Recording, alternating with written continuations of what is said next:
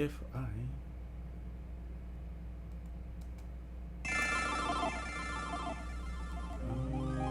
This is not working.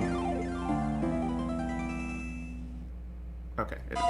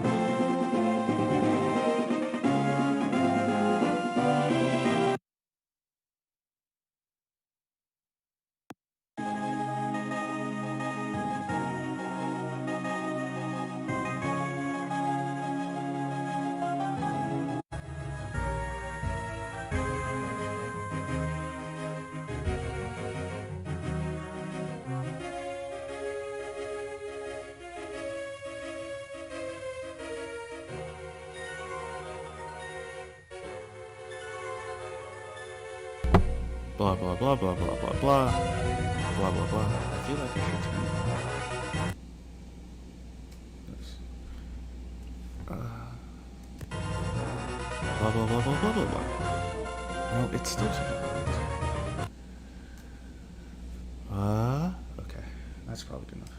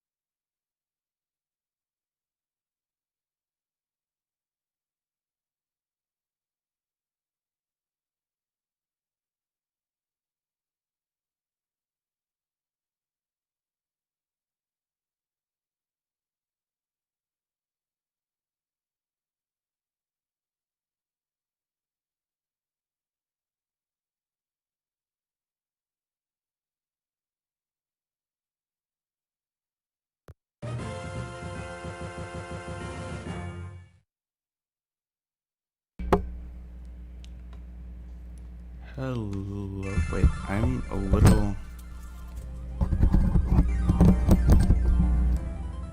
little paranoid about this audio because this is a jank ass setup that I've got here.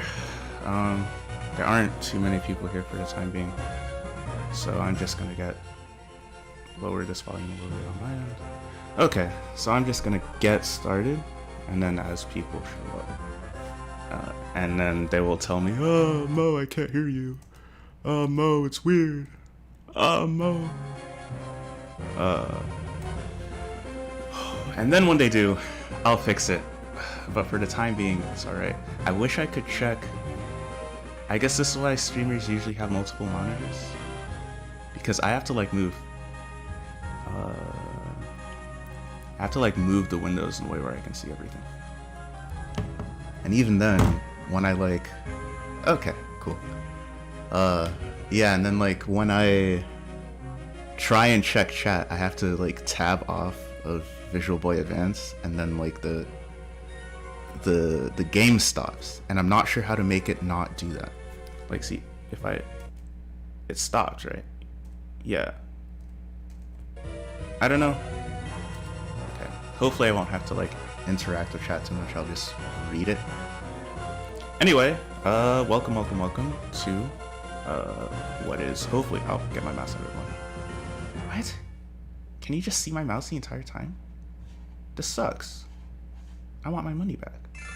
What? How do I move it? How do I make it not do that? Okay, you know what? I'll stop being a boomer. Let's just get started. So anyway, this is Pokemon Unbound. If it could actually... Sorry. Options, joypad 2. Why is it not? We're gonna be here for like 500 years. Oh, because it disconnected because I stopped using it. That makes sense. So anyway, this is supposed to be the Rojava Solidarity stream, but what it is in the reality is me fighting with technology, because it is an evil force in society, and we must return to monkey. There we go. So Pokemon Unbound. Pokemon Unbound ROM hack. I think it finally came out of development in like December 2020, right? And it's like this really big and extensive. I don't want to skip any of the cutscenes. It's like this really big, extensive hack of Pokemon Fire Red that, if you play Pokemon X or Y, you know that there's like a war that happens in the thing. I don't think so. I'm always fighting with tech. True. There's a war that happens, and you'll see it in the thingy, in the cutscene here, which is pretty long. But in X and Y, there's a war, and it gets ended with like the Ultimate Machine that was like made by like AZ, and he has like this Floette. And so this is supposed to be the other side of it. It was like, who were we at war with? Apparently, these guys called the Boreas region. And I haven't played too much of it. I got up to like the first gym, and it was like hard. And I was like, but this would be a pretty good game to stream. So that's what I'm doing. So I guess I'll start reading. The Boreas region was engulfed by a great war with the Kalos region. It was a brutal war, one which lasted many years. During that time, Kalos managed to seize the upper hand. On the brink of defeat, the Borean king summoned the Dark Force to help turn the tides of the battle. I wish I could get rid of this mouse. Can I move it? Can I just move it down? Go away. Go. It's gone. Nice. Okay. So the Kalosian army's advantage was lost almost instantly. As soon as it entered the battlefield, a Dark Force used its power to create portals and transport the invading army back to Kalos. Boop. Now they're gone. That's some sprite trickery right there. With the foreign army gone, the war seemed at an end for Boreas. However, the king, overcome by his lust for power, sent the Borean army through the portals as well. The war continued to rage in Kalos for several years. Many more men and Pokemon were conscripted to fight and inevitably meet their ends on the battlefield. One such Pokemon having been a dear friend to the Kalosian king.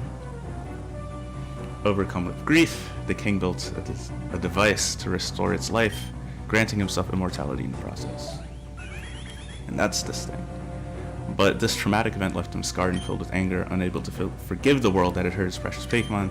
He had turned his machine into a giant weapon, the ultimate weapon. The king became a bringer of destruction that ended the war. See, now this is really cool. This is like a really hard, like getting that image is like kind of hard to do if you've ever ROM hacked. So I'm just really impressed by it. Anyway, with the war over, what little remained of the Borean army returned home. The king's fake command left him, and the battlefield became silent. Yet peace was still to come. Enraged over the fruitless war fought, survivors of the war wished for an ample compensation from the Borean king. When he had nothing to offer them, they began to manipulate the Dark Forest to attack the Borean kingdom in an attempted coup. That's a pretty base coup, to be honest. Fuck the monarchy. In an effort to stop the madness, the Borean king gathered legendary Pokemon Articuno, Zapdos, Moltres. Okay. Using the power of these three birds, combined with the plates of Arceus, the Pokemon that shaped the universe, a prison was created for the Dark Force, sealing its power. It became the shadow of its former self. Okay. Stripped of its power, it was taken by the king and supervised by his progeny.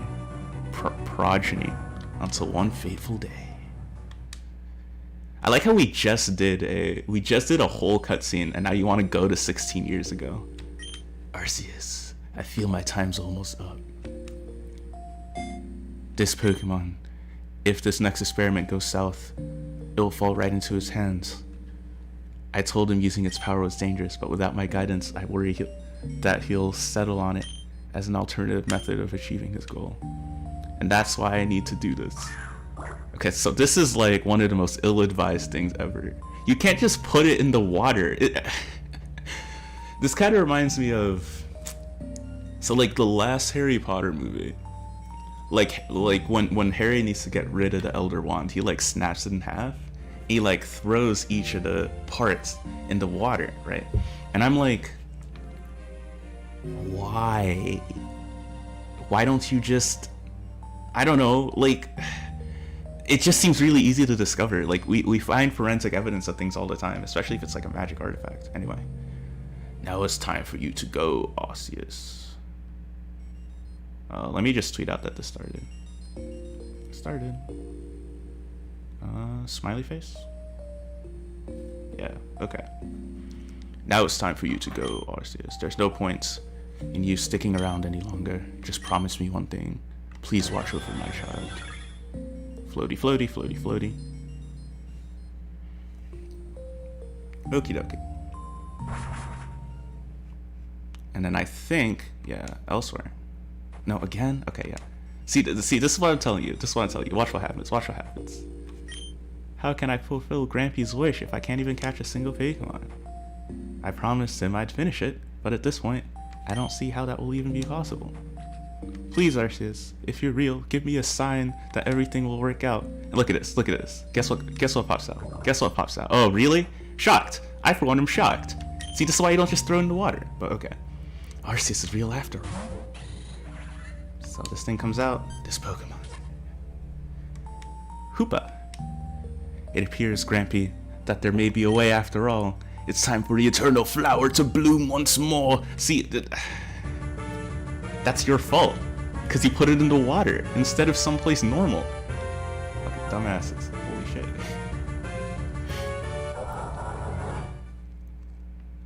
We got Pokemon Unbound. So one of the features that they add, oh my god, okay, they're gonna tell me how to play Pokemon. I don't need to know how to play Pokemon. And I didn't pay for this. It's a free game. Okay, blah blah blah. So one of the features that they did add in when they hacked this game is an extensive character customizer. When I was working on a ROM hack over the summer, I was looking at ways to like kind of break the gender binary in Pokemon. But it turns out that, of course, like the gender of the character is like hard coded, and it's really hard to like mess with that, and you need like all new sprites for everything. So what I tried to do instead is you can, if you want, you can have like a variable that's just like a gender variable that's like 3 things instead of like a boolean. And then depending on the variable, you can change the dialogue to like give yourself pronouns, and that's something that you can definitely change. But anyway, yeah, I'm totally, that's exactly what I look like. Name myself Mo, of course. Okay. I'm gonna play on difficult here. Again, I haven't played too much of this game. But difficult was difficult enough. I'm not gonna I'm not sure what, there are 4 difficulty levels, and 2 out of 4 is like already too much. And then they asked for the darker version of the story. To be honest, I'm not terribly impressed by the writing so far. And I feel like a grittier version is just gonna make it worse. So I'm gonna hit no here. Okay. So we are now in the present day. Hey Alex, what's good? What's good? One advantage of playing the difficult mode is that there is going to be a lot of grinding, and so during the moments where there is grinding, I will try and talk a little bit about Rojava and why exactly it is that I felt compelled to actually do the thing. Quick, scientist, what are you standing around for? Grab her! Now knock her out and lock her up in the warehouse. Seth is gonna freak out when he hears about this. Okay. Okay.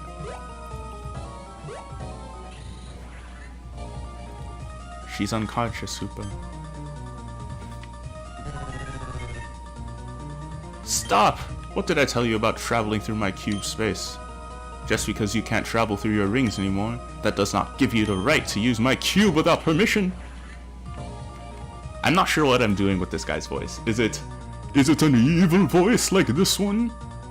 Or is it dark and gritty? I don't know. They all have these goofy outfits. And were you responsible for bringing these two here? I don't know. See, this is the 3rd voice. That's a different voice. I don't know what you wanted with them, but you've been a nuisance ever since I found you on that beach 16 years ago. I may not be your true guardian, but I'm your trainer now. And you will obey me. Well, earn some gym badges then. Isn't that how this works? These two won't rescue you from me. Okay. What a pain. Okay. So then I wake up. So I gotta fiddle with the options a little bit. This thing's got an auto run feature, and I actually not a fan of the auto run feature actually. Ooh, this is a cool background. It's just kind of weird to me, you know, because in every mainstream Pokemon game you hold B to run and then you don't, but in this game they like make you run all the time, and it's just weird to me. Difficulty, I'll keep the XP share on, I guess. Type icons on, those are pretty cool. Time Cube flashbacks. I've not played Time Cube, but I think that should be good. And I'll just save, I'll overwrite my test file. Yeah. No, okay. Save the game. What are you doing? Okay. Yes, I am sure. Okay. Okay, so I saved the game. Okay. Turn off auto run. Fucking technology. Didn't I? Oh. Okay. So auto run has been disabled. Thank you. Okay, so I think what I have to do is I have to talk to this guy, and it'll say it's unconscious. And then there's a couple of potions here, which will definitely be necessary for later, because this game is hard as fuck. Then we'll pick up another potion here, and then you have to talk to this dude. Where do you think you're going, kid? This is another voice. I'm under strict orders to keep you locked up. And then you talk to this dude again. Yeah, it's pretty.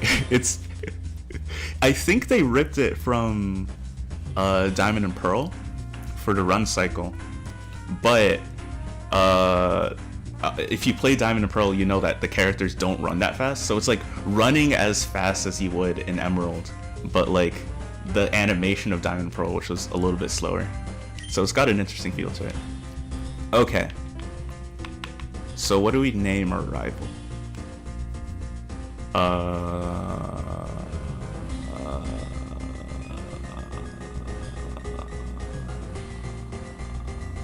I don't know. L? Probably not.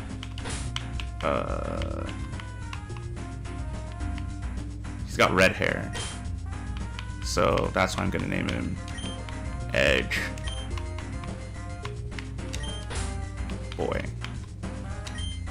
Yeah, Edge Boy. His name Edge Boy? Sure. Huh? What's going on? Where am I?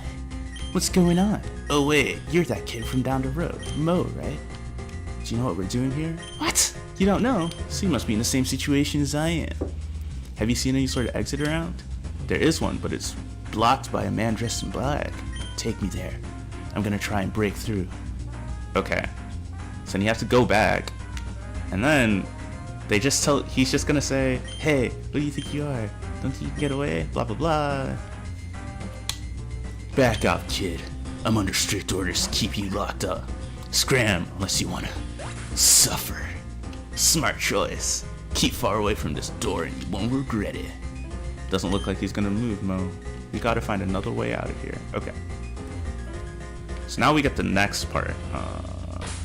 I'll save here. So I want to try and get good natures for these things, but I never remember what the natures are. So I'll look up Pokemon nature chart. As far as I can tell, I think for the early game at least, Gible. Okay, so I'll show you the starters in just a sec. So you get 3 incredibly powerful Pokemon, which just tells me the game was designed by people who were like, oh yeah, I want to get all the cool Pokemon really early. So you break the lock, and your starters are Gible, Larvitar, and Metagross, which are 3 just incredibly powerful Pokemon.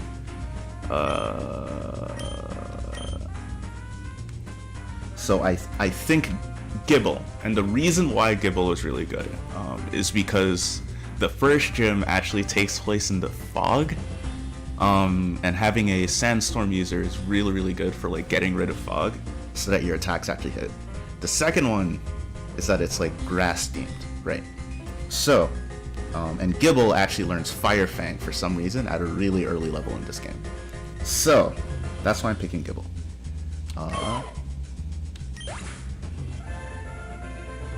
Docile nature. Isn't that like kind of underwhelming? Docile is one of, yeah, Docile doesn't do anything, so I'm gonna reset. That sucks. Docile is lame. Okay. Okay. So we're gonna try this again. We're gonna get a good nature this time. Yeah. Hey Jack.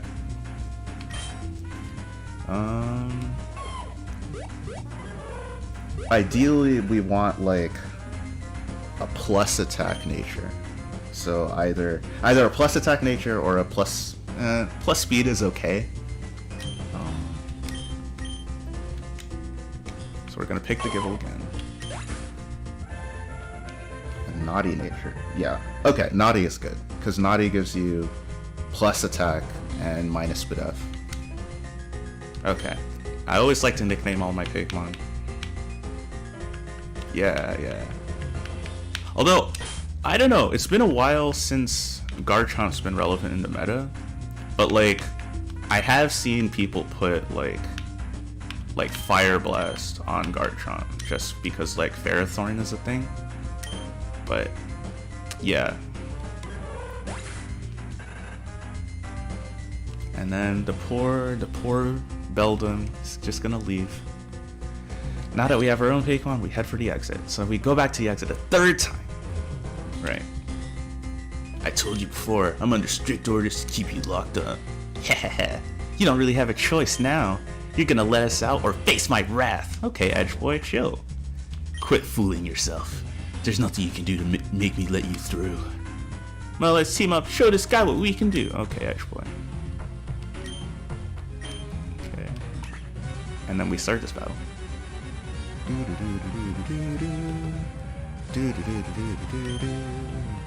I'm also impressed how they got all the instruments from the later gens for the music. I don't really like a lot of the original tracks. I think they're kind of not. Wait!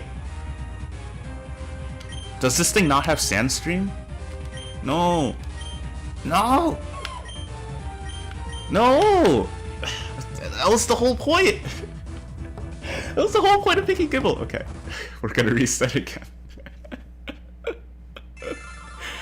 Okay, it needs a plus attack nature. And it needs Sandstream to deal with the fog. Otherwise, okay. Come on, game, please. It's okay. At this point, I feel like my suffering has entertainment value in and of itself. So we're gonna try this again. Yeah, Larvitar is as well. I'm not really sure what Larvitar learns in this game, but I have played it. Yeah, I have played it with Gible, Quiet Nature. Okay, so Quiet Nature is plus special attack and minus speed. Who wants it? Okay. But Gible is good because it gets Sandstream. I'm pretty sure my Gible got Sandstream when I got it. But yeah, unless I'm tripping. No, I distinctly remember when I played this through the first time, I had a Gible with Sandstream and a plus attack nature, and that's what I'm trying to get. Okay. Okay. So we're gonna do this multiple times. Just absolutely fantastic.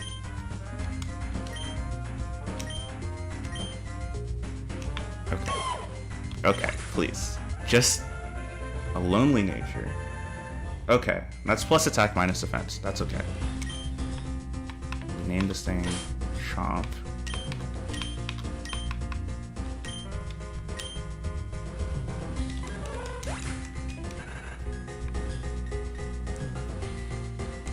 Okay. So I'll actually check the ability this time.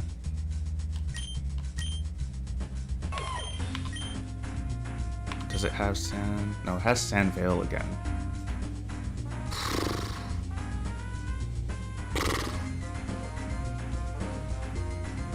Okay. Okay, maybe I'm misremembering. Maybe it learns Sandstorm at an early level. Okay, I'm gonna keep it. Okay, okay. Jack, I think you're actually right. I think it does. It has Sand Veil, and then it learns Sandstorm. The other part. Okay, yeah, I was wrong. So that's good. The other part that's important is we're gonna have to catch a Hoot, I think. And Hoot is not usually a Pokemon that I use because it's bad, but it does get Keen-Eye, which is also good against Fog. So we'll just blast through this guy.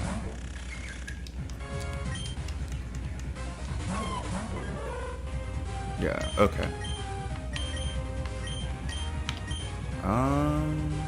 Screw, yeah. So, and as you can see, it has Fire Fang right away, which is great. Ooh, I turned animations off. I'll turn it back on in just a second. If I get poisoned. Thanks!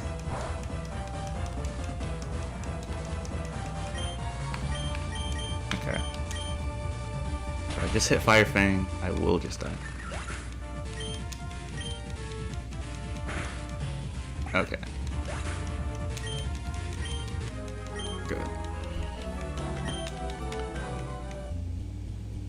Hope I'm not misremembering. Again, I didn't map out this whole game, just the first couple.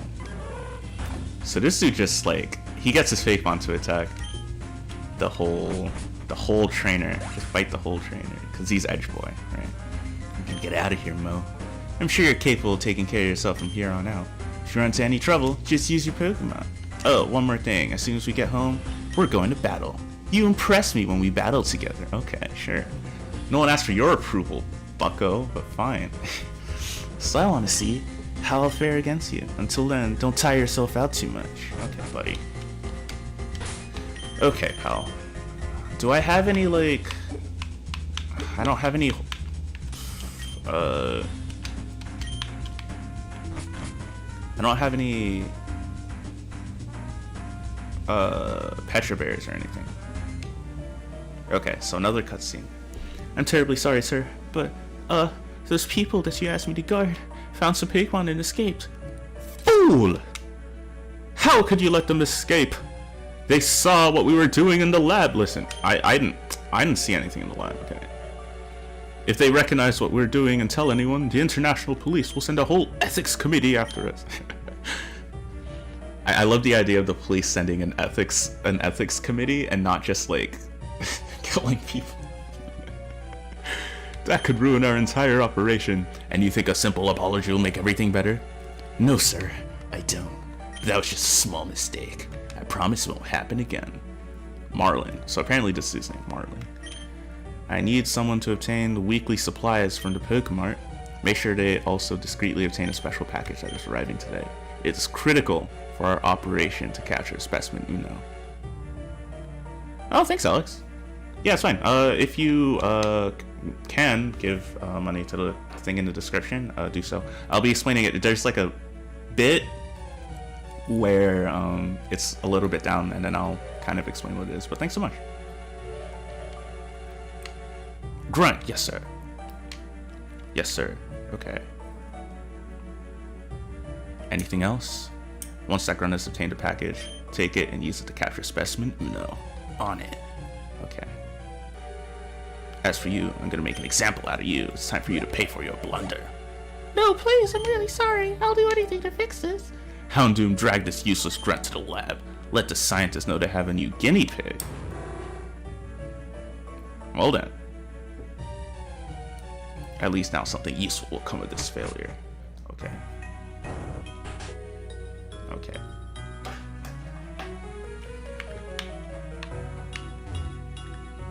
That was kind of glitchy, isn't it? Okay. So you can just slide. You can just kind of slip. And then now we're out of here. Have you met Old Man Log? He's an expert in Pokemon stats or something or other. I've been filling it in on what happened. I study all aspects of Pokemon stats and capture rates. And that is my title. Not Old Man. Dear Arceus, I feel like I've told you that too many times. Anyway, that must have been quite an ordeal you went through. I'm relieved to hear both of you are unharmed. You even managed to acquire your very own Pokemon, not to mention rare and powerful ones at that. I was planning on giving Edge Boy one someday or other, but now I don't have to. Ho ho ho. Someday? It's been 13 years since he started looking after me, old man. What do you want? You want to give you a Pokemon at like 5? Goodness. You don't become an adult until 10 in this world. Give the professor a break. I've been asking for Arceus. I've been asking, whatever. I've been asking one for too long. Honestly, I gave up believing you would years ago. Well, of course I was planning on it, Edge Boy. There are plenty of errands I'm too old to run myself. It's just that, well, when your parents left you with me, they asked that I watch over you until you're at least 18 years old. Whatever, Lug. His Pokemon statistician. Believe what you want. Oh yeah, almost forgot. Now that we're outside, let me show you how a real trainer battles. Dude, but I'm just gonna kick your ass. So like, actually the second rival fight is, as is tradition in Pokemon games, the second rival fight is pretty hard.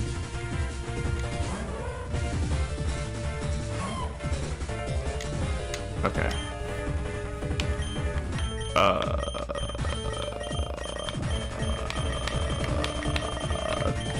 This is a problem. I forgot which one has a higher base power. Is it tackle or is it fire fang? I'm pretty sure it's fire fang, right? That has 40. That has 65. Yeah, obviously. Okay. Fire fang. Okay. Oh, I forgot to turn on animations. I will. Ooh, I got the burn and a flinch, which is great. So I'll definitely win at this point. Yeah. Oh shit.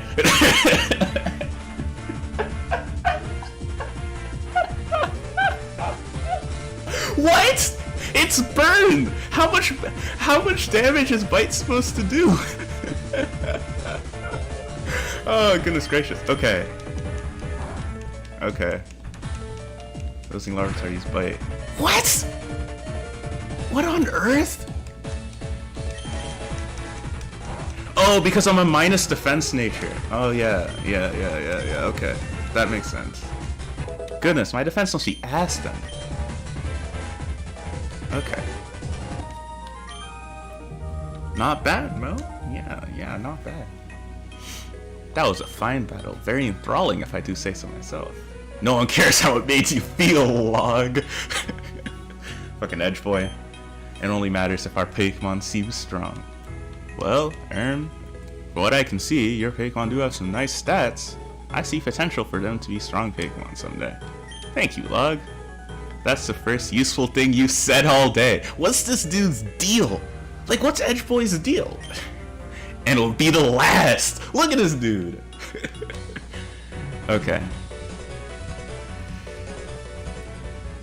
Well, he's certainly helpful, isn't he? Now that he's gone, who'll run my errands for me? I'll do the errands. That's fine. You seem capable. Would you like to run the errands? Yeah, sure. In Bellintown at Pokemart, there's a package waiting for me. I need you to pick it up. I would get it myself. However, like I said previously, I'm too old to travel. I have already informed the clerk that I'm not going to get it myself, but instead that it must be picked up from Bellintown. It should not be too hard for you since you have your own Pokemon. Ho ho ho. If you need me, I'll be in my lab. It's not that far, just down the road. But before you go anywhere, you should check with your mother. She's likely worried about you. Good luck, Mo. My studies depend on you. Okay. Bye, Professor Log. I'm not gonna be an asshole like Edge Boy over here. Do you mind? Don't forget to take items out of the PC. Okay. Holy dude! Watch where you're going! Oh my lord. What? You again? Where are you going? I told you to check in with your phone. Don't look at me like that. Did your mother ever listen to this? Okay, fine. God, I just forgot where my house was, okay? Trainer tips. Don't walk away from these signs. Walks away from the sign. I'm pretty sure this is my house, yeah. My mom has pink hair. I have a feeling I was adopted. Mo, where have you been? I was really worried about you. Wow, that sounds awfully frightening. I'm glad you're safe now. Before you do anything else, you should take a nice long rest. Okay. Thanks, Mama. Don't you feel much better now, sweetie? Much more rested? Then, what? Okay. I always knew you'd leave home. It said so on TV. If only your father could see you now. He'd be so proud. Well, if you're going to run errands for Professor Log, you'll need this. Super Q's mission log. So this is one of the coolest features about this game. It gives you like a mission log where you can just log the missions. It keeps track of anything you've done been asked to do. To use it, just open it from the start menu. It's located on the second page, so press the left and right buttons to change pages. Now that you have one, why don't we have it keep record of Professor Log's request for you? Heroin Shiny. Okay. Oh, and before I forget, you left a key component of your Super Cube on the floor of your room. I know it wasn't necessary before, but now that you have your very own Pokemon, you'll need it if you want to use those stat-boosting items in battle. Okay. Just in case you've forgotten, the Super Cube acts just like a bag, but unless they're cheap bags at the Pokemart that can only hold 42 items, the Super Cube, or as it's most commonly known, Cube, has an infinite amount of space. So yeah, that's another feature they added. They made the bag infinite. But that kind of makes me wonder if this ROM hack would have actually worked on like native hardware. Like if I put this on like a chip and put it in a GBA, would it work? I'm not actually sure, because like the bag limitations were like really important space limitations in the original games. Nope, the costume box is not available in its current version. Okay, well, yeah, there's gonna be more versions. I don't really care about costumes. You'll find more, make sure you search them as well. Stay safe out there, honey. Bring Professor Log's package. Okay, cool. Thanks, Mom. Oh, I don't have to come up here anymore, right? Okay, I'll just take out the items. I have a berry juice. And I think that's it. Okay. So, turn off. Alright. So this is a first good stretch because this first route is kind of annoying. So I'll give some background as to why I'm doing this. Essentially, and some of this information is in the description, but more or less, while I was doing some organizing with a couple of comrades, I was alerted to the fact that someone that we knew needed help in Rojava. This was like back in, I want to say like October and November.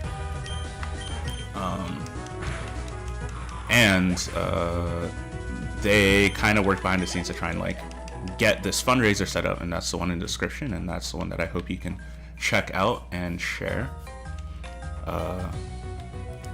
But essentially this individual,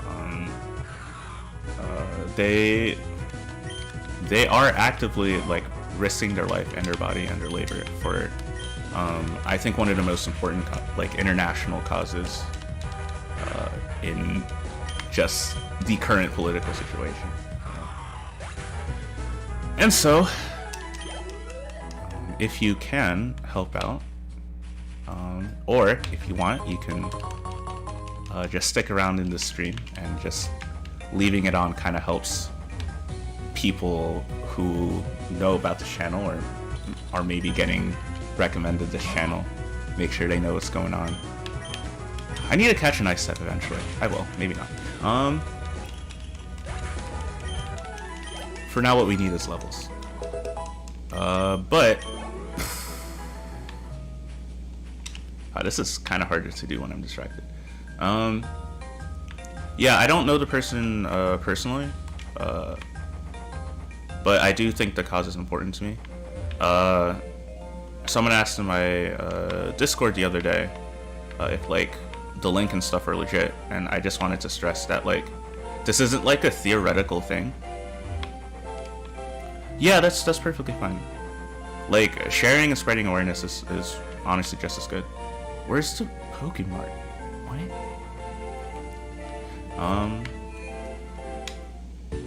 Yeah, the link is legit, and I just wanted to stress that like I can vouch for the legitimacy of the fundraiser. I guess I could talk a little bit more about Rojava. I did some research before this. Oh, well, okay. There's gonna be a plot event here, so I'll continue that thought in a second. I heard a special package arrived today. I wanted to buy it from you. I'm sorry, sir. I can't do that. That package already belongs. That package belongs to someone already. Maybe you misheard me. Give me the package. I won't ask again. I really can't, sir. As a faithful employee of Pokemon, it goes against what I stand. As a faithful employee of Pokemon, it goes against what I stand for. I'm just imagining, like, as a faithful Walmart employee, I implore you, good sir. Yeah, thanks for spreading the link around. That really helps. It goes against what I stand for to give you that package. I see. Well then.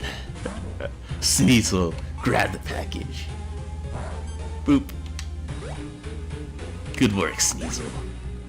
I'm sorry about this. Take this for your trouble. Money? What?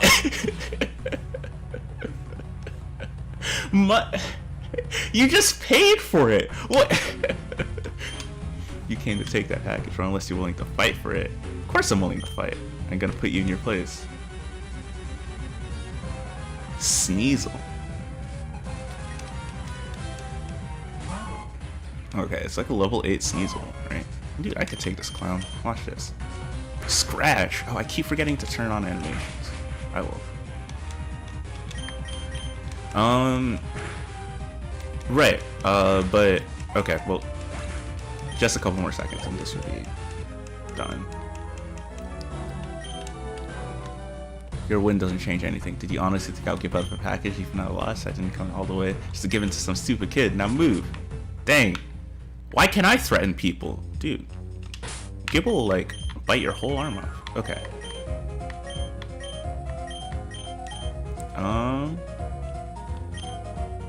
Yeah, okay, I can keep going. Okay, right, but, I hear a lot of, and I think this is like an actual theoretical term, not just an internet thing, but like a lot of Marxists, Leninists talk about like supporting actually existing socialism. Yes, I did, sir. Were you discreet in doing so? I was, sir. I tried not to cause too much of a commotion. I even papered a package as instructed. Good work. You did a bad job. Blasting me right now. Until you post the end game to be stopped now. Report back to Zach. Yes.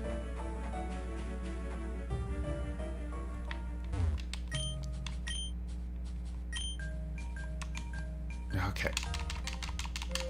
Okay. Right, so a lot of MLs, they talk about actually existing socialism. And it's a thing that I support in the driest concept of the term. Like in the sense that there are socialist projects right now that we need to learn from. And like even though I'm an anarchist, I'm not like, you know, a dogmatist. There are plenty of state socialist projects that are doing a lot of good stuff. Like, I think you can't say,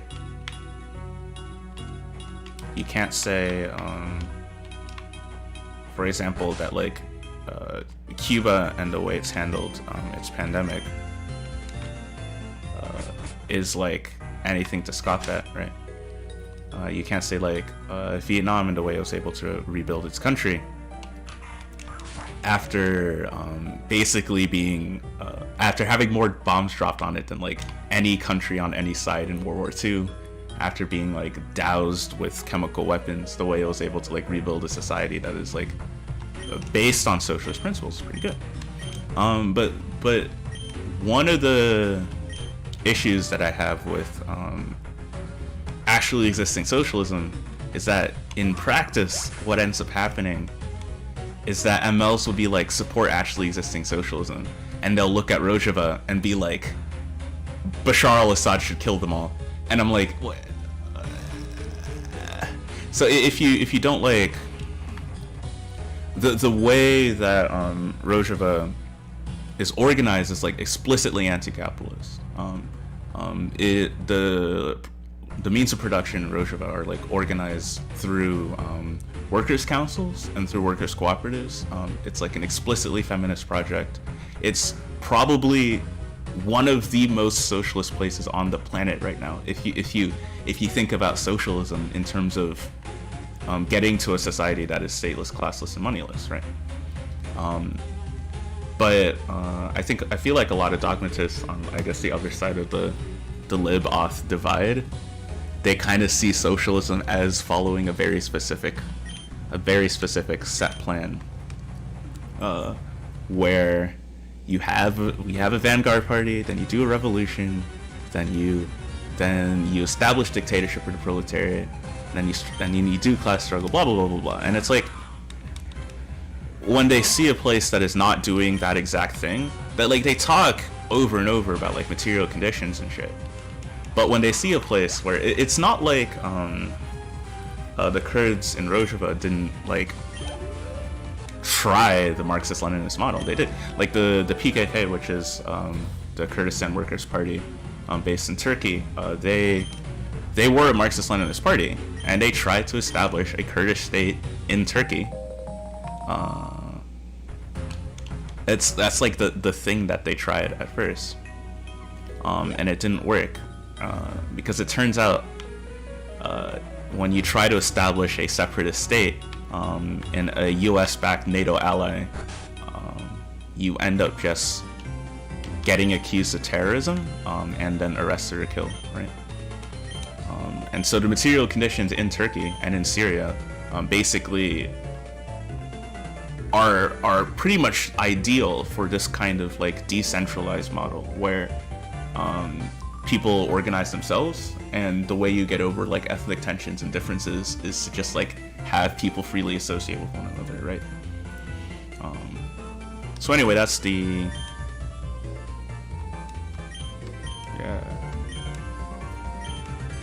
master balls. Okay, so that's my whole spiel.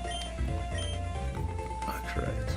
So if I can, obviously, both just as an anarchist and just like as like a human being, I do support the. I don't think I'd ever be as brave as this person Autumn, who we're raising for, to like literally fly from the U.S. to Iraq, take a trip over to a war zone, learn how to handle a weapon, and then risk my life fighting ISIS every single day. Like, that's maybe a little much. And besides, I think I have a lot. There are a lot of things that are far less dangerous, but like far more, I think, productive that can be done like in your own community, just like helping out with like mutual aid and stuff. But if there's a way that I can help the movement in one way, then I guess I'll sit here and play some video games. I have a theory about who it was. I need to confirm it. You have your own pick one now, so it shouldn't be too different. You can go to Dressel's. Okay. So I have to go to this town. And the town is going to be the place that was blocked off by the old guy from before. Okay. I should have set up a way for people to help name the Pokemon.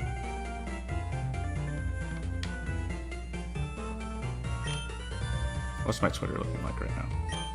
Okay, it's looking pretty good.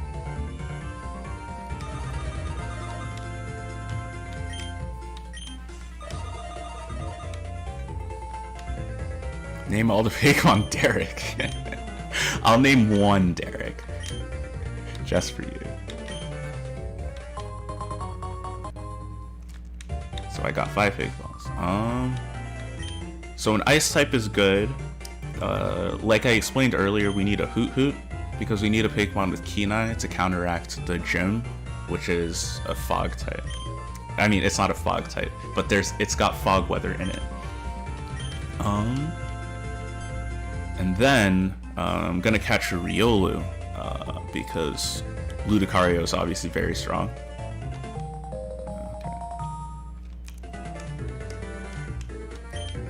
Okay, so Edge Boy is an orphan, and he hates his guardian, so there's that. Borb. Name the Hoot Hoot Borb. Okay. I'll name the Hoot Hoot Borb. Okay.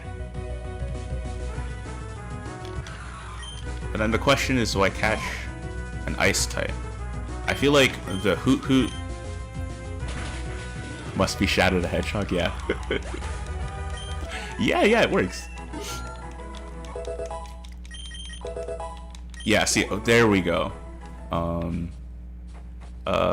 Yeah, so it learns Sandstorm. Okay. I think actually because Fog is not a weather that existed in Gen 3, so they had to implement it from scratch, and I think it's a little bit glitchy. Yeah, they did all new battle music. Let me turn on the animations finally, because I like this. This isn't a speedrun. Oops. Battle effects on. I'm not sure why I turned this off. Oops. So it does act a little weird. Like, I've noticed like the fog will like come back on when normally so like, for example, in a regular Pokemon game, say the weather is rain, right? And then you start a battle. and then you use sunny day. What happens is rain gets turned to sun, and you get 5 turns of sun. And then after you get the 5 turns of sun, the weather gets set to neutral. But in this game, for the fog, when you turn the so there's my cookie. When you turn the I can't talk today. When you turn the fog into sandstorm and the sandstorm gets disabled, you get fog again, which is kind of bad for you because you just want the fog to go away so that your attacks actually hit. Right. Oh, other thing about the first gem is that it's a... Seriously, I missed? Okay. Other thing about the first gem is that it is a double battle. So some synergy is required. And the strategy is a little bit trickier. Okay. Oh, interesting. I mean, I've never played the Gen 8 games, so maybe that's what they were trying to emulate. Fog is a horrible mechanic in every game it's implemented in. Yeah. I mean, I have a little bit of... I'm a little bit partial to it, because I grew up on Pokemon Pearl, and there's obviously like those fog sections. But see, here's the thing, right? I didn't know that you had to teach your Pokemon defog, right? So I remember spending like 2 hours or like maybe 3 hours going through like the little fog route and like doing every battle. And I had like an overpowered Empoleon, so I should have won every fight in one hit, right? But you don't hit anything in fog, right? So I just kept missing and missing and missing, right? And I suppose back when I was a kid, I like the euphoria that you get when you finally make it to like the little ancient town that comes after the whole fog area. It's like, OMG, I finally made it, that was epic, and you made it through with your Pokemon. But to be honest, I feel like as an adult, like if I played through that as an adult, I would just get annoyed. Yeah, Celestic Town, there we go. But if I played through that as like today, I would just be annoyed. I would just be really annoyed at like how long that took, and the fact that I have to like teach. This song's pretty right. I have to teach I have to waste a whole move slot on defog, which isn't really useful until competitive, and it wasn't really useful in competitive until Gen 5 when they added the thing that in addition to getting rid of fog and lowering evasion, it also gets rid of the hazards. I'm running out of Fire Fangs. That's actually kind of a problem.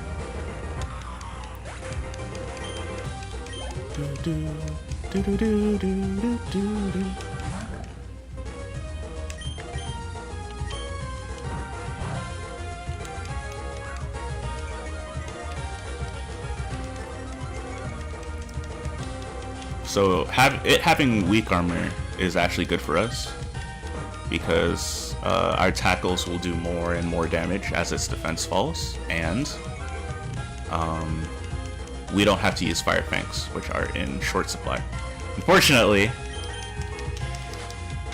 we'll have to deal with some sand attack chicanery for a little bit.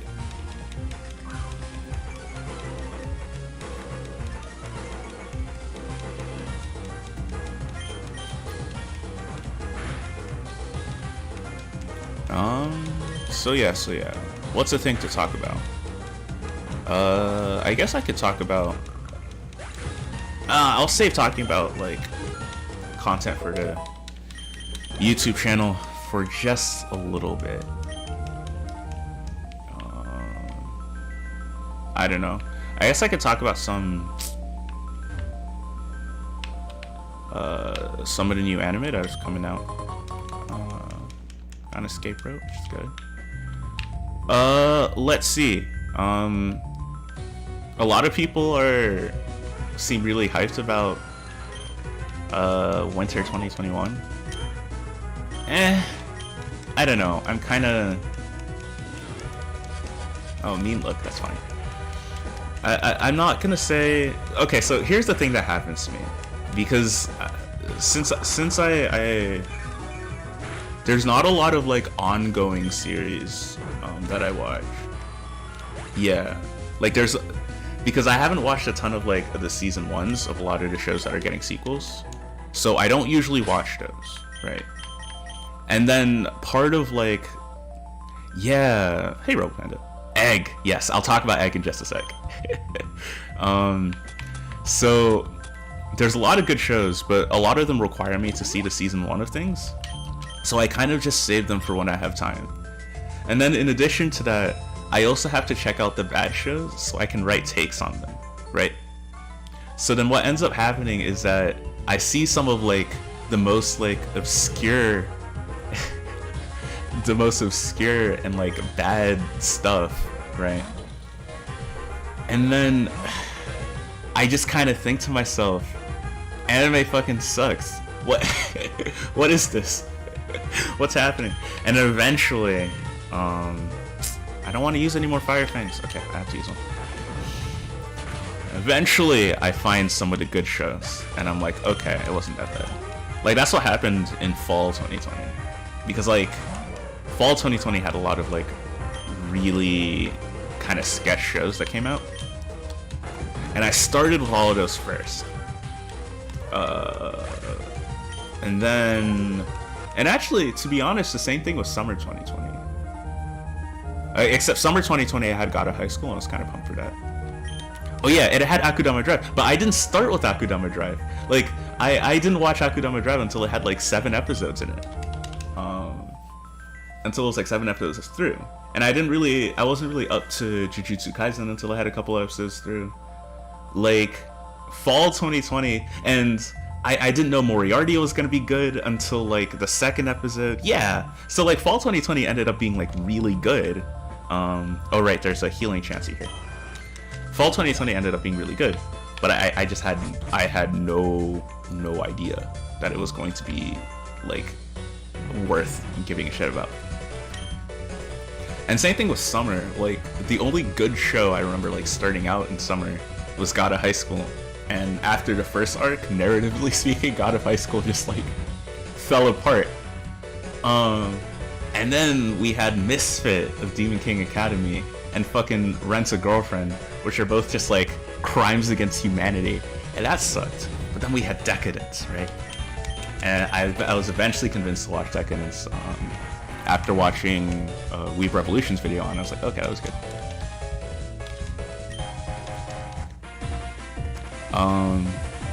Right. But like, thinking back on it, I think actually the weakest season from 2020, I think was actually spring. Because they weren't really a ton of standout well, I don't know. At least out of the things I watched, they weren't really a ton of standout spring shows. Yeah, see, this is why this rival fight is hard. Hello, 4 times weakness to frickin' ice. Please die. Oh no. Oh no. It's over. It's over. It's already over. It's already over. There's nothing I can do. Damn. Alright.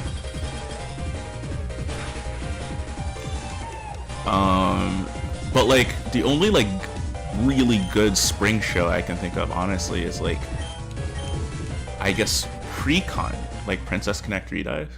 And even then, even though I like Princess Connect Redive, like, I'm not gonna lie to you, it's not super great. I just happen to like some of the things it does, and I like some of the characters. Yeah, maybe get the eyesight. No regrets. Yeah, Bakurina, Precon. Yeah, I hadn't watched that last one. I'll see if I can get lucky with Sand Attack spam, and then if not, I might either grind until I'm faster than the Swinub, or just get the ice type. So I guess that's kind of like how I watch anime, of just like sampling random shows. Wait, no, I didn't do Sand Attack. Oh, what? Why didn't I do the thing that I wanted to? Okay. I'm gonna lose all my money by the time this ends. Okay. Okay. Hold on. I'm gonna concentrate. We're actually gonna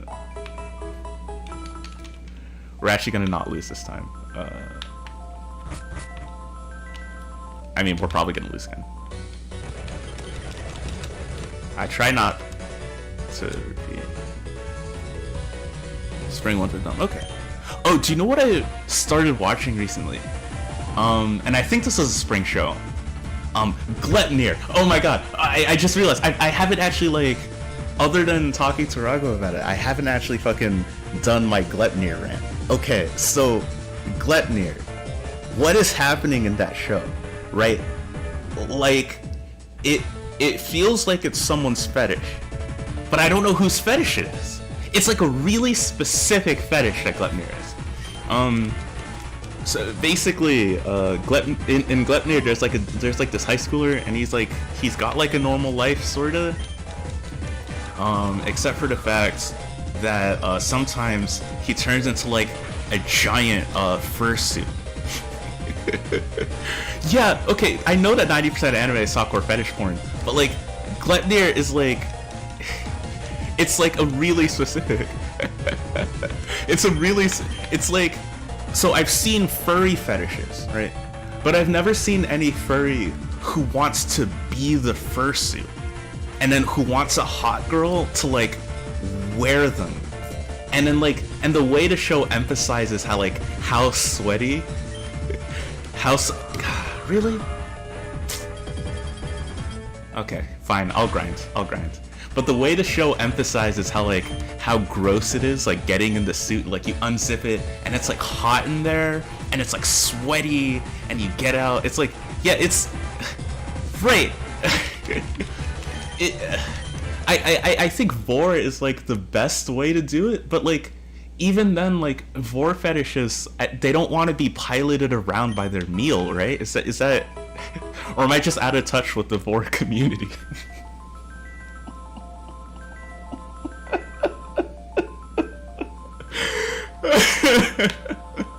I don't know. So I think the interesting part about Gletnir is that it's like, it is like trying to do things. Like it's not just like a fursuit fetish show. It is legitimately trying to tell a story. How good the story is being told, I can't really say.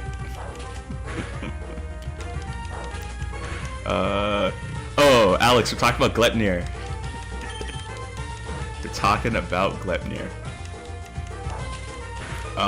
Yeah, it's a, like I said before, it's a show where like the main guy can turn into a fursuit, and then you just like,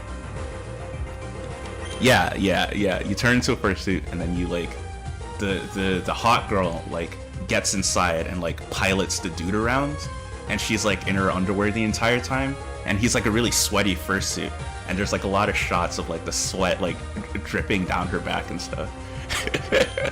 Great, he says. So that's the thing I'm catching up with slowly, just out of curiosity. I came up with the title of the Gletnir essay. If I end up writing it, I should probably heal. It's the jacket fruit but sexual. Kinky, I think. Yeah.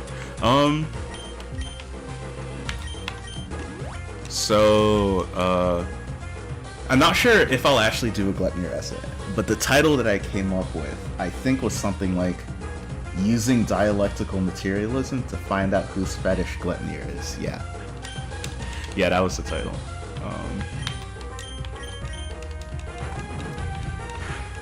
What else? Uh-oh, I think I'm gone. Oh, no. And then how did I only get 71 XP from that? Come on. And then outside of Gletnir, I just finished No Game No Life, because as a lot of you know, there's supposed to be a part 3 and a part 4 to Bullshit No Yusha, and Listen, I'm trying. Okay, it's very difficult. It's very hard. Yeah.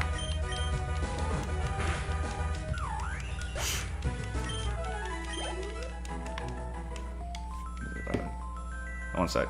I'm gonna check Discord because I have the moment before PvP. Yeah, I saw.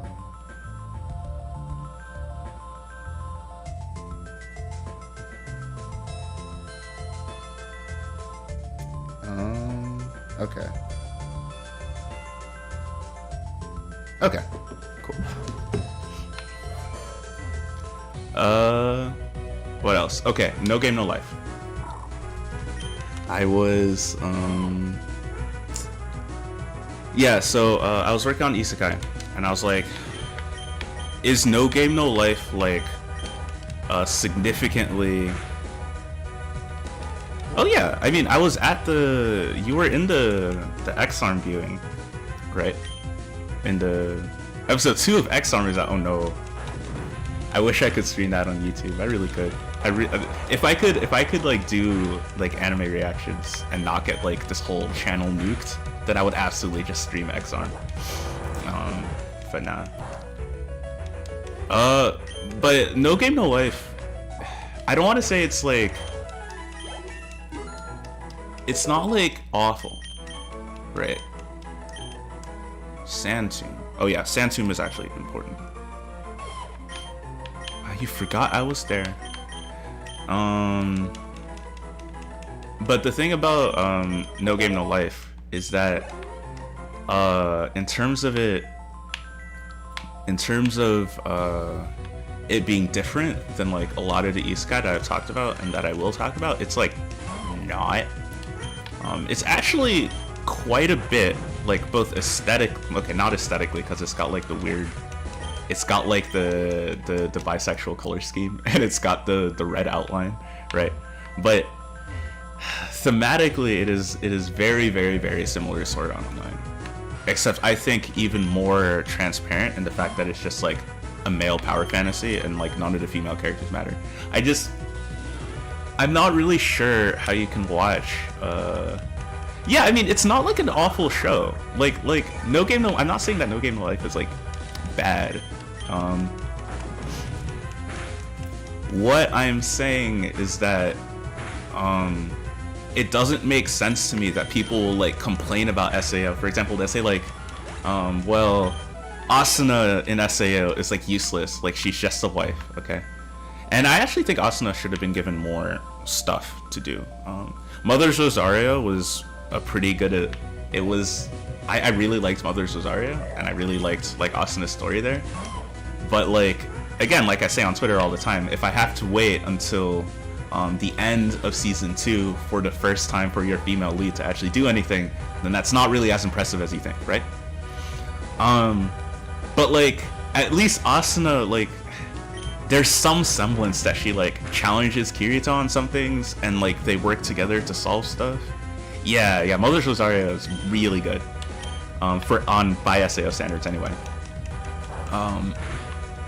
But then like people do that, but then they'll look at like SAO and like Steph, and like Steph Dola is a character that legitimately does not do anything, and purposely so. Not only does Steph Dola never do anything, like the story actually at times uses the fact that she doesn't do anything to make the main characters look good, right? There are a bunch of times where like they'll like embarrass and like sexually harass Steph for no reason other than just to show how smart and cool all the main characters are. And so if you want to compare like how Asuna is treated to how Steph is treated, like it's like a world of difference. Like I would much prefer characters like Asuna to characters like fucking Steph, who by the end was almost like painful to watch, right? Yeah, like Steph deserved better. And the worst part is she had a kind of like a good backstory in the sense that like she wanted to lead her kingdom, but then she got screwed out of it, right? But we never see that. Like, the Blank twins just win back the kingdom on behalf of Steph, right? Like, they do it for her. And then it's her grandfather who figures out what the werebeasts are doing, right? And we're told, for example, there's this one point where we're told that she's actually doing some political maneuvering to, like, keep the nobles at bay so that the Blank twins can do, like, some social democracy stuff. But, like, they make fun of her for it. They're like, oh, I didn't think you were smart enough to be useful, Steph. And it's like, oh, why? Right? They use her name as an insult. Right?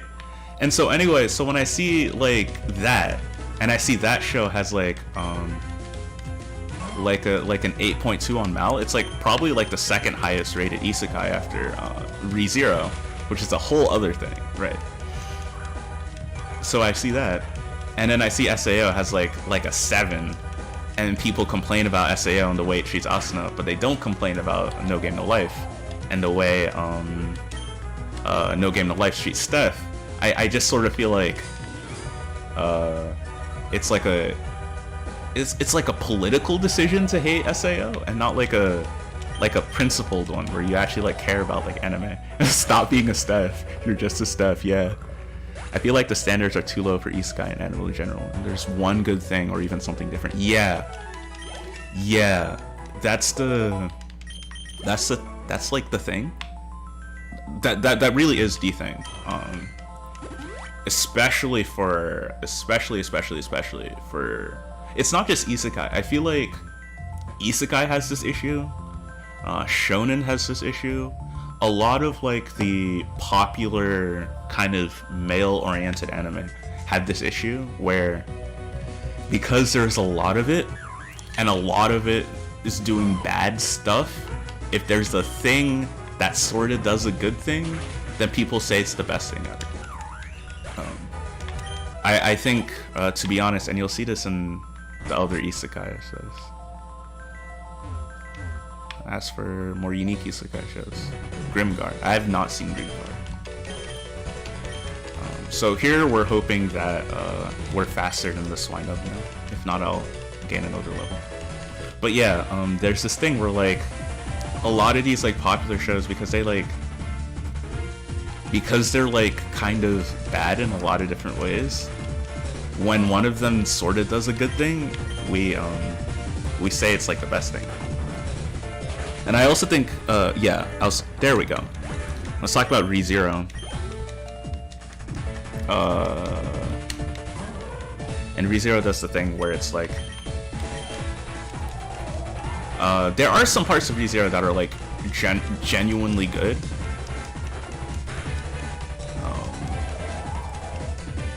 How do I put this? What are the parts of ReZero that I like? I don't know. Oh no. No, there are some. Like, it's like an actual, like, horror story, right? And it's got, like, some, like, emotional beats to it that are, like, really great. The first half of which season? It's ignoring the isekai element, yeah. Oh, Grimgar? Or Log Horizon? Oh, okay, sorry. I'm just catching up with chat now. Okay, so, I do really like Log Horizon, for a couple of reasons. I think it got, of ReZero, okay. So, let me go through these one by one. Log Horizon kind of got notoriety because when Digine made the,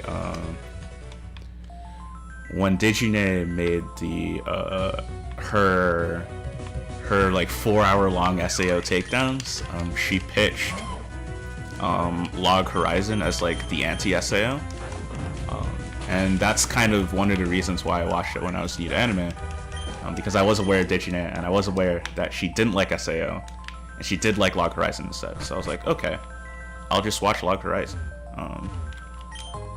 and I did like it a lot, and I think I saw a tweet the other day that accused Log Horizon of just doing capitalism again. I was a bit yeah. It like Log Horizon has a perfect place where it could just be openly communist, and it isn't, and that's definitely like a thing that could be improved. But I also think that Log Horizon's politics are maybe a little bit more leftist than people give it credit for. So yo, had a mid-8 when Digi released her takedown. Now it's a low 7. Yeah, like Digide, like she like single-handedly ruined. She single-handedly ruined SAO. Nah, it's not entirely her fault. I mean, Mother's Basement made like 3 anti-SAO videos. It was a whole train. And then we have like, what else? What's it called? SAO Abridge, which, while very funny, is just essentially like an anti. It's a fandom of people who kind of exist just to not like SAO. And again, SAO's got a lot of fucking problems. I'm not gonna sugarcoat it. Like, especially like with the rape shit. It is a perfectly valid opinion to just think that SAO's like not good. But hopefully the point when I finally finish this, I mean the writing's done, I have to put it together. Like when I actually put this isekai essay together, like the point will be the problems that you saw in SAO are actually kind of widespread, and if you want like isekai to be good, you actually have to fix like the inherent issues that are up with isekai.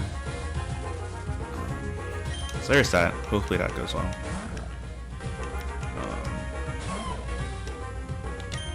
So the goal here is to get Chomp to like level 20, and then we're gonna catch like 3 or so other Pokemon. We're gonna catch we're gonna at least catch a Riolu, and a Hoot Hoot. We're gonna name the Hoot Hoot Borb, and Riolu. Well, if it's a dude Riolu, we're naming it Derek.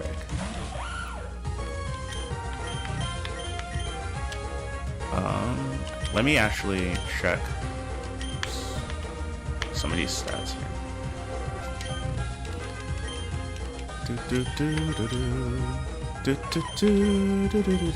Okay.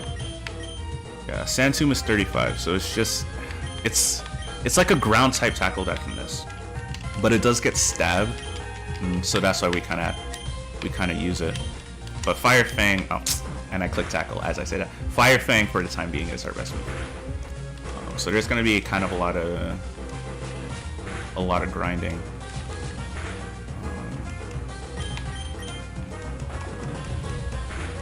Let's see.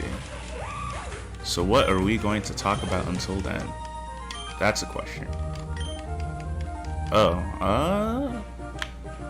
Okay, I guess we could talk about... Wait, why didn't that woman challenge me? I don't know. Well, we can talk about the minimum wage discourse on Twitter. I think that's like what, because like Biden wants to like increase the minimum wage, and a bunch of people are getting pissy about it. I always think it's best Fakemon type pairing and why it's Grass Dragon. Grass Dragon is a really interesting type pairing, and more Fakemon should be get Grass Dragon. Why is Sceptile the best Fakemon? It's also true. These are just straight facts coming from the chat right now.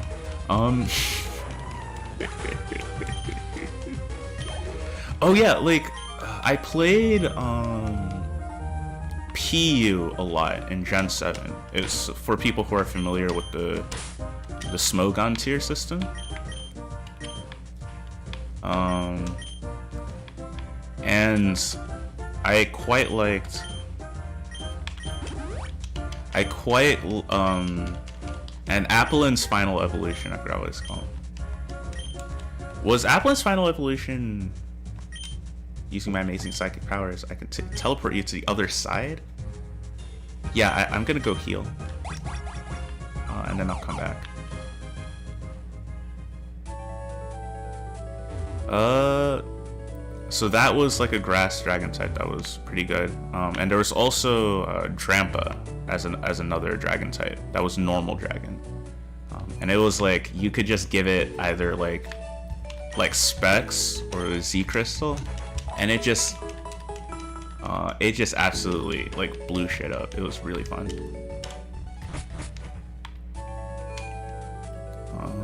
Okay, so now we're going to minimum wage discourse.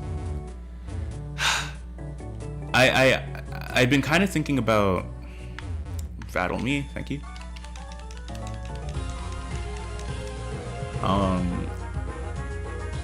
I think the rather interesting thing about the minimum wage discourse is how minimum wage in and of itself is like already it's like a capitalist concession, right? So we want jobs that like pay enough to live, right? Well, actually, not even that. We want just to be able to live, right? Like without the exploitation of the wage system. But we can't have that, at least not under capitalism. So what do? We say, okay, you can't take advantage of like, immigrants and like other vulnerable population by just like paying them like 5 cents an hour, right? You have to like actually pay people. So they're like, okay, we will. But then you don't tie the minimum wage to inflation, right? Even though you know that your money is going to just inflate over time. Like inflation is one of the most predictable things in economics. Like everybody knows what basically the inflation rate is going to be, more or less the same year by year, unless there's some catastrophe. Especially in like a country like the United States, where we have like an extremely powerful and stable currency, like the U.S. dollar, that is literally like the foundation of the global economy, right? Like most international trade is done with the U.S. dollar.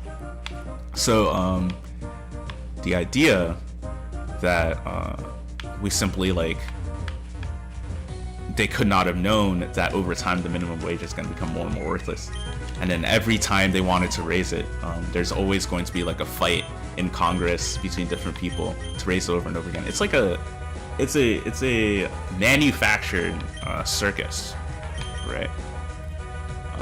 In which over time the value of all wages goes down as a proportion of profits, and the only people that notice are like the actual capitalists who are like making a lot of money, right? I've seen a lot of Charm, really? I've seen a lot of posts that are like people going like, why do kids think they're entitled to $15 an hour? Back when I was in high school, I worked at Burger King for $7 and I paid off my college with it, right? But then if you adjust $7 an hour for inflation, it's actually just $15 an hour today, right? That sort of thing.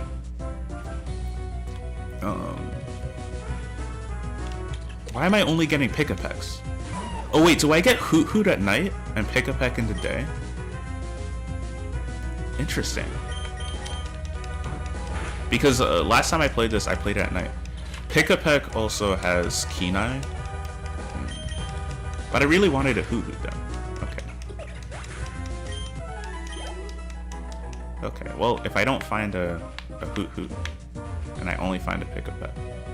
Also, where are the Riolas? What is happening here? This is a little concerning, I'll be honest. Okay. What is Twitter doing right now? Are they doing anything interesting? I feel like Fosh tried to get on Crystal Ball show and she rejected. Okay.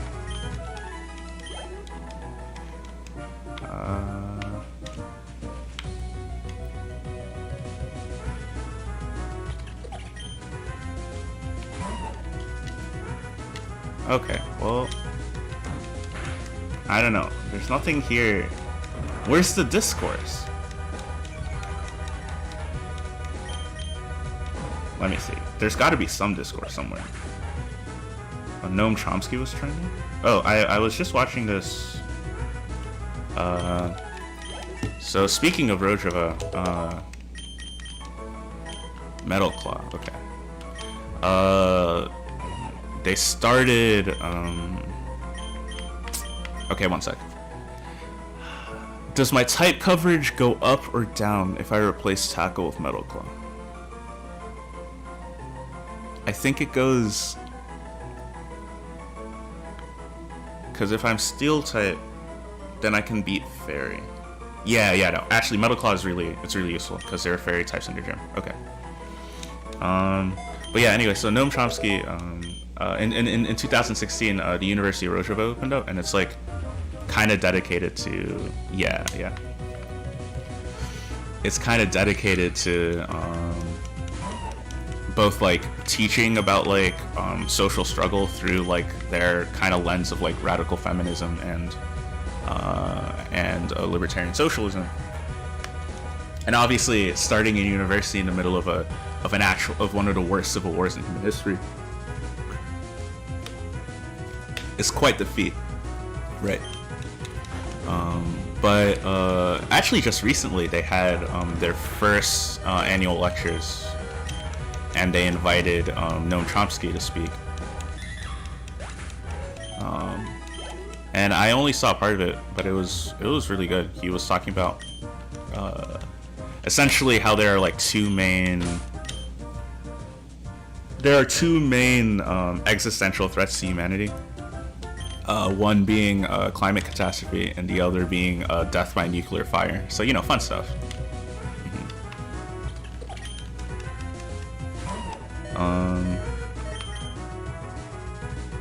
So apparently he gave. Why is Noam Chomsky trending though? Jeremy Corbyn is an inspiration. Okay. Oh, he spoke for the Peace and Justice Project. Okay, I don't know what that is.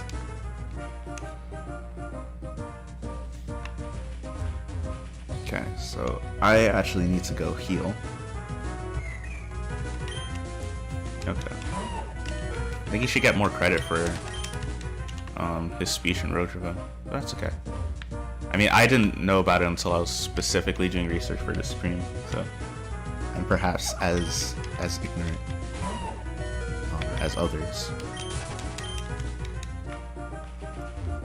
Okay, because it's Jeremy Corbyn's launch. Okay, I'm just kind of learning from Twitter. I don't know. Do I talk about Jeremy Corbyn? I don't know. I mean, I don't know a ton about British politics, to be honest. Other than Keir Starmer is a butt. We do not appreciate this kind of liberal here. Uh-oh. Okay. I thought since it had Fluffy, I could get it in one hit. Okay. Well, because it's a physical fire attack, these things are weak to spectral fire attacks. So I'll perhaps stay away from things, especially from things I don't really know about, especially when they're the lived experiences of British people that we can definitely pull from instead. Imagine talking about the British. Exactly.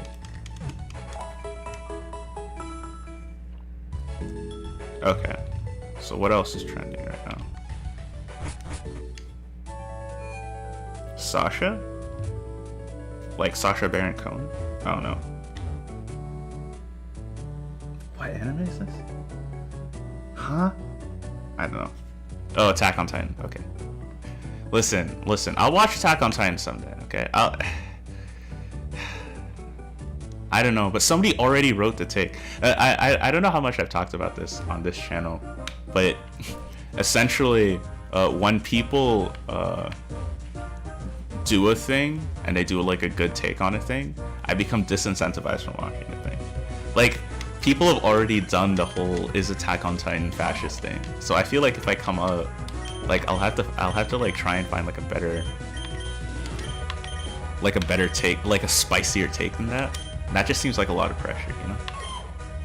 But Mo, can't you just watch things and not worry about take? No. No, just that's not how that works. So hard for me to admit that Attack on Titan is good though. Yeah, wasn't there didn't Giga no! Okay, that didn't do any damage at all. That's actually fine. Wasn't that like Gigak's take? Like Attack on Titan is good now?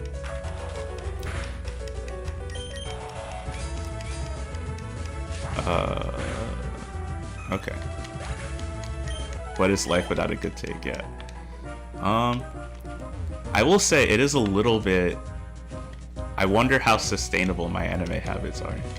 Because it is a little taxing to watch things for takes.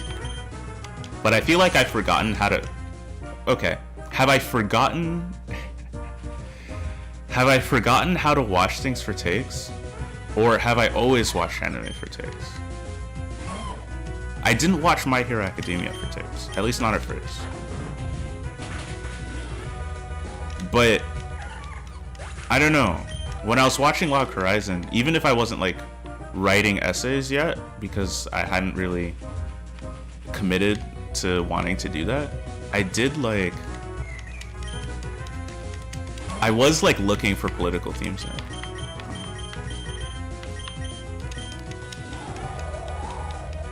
I'm not really sure where this thought was going, but like, yeah, I probably need some shows that I can just like sit down and just like chill with, you know. But like, here's the thing, right? If a show is doing something really, really interesting, then I have to talk about it, right? Like, I'm gonna like write a thing on Twitter, and then it's just gonna be a take again. Will you fight me? I need people to fight me.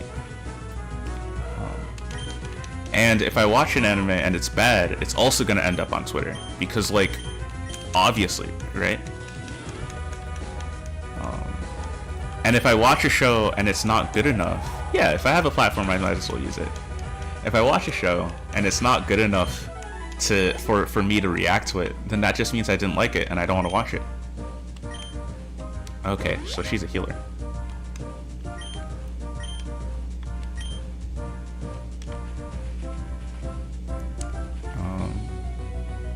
So then at the end of it, it's like, well, I don't know. I'm probably gonna need a break, but for the time being, I am A-okay. I'm just looking for more trainers to fight, to be honest. Okay, that segue didn't work. Let's see. I'm just giving myself Attack on Titan spoilers. Okay. Loads of Attack on Titan spoilers. Just loads of them. Okay. What else is trending? Let's see. Lindsey Graham pens a letter to new majority leader Chuck Schumer, urging him to dismiss articles of impeachment against Trump. Lindsey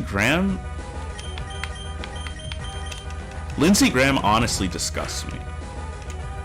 I'm not, like, okay, all Republicans disgust me. Right. Yeah. All Republicans disgust me. But like, Lindsey Graham is like the worst to me. Because he spent all of 2015 and all of 2016 like talking about how like Donald Trump is not who the Republican Party is, and his type of racism and division has no place in America. And then as soon as Trump won, all of a sudden he becomes like the biggest bootlicker for his fucking president's ass, right? And it's gotten to the point where sometimes he will lick the boot, like even when it has like no immediate political expediency to him. Like, what is even the, yeah, like he's like a grifter, but like his simping for, I don't want to use the word simping, but I guess like his loyalty and devotion to the president of the United States, even when it does not benefit him politically, is sort of like creepy.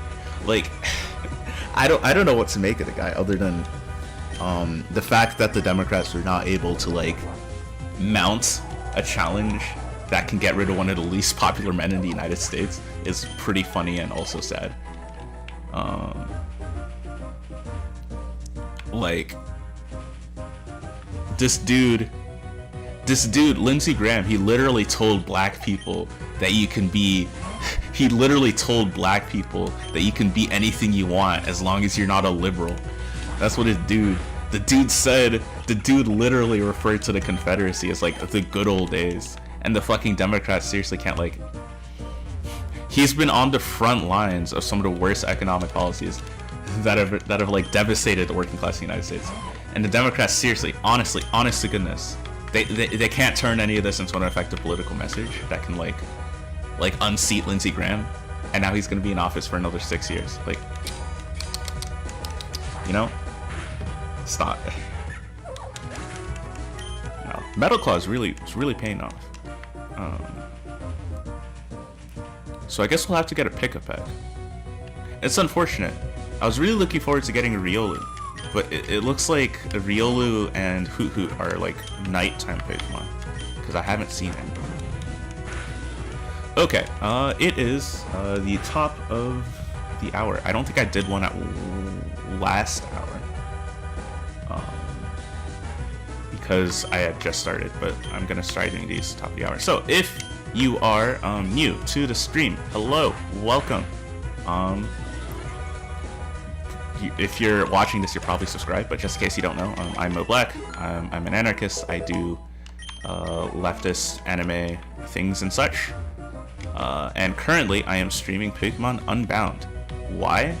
Well, because there is a trans woman in Rojava right now who needs surgery after being injured volunteering for the revolution there. So if you have a couple of dollars that you can spare and give to her to help her out, that'd be wonderful. If not, you can share the stream around, or you can share this stream around, or you can share the link that is in the description. And if you want to learn more about Rojava and the history of the Syrian conflict, I did my best to write up a short explanation in the description. So, hope you stick around, hope you have fun. And yeah. I mean, Republicans will vote for anyone. There's a lot of Republicans. Yeah. So that's the thing about so we talk a lot about, like, for example, how Georgia is like turning blue and stuff like that, and how we should thank an organizer, blah blah blah. I don't like using the word organizer for people who like campaign for like bourgeois politicians and parties. To me, organizing is like organizing for revolution. But whatever, they're like, oh, thank you so much, have a good night.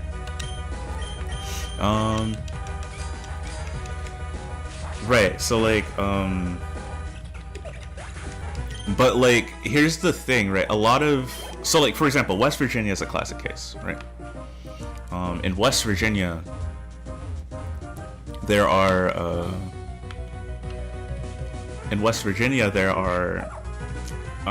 basically, whenever there are elections, the Republicans pretty much always win, right? And there's a Democratic senator for West Virginia, Joe Manchin, who's basically a Republican there, right? So people take that and they go like, well, the people of West Virginia are like they're just inherently conservative, right? There's just nothing we can do, right? But yeah, right here, that's the thing though. First of all, the people of West Virginia are like, it's one of the poorest states in the country, and generally speaking, poor people are more sympathetic for the Democratic Party and Republican Party, because poor people are not like, you know, stupid. They understand their material interests are with a greater strengthening of welfare programs, greater strengthening of unions, so on and so forth. Not only that, but West Virginia specifically, yeah, that's another good point. I'll get to that in a second. But like West Virginia specifically, when it comes to its history, has been like the center of some of the most radical, like far left politics in the United States. Like, if you look at the history of like West Virginia and like coal mine strikes, an organization, it is a phenomenal history, and it is not only an incredibly like inspiring story. Like, the people of like West Virginia haven't forgotten it. Like, there are still like ongoing working class struggles, union struggles in West Virginia. The thing is, though, is that what the Republicans have done is that on the national level, they have monopolized the culture. They have essentially made part of being like culturally white and rural as voting for the Republican Party. And so on a national level, people do, right? But if the Democrats, and more importantly, if us as leftists wanted to actually provide a serious structural alternative to just the Republican Party hegemony in West Virginia, it would be a little expensive. But I think we absolutely could. We could tap into that history. We could tap into that culture. And I think we would need like to be, like West Virginia is like what, like 94% white or something like that. We would need like people like from West Virginia, like white people basically, who understand this history and also understand the culture to like actually like build that. I don't think like black activists from Chicago are going to be the ones to like turn West Virginia more openly socialist. But we absolutely could. The real reason why West Virginia votes red is simply because currently it is not worth the Democrats' time to bother winning the state on a national level. It's just not, right? West Virginia doesn't have many House seats, and as we saw, the Democrats can easily win the state with a lot less effort by focusing on something like baby doll eyes, really? By focusing on things like Georgia. Virginia was basically the last Georgia that came before, so on and so forth. There's a lot of that. Or another thing that's kind of related is when we do stuff like the whole defund the police thing, and how Democrats will say like, oh well, we can't do defund the police because it's like political suicide, right? Like, we can't, like, if you run on defund the police, then we're just gonna lose elections, right? But why is it political suicide? Well, the reason why is because you refuse to actually advocate for it, right? Notice if you poll people on whether or not they support $2,000 checks, for example, if you polled them in November, most people will say $2,000 sounds like a little too much. If you poll them in December, most people say $2,000 sounds like a little too much. If you poll them at the end of December, they'll say $2,000, it might be a little too much, but it's reasonable. And if you poll them now, most people say they want $2,000 checks. Well, what happened between November and today? Why is it that even Joe Biden promised towards the end to get $2,000 checks and then you lied and you backed out? How'd that happen? Well, Bernie Sanders did a whole thing, and AOC did a whole thing, where they advocated for a policy, and by advocating for a policy, when people saw that there was actually like an internal institutional push towards a policy, they started supporting it. Are you telling me that politicians have an effect on what polls and what doesn't? Are you telling me that like if Medicare for All doesn't poll well, it probably doesn't poll well more because like people aren't like advertising it? I mean, we see this all over the place. If you polled people in 2013, do you want a giant concrete expensive wall on the Mexican border? Most people will say no. What the fuck? That sounds, we could never do it. But now like 30 to 40% of the US population wants a giant concrete wall between the US and Mexico. And it's like, why? Well, because there was a politician, unfortunately a fascist one, but a politician nonetheless, who argued for it. You don't believe me? What, I don't believe me on what? Oh, oh, you're being sarcastic.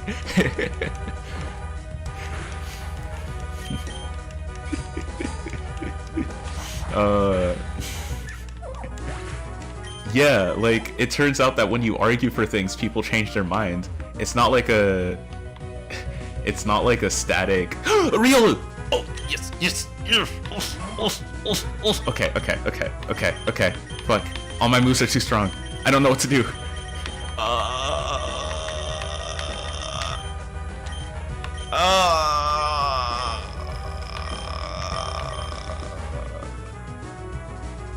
Okay, I'm gonna use Stand Tune. We're gonna hope it doesn't Please, please, Riolu. I should have used that storm.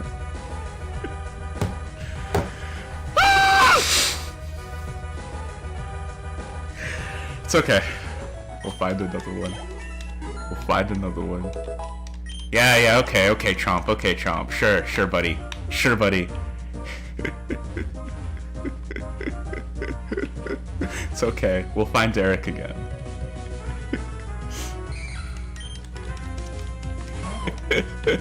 I'm fine. No. R.I.P. Derek. Yeah, so I'm gonna go heal. We are at level 20, which was my goal. I'm gonna go heal. I'm gonna catch a couple of pick-a-pecks and see if we can get one with a good nature. And one with Kianai, of course. Pick-a-peck. What are the stats of pick-a-peck? Because I'm actually, like, the later gen Pokemon. It's like a physical Pokemon, right? Generally speaking. Yeah, it's got 75 attack, 30 in defense, special attack, and special defense, and 65 in speed.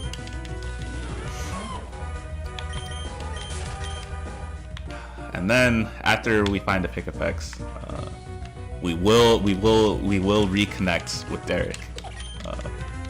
We'll do right by Derek this time. High attack, high speed, yeah.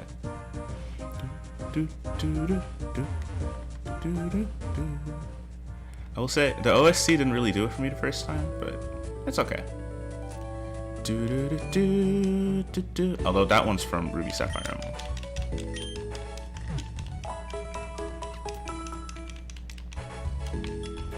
The Riolu are definitely more common at night. That's what I gotta say.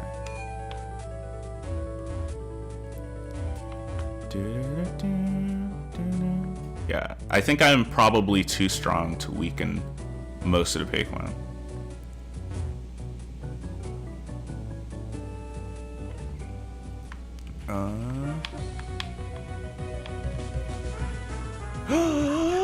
Okay. It's time. It's time. It's time. It's time. We're gonna do it. We're gonna do right. We're gonna do right by the Rio. Let's go. Okay, but it failed. Metal Claw, I know. The good thing about Lucario is that it has both good. This is gonna take a while. Maybe I'll fast forward. But it has good physical. Oh wait, when it uses, okay, but I can't tell when it's gonna use Endure, so I can't just attack it.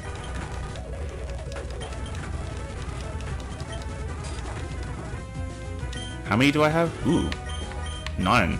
Interesting. So I gotta start chucking balls. But if you, because it has good physical and special attack,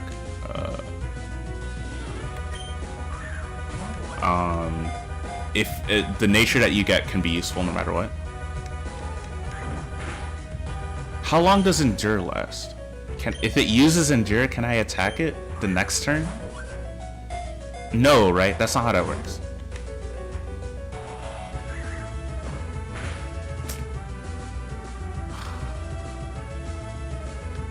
Maybe I should catch a different Pokemon first to weaken it and then get back to the Riolu. I don't know. I mean, I'll use all the balls on this one. Oh yeah. Oh yeah. That's good. That's good. That's good. That's good. It's just Eternity's, yeah. Let's go. Let's go. Let's go. Let's go. Let's go. Let's go. Yes. It's time. It's time. It's time. Where's the K? K. Derek has arrived indeed. Okay, let's check his stats. Oh yeah. Okay, so it's more of a special Riolu than a physical one. That's okay.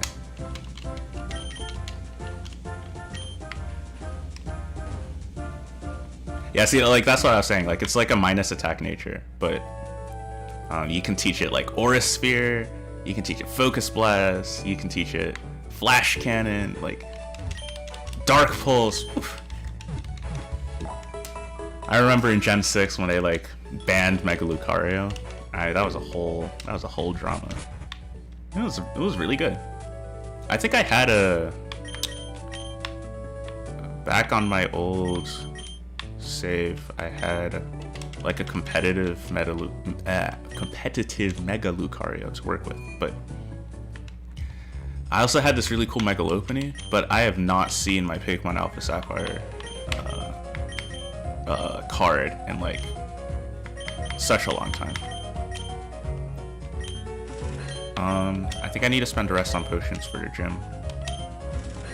I've got 28 Poke-Yen left. Okay. So I think we put Derek in the front to try and weaken the Pick-a-Peck. And then we catch the Pick-a-Peck.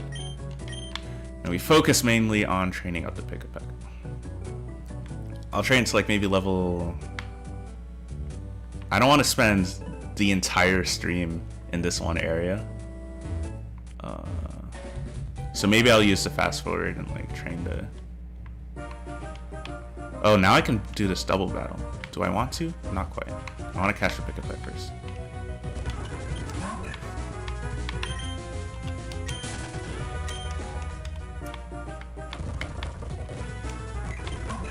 Okay, so we will walk around until we find...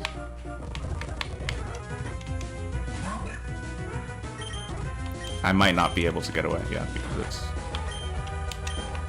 faster than me by quite a bit. So we will run at some point, maybe. Yeah, and I'll turn off animations too, just so we can get through this grindy section. There we go. Yeah, it's got like good moves too. I'll say she donate. Oh, thank you so much.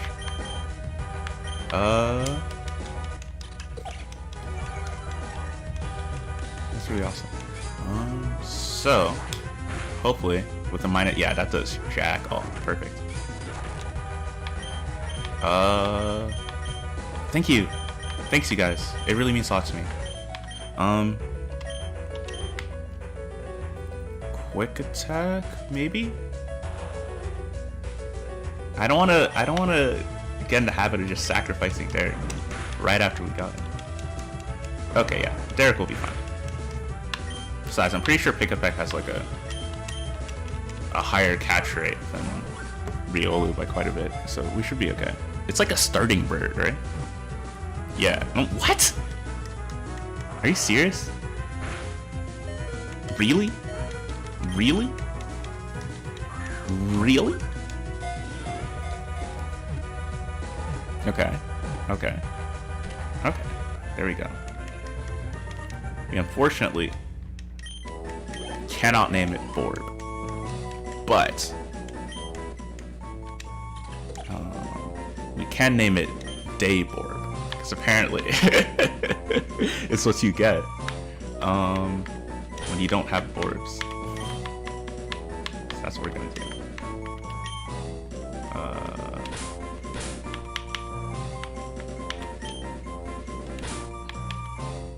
Oh, R, B. Okay. So I will go up. We will go in here. Wait, I have to actually make sure that the Pick-a-Peck has Kenai. Oh no, I don't want to. Okay. Kenai. Okay, cool. Boo. Do do do do do do do do do do. Oh. Oh, so Twitter plays Pokemon is a thing.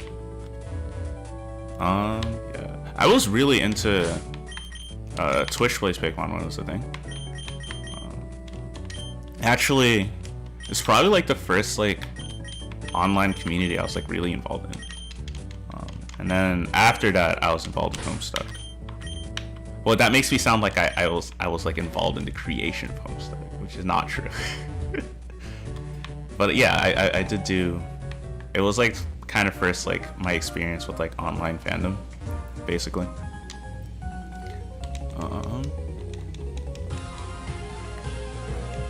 And yeah, it was like really fun doing like the lore and stuff. What can I say about Socialist Recon? Like the kind of like story creation process was like a whole part of the. It was like a whole part of the. Actually, let me go back. It was like kind of what made it fun for a lot of people. But what ended up happening, which is kind of interesting, is that over time, people who were just sort of... Oh yeah, I forgot I have the XP share on. Maybe I should turn it off, but this game's hard enough already. But what?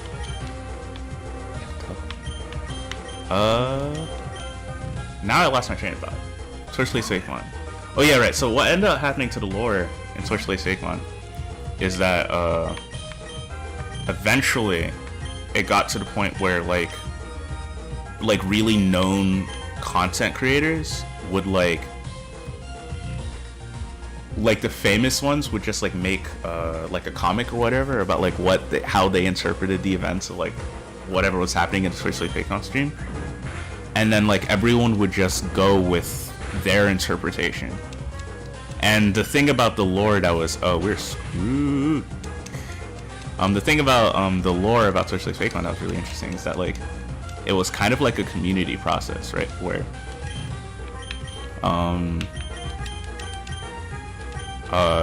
anyone could sort of decide what it was, and you kind of built it together. It was sort of like a democratic thing.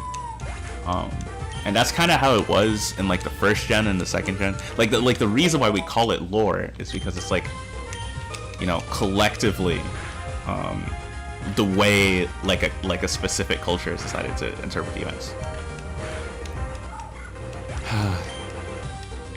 And the this is a bad idea.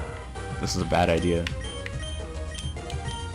And the other thing about it that's that kind of hurt the Socialist Recon lore a lot is that as it stopped being like super popular, if there's like less people to like make the lore, then there's less. It's kind of less of like this. It's less of this like collaborative process, and more of just like a couple of people just like making fan fiction, right? But I think the last thing, and probably the reason why I kind of stopped tuning into all the streams and stuff, was just like people got too good at it. They got really good at Socialist Recon. And actually, I think in hindsight, that's like a testament to collective action. But people got really good at like coordinating together to like make sure that you catch this Pokemon at this time, then get it out of the PC box and level up and stuff like that.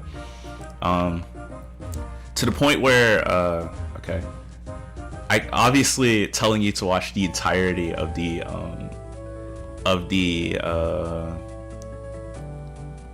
Black and White 2. They did I think Pokemon Blaze White 2 instead of regular White 2.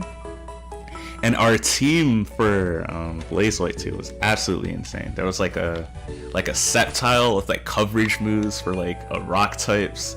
It was like a really perfectly balanced team where we got every Pokemon to like level 100, and then we just crushed every gym and we crushed every challenge in our way. And there was a hacker who the streamer got from Reddit who like for the Pokemon World Tournament they like put in a bunch of the Pokemon. I mean, a bunch of the like all our former trainers, like all the teams that we had finished the games with before. We like crushed all of them too. And you know, I guess for some people it That's like really cool. Oh, it's not normal type anymore, right? It's fairy type. But for me, that was just kind of because I liked kind of like the chaos and like the feeling of like, oh well, you've overcome adversity, you know. Whereas if you just win all the time, then like that's not what happens. So we're actually going to be at this for a little while. Counter. No. I mean, I am a plus defense nature, so maybe counter might be good on it, but no thanks, ultimately. I mean, I could just move champ to the front, right? Since... no. I'll try and get these both to, like, 15 or something.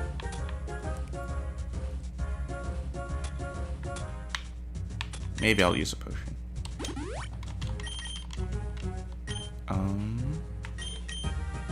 Okay.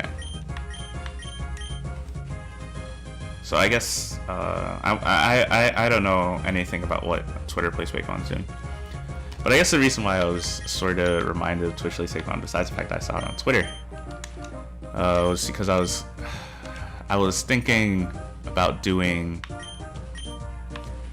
an essay for quite a while now. Hidden Dungeon. Oh, okay, I'll talk about Hidden Dungeon because I have seen Hidden Dungeon that only I can enter. But I wanted to write an essay on like comparing Twitch Plays Fakemon to Homestuck 2. Because the whole thing about Homestuck 2 essentially is that the author of Homestuck essentially turned the sequel of Homestuck to like Homestuck community members, right? And he sort of said, since you guys are the fandom, you should have a say in like what happens to Homestuck. And I gotta say, like, I don't mean anything by this. Like, so a lot of people on like the Homestuck subreddit, like, they like complain about like Sarah Z and Kate, who are like kind of two of the authors who are in charge of it. And they're both like open communists. And they kind of have like a general disdain for some of the more reactionary Homestuck fans.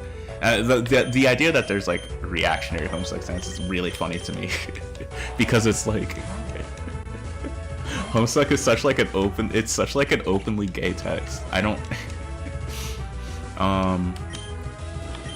so they get a lot of hate, and I like when I got a Twitter, I was like, okay, I'll follow these people to see how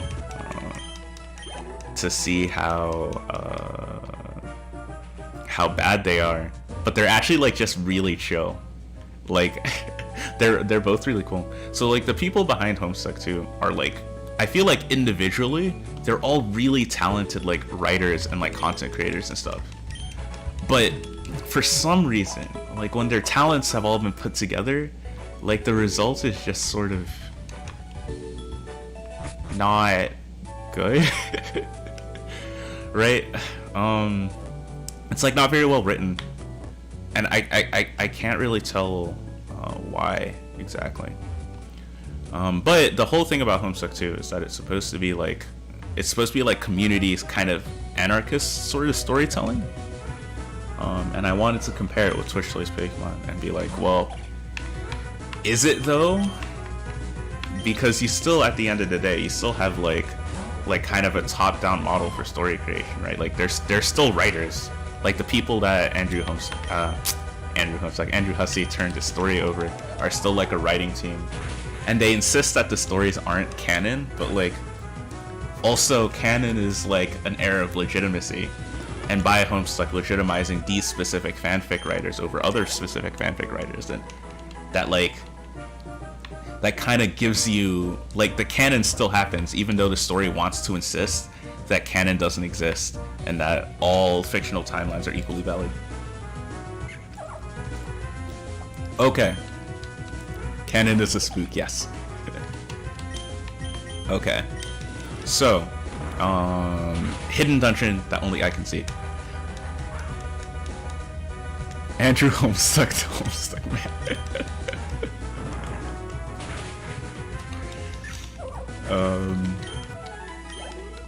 Right. Okay, Hidden Dungeon. So Hidden Dungeon that only I can see is obviously very bad. Okay, I don't want to like. I don't want to be like. I don't want to make like any excuses for Hidden Dungeon that only I can see.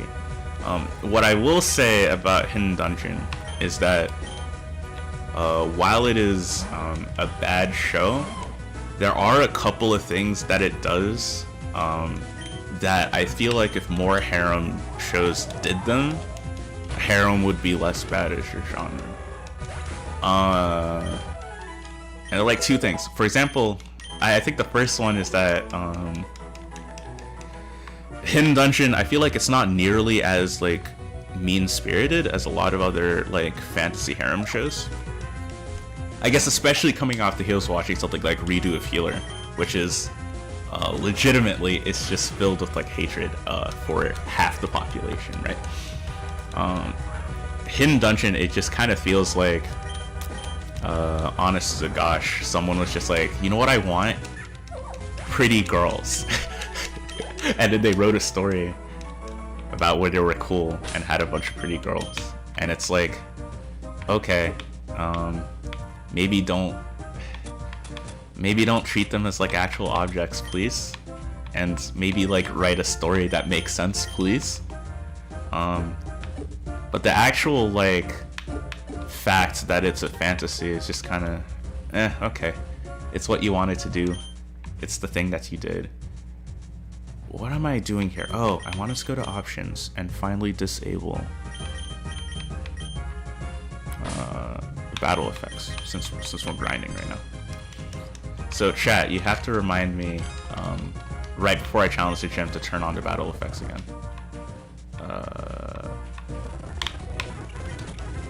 Okay. Why leave the BDSM lady? I think the story said that BDSM lady had to stay, otherwise she would die. I feel like this is kind of lame. Like, why not just... Right, like, why not have her be a part of... I wonder what Echo Voice does. Does that do more? Supersonic. Maybe. It's better than Growl.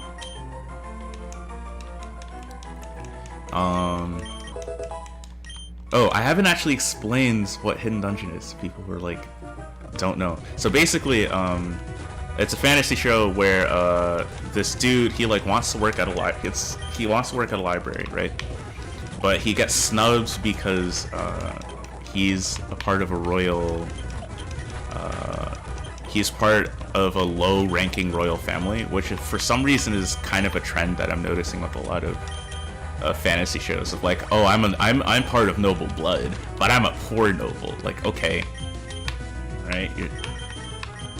It's still part of the monarchy, okay? Bye, right? And so because he's part of the poor noble family, he has to like bite. I'm not teaching you bite. Yeah, because he's part of the poor noble family, he has to earn his way to school on his own, and then he accidentally finds a dungeon with a hot girl in it, and the hot girl gives him the power to expend life points to make whatever superpowers that he wants. But the life points they come from his like desires, right? I'm not sure this is making sense, but basically, if he has good sex, the life points go up.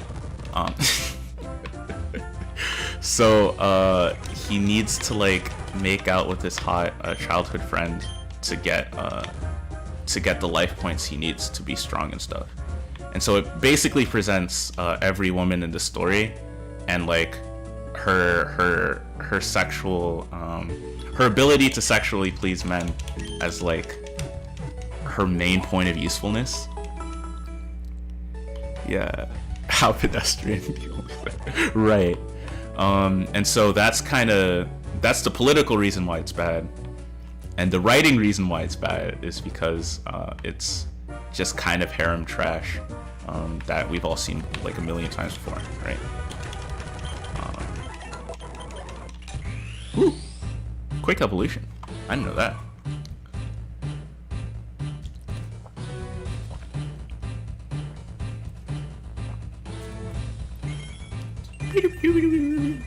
That's cool. I don't know. Somewhere in the second episode, the main dude was biting blonde girl's ear, and he was like really getting into it. And he was like, "Oh my god, ears are so soft, right?" And I was just kind of looking at it, and for some reason, my brain went, I can't muster up the energy to be mad at this. Oh, hi Titan.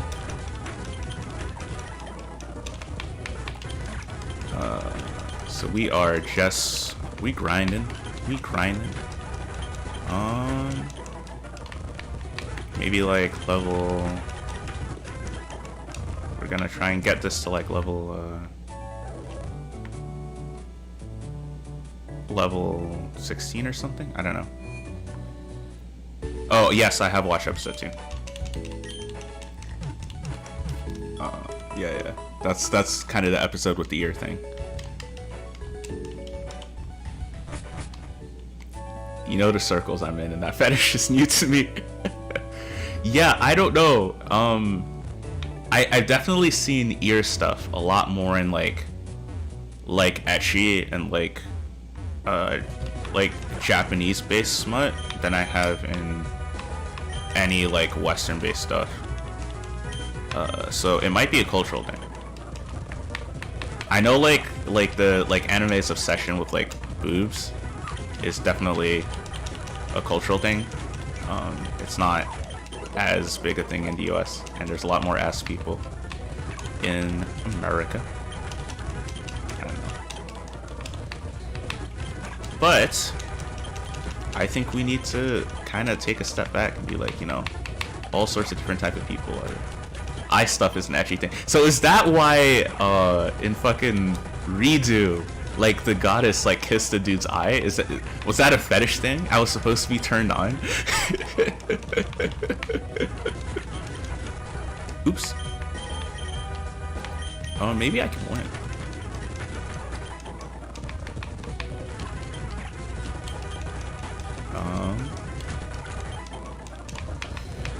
Nice.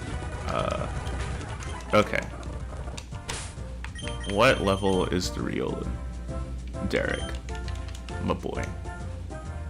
The proof of Western superiority ass man of the West. No. Lord.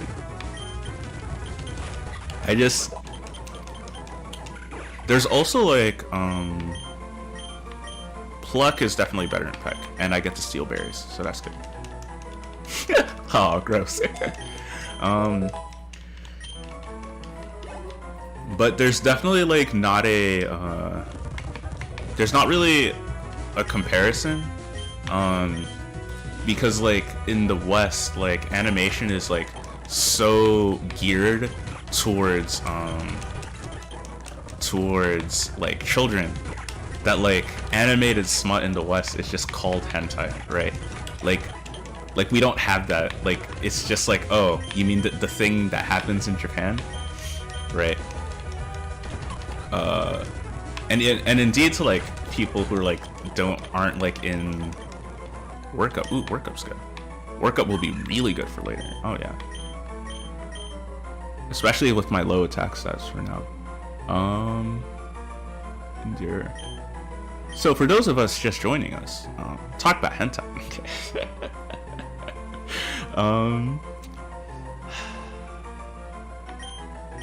I'll get rid of Endure. Sasha's party. Yeah. Like the things that are like like the animated stuff for adults is poison, really? The animated stuff for adults is like just so bad. Like it's like unappealing. And it like makes sex jokes I think because for some reason, I guess like I don't want to like characterize all Western audiences, but there's like this something that's like, oh, here's a thing that's supposed to be for children, animation, but they can say the word penis, right? And that's supposed to be funny, but it's not funny, and nobody ever finds it funny, right? So I just wonder, like, obviously the US is not like divorced from other countries. Obviously we are probably the most important country by being like the cultural hegemon and being the center of imperialism, blah blah blah blah blah. But I often wonder, like, what would like organic Western animated smut like look like? Yeah, I mean there are some, but a lot of them are like just a lot of them, the vast majority of animation talent is spent on like children's stuff, and because of that, we rarely get like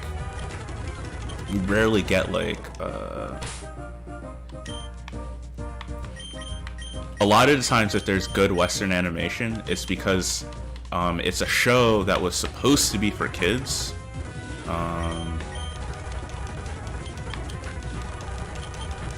A show that was supposed to be for kids ended up the people who worked on it wanted to do adult themes too, and they just kind of snuck it in. Like a lot of the Cartoon Network shows currently. Cartoon Network really being like the vanguard, I think, of Western animation.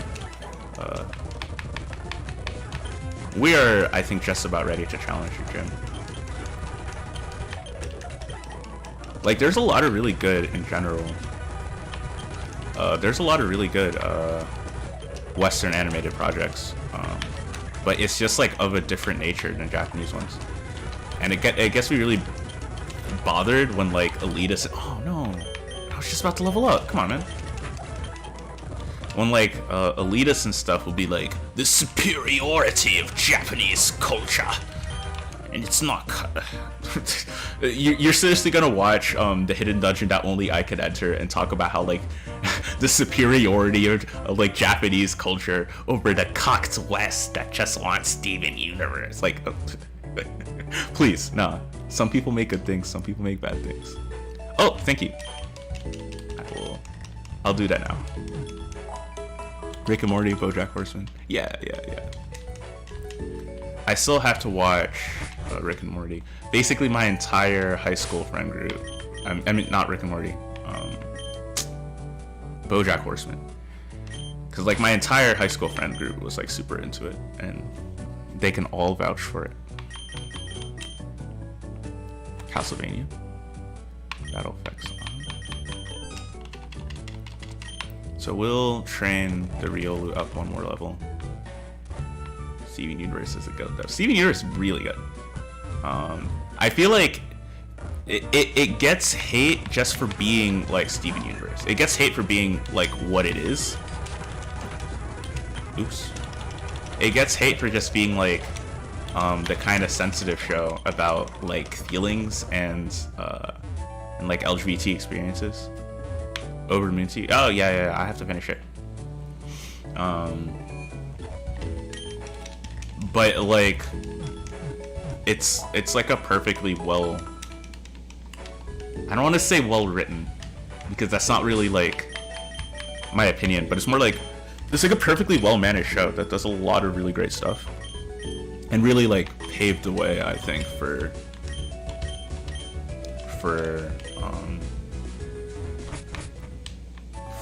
a lot of the projects to come. I haven't watched like NAD's post Steven Universe shows, and I really ought to get on it. You have to have it. You would understand brick and mortar.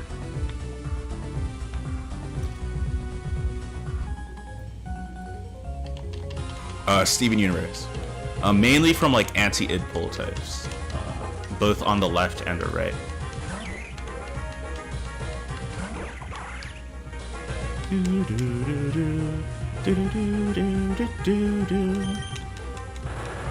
So these first couple trainers are not that bad, but I had a lot of trouble on a gym leader. But luckily for us, we have Metal Claw, we have Sandstorm, we are ready. They're like, oh, it's a grass type gym, make sure you... I'm like, okay.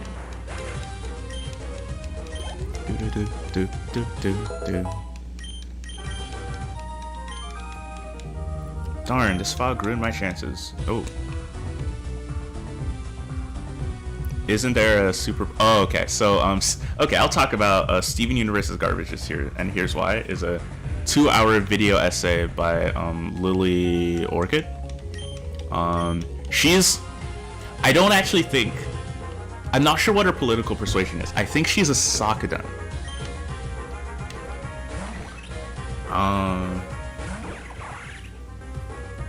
I think she's a Sakadon because she also did Legend of Korra's Garbage, and here's why.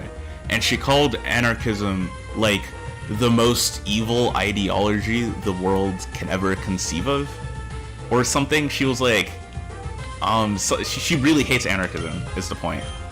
But I don't know if her really hating anarchism means like she's like a Leninist, or if it means she's a lib. I think she's a lib. Yeah, she's a Sakadon. But anyway, she did like a 2-hour video on like why Steven Universe is bad. And to be honest, I feel like she was mostly correct in her analysis. Her issue was that she was, and I guess this is like part of her being a lib, is that she's like incapable of thinking about like systemic issues, right? So if there is like a part of Steven Universe that can be read as a little bit kind of like fashy. Okay, I have to actually explain why a show as good and as progressive as Steven Universe can be read as fascist, because it's definitely not on purpose. But like let's just say if you can get a bad reading out of Steven Universe, for example, right? It doesn't necessarily mean that everyone involved was like a bad person or like intellectually deficient, right? It can just be like your biases, and then the fact that we live in a society that is like generally pretty fascist, that can cause the story to be that way. But for Lily Orchid, she like can't imagine that. If Steven Universe is bad, it must be because the creators themselves are bad and stupid people. And so the level of aggression that she shows towards everyone involved, but specifically Rebecca Sugar, who is like a non-binary Jewish person, in that essay, really I think obscures everything else she has to say, which is that Steven Universe has like some yeah. That's a good point. Steven Universe did have to wax out. The show's good run. Like it. So like I don't know. Like I could do a Steven Universe video, and I could do like most of her points, and just like not attack Rebecca Sugar as like an evil person, and still recognize that Steven Universe is like it's really good in a lot of ways and important in a lot of ways. Yeah, that's the other thing too. My thing about Steven Universe is that I think like the non-feelings parts about Steven Universe they're kind of lacking, because the story isn't exactly like planned out linearly. It's like planned out like storyboard to storyboard with like general ideas of where we want things to go, and like like they knew the rose quartz twist at the beginning and stuff like that. And because of that, there's like a lot of wasted time, and there's a lot of like things that are rushed, plot-wise. But then you can argue that, well, Steven Universe, the strength of Steven Universe is not really the plot, but like seeing the characters interact. And from that point of view, it's actually very good. I don't know. There's a lot of stuff. Okay, now let's challenge the gym. Let me make sure. I'm gonna put Chomp in the front. It's a double battle, so this doesn't quite matter, but his dialogue's pretty funny. Well, I don't know. It's kind of stereotypical. Hey there, dude. How's it hanging? Your pig might want to sniff on some olive leaves. They're good for the soul, makes it nice and mellow. I don't do drugs, good sir. Now I'm guessing you came for a battle. I'm in a perfect mood to indulge you. Let's get funky. Oh yeah.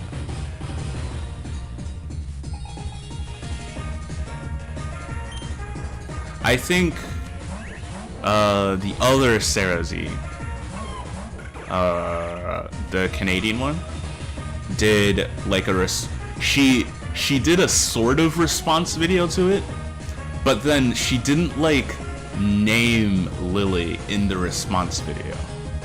And to be honest, I think she kind of mischaracterized what Lily had to say, and that was a whole other thing, because then it was like, you're right that Lily was too aggressive, but also your response video is also like not good or in good faith either.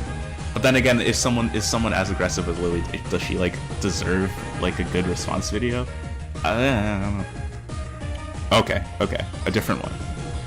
Might go take a break for lunch. Okay, see you then. Gonna start actually with Sandstorm, so that my Gibble can actually hit stuff, and then we use Pluck. Oh yeah, it's grassy terrain that's kind of messed up. Unfortunately, the thing about the Gloom is that it likes to put things to sleep. Yeah, just like that. And I'm pretty sure you get a Petra Berry.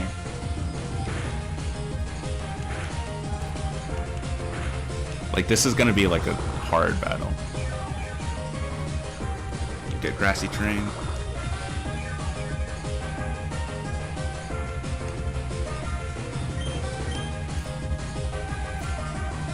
Ice Yellow, Escape Rope. Yeah. Alright, so I got the Chesto Berry. Yeah. I meant to say Chesto. I might have said Petra by mistake. Because your rival gives you like 3. Grass Gem. Oh no, this is gonna hurt. I might not use too many more.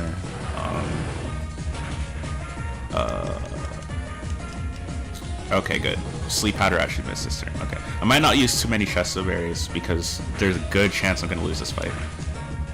And I want to have some left to give us like held items. Yeah. But yeah, like I have criticism of Steven Universe, but my overall opinion is very, very, very positive.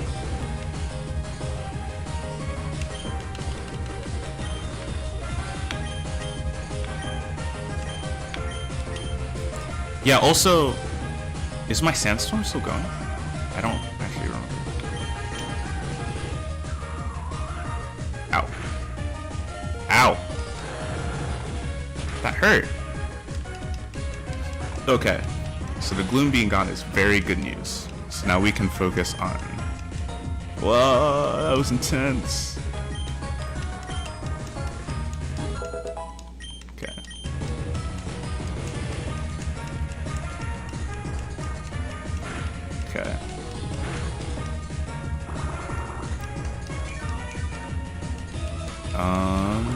Okay, so we have got grassy terrain, which thankfully benefits me. Weedle. I could take a Weedle. To Weedle.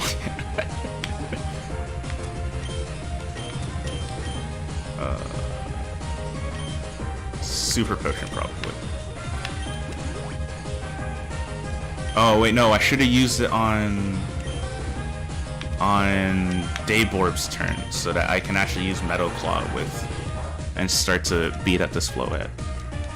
Because it is annoying me.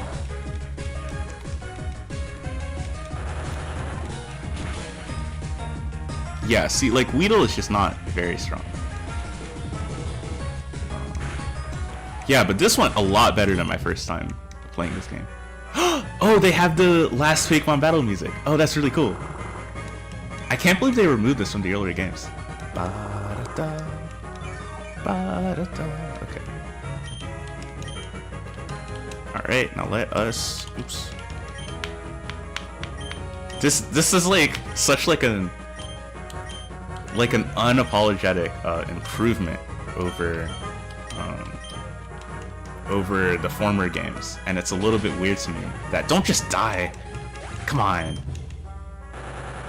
It's kind of glitching a little bit.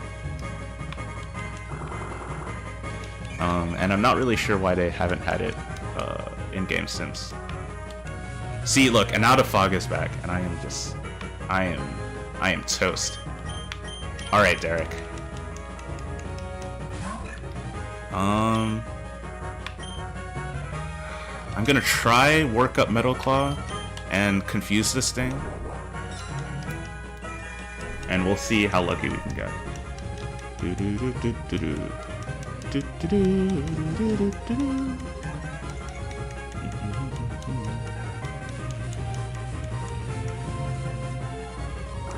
Yeah, like a lot of thought went into this ROM pack.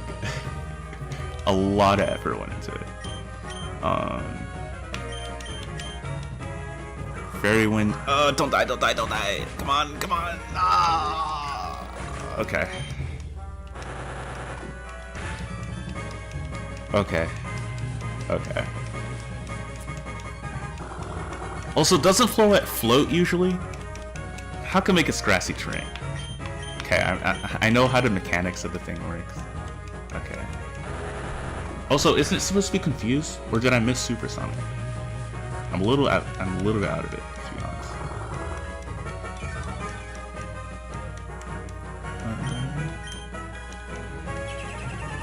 Wish.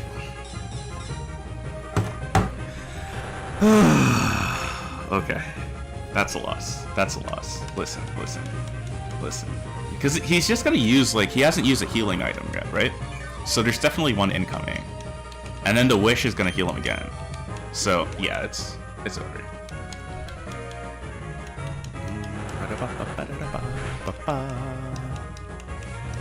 Here comes a Wish.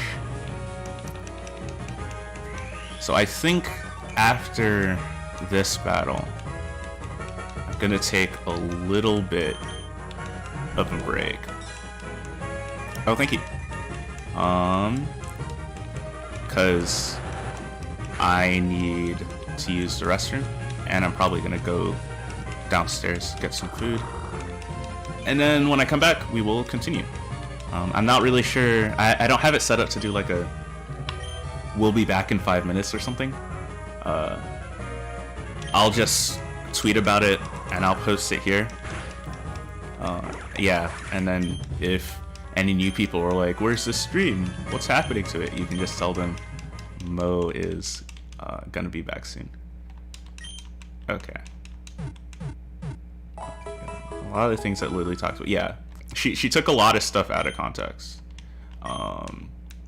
And she took a lot of the points where Lily was screaming about it. Oh, love you too. She took a lot of the points where like Lily was kind of screaming and like getting passionate about Steven Universe, and as like to make her out, even though Lily was aggressive, to make her out like more aggressive than she was. Okay then. If you just showed up, I am taking a bit of a break. Stream will be back in a few. Okay. Alright. I'll post on Twitter and I'll see you guys in a bit.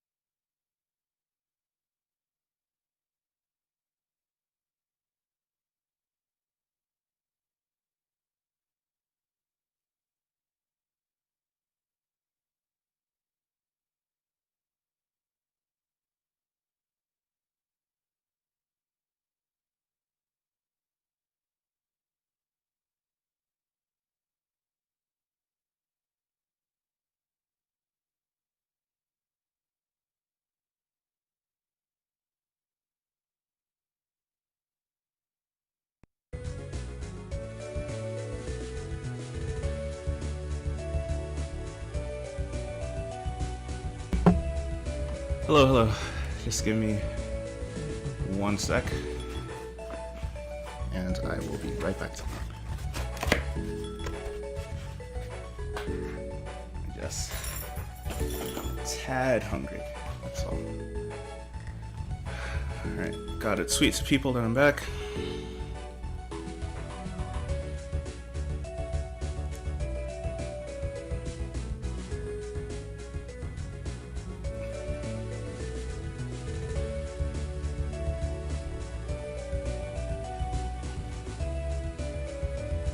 Alright. Hello, hello. So, let's see.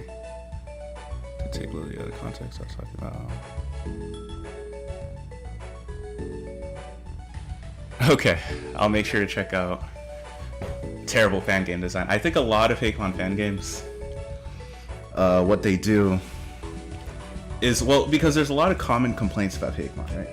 Essentially, the game is too easy, it holds your hand too much, there's not enough lore, and all of these things are very true about, and they're very valid complaints about Pokemon.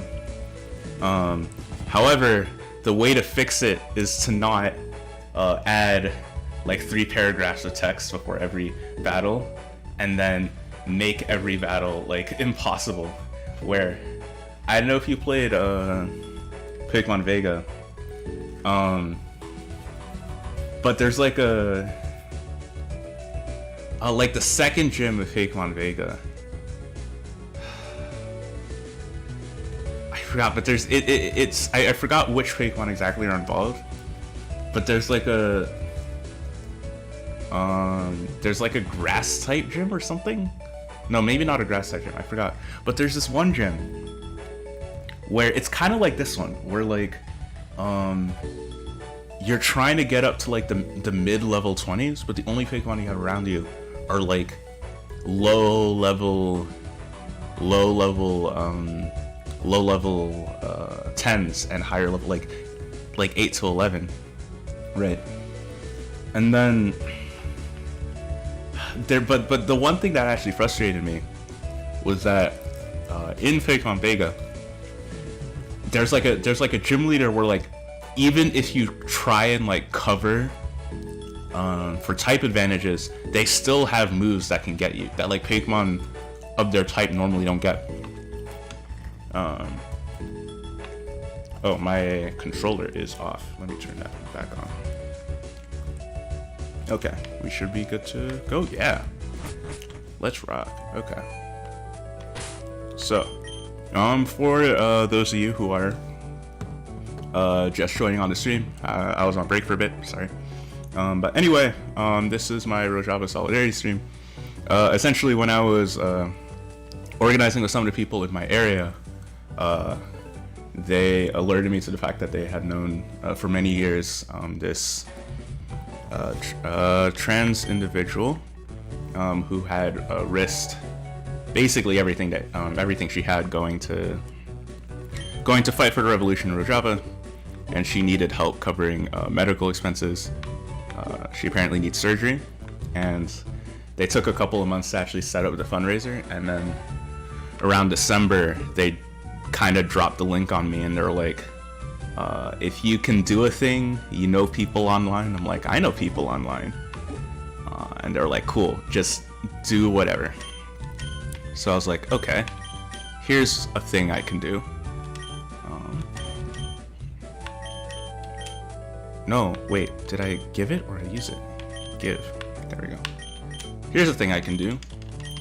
And yeah, this is just kind of like my small part of helping one person in what I think is just, oops, wrong way, an incredibly important moment in human history. We are trying to beat the first gym leader. All his Pokemon in the mid-20s, and they're like very tight. And they've got like a sleep strategy plus grassy terrain, which really just makes it incredibly challenging.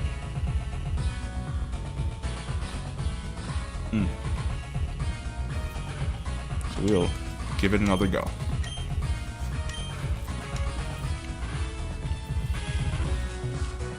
Yes, that is true. However, there are two things that make Gibble worth it early game.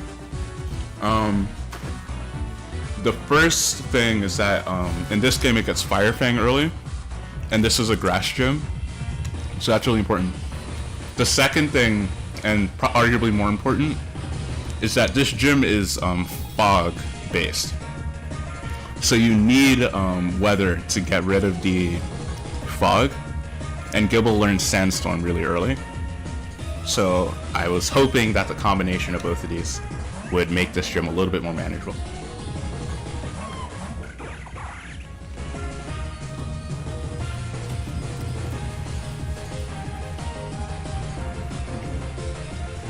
Huh? What? I have no idea what that was. I'll be honest. But it sounds like I got a Spit F boost, so that's good for me. I'm gonna try and confuse the gloom so that I'm gonna try and confuse the gloom so that it doesn't put anything to sleep. Okay, but I missed. Which is, you know. Alright, we have Pick-a-Peck for the same reason, because it has Kenai and it can see through the fog.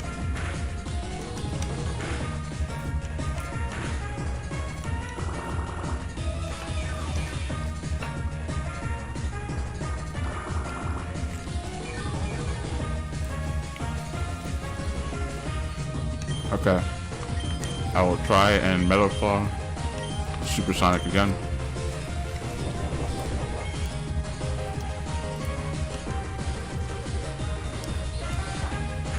Yeah. The other thing is that I think all the starters, because the starters are Beldum, Larvitar, and Gibble. So they're all really like hard XP curves to actually get over. Oh great. Here comes the sleep powder. That's fine. Luckily for me I had the Chesto Berry on it. And that Metal Claw damage is perfect too. Because it's still a 2-hit KO, but I don't have to... It's not going to use a healing item.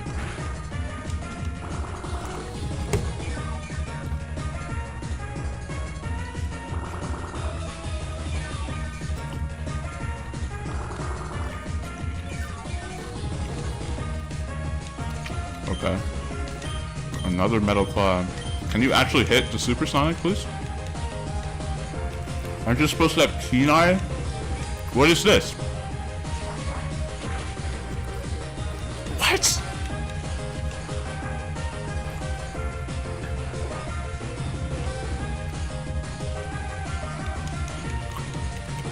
That's just... That's unbelievable. I don't know what to say. There couldn't have been a worse turn too.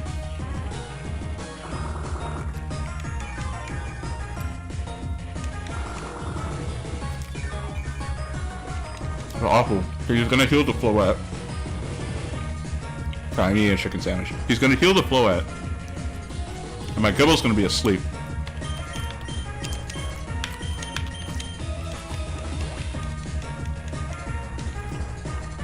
I know, we'll see. If I lose this round, I won't have any more Chesto Berries. Gosh darn. Yeah, it does. But I was hoping to hit one. But you see how this, this like grassy terrain sleep powder tag team match versus, like this is like a VGC strat, I'm pretty sure. Like an actual competitive strat is to just, since there's no sleep clause in VGC, you can just pop a bunch of things to sleep.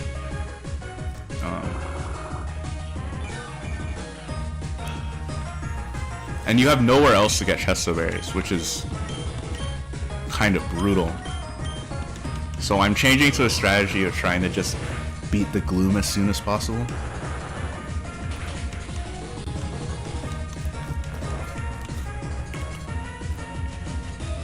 Yeah.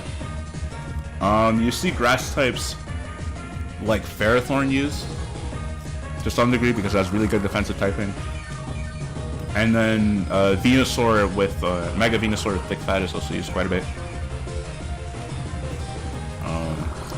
But yeah, not a lot of grass types outside that, because it just has so many weaknesses, and it's a pretty bad offensive type. So this is just wonderful, huh?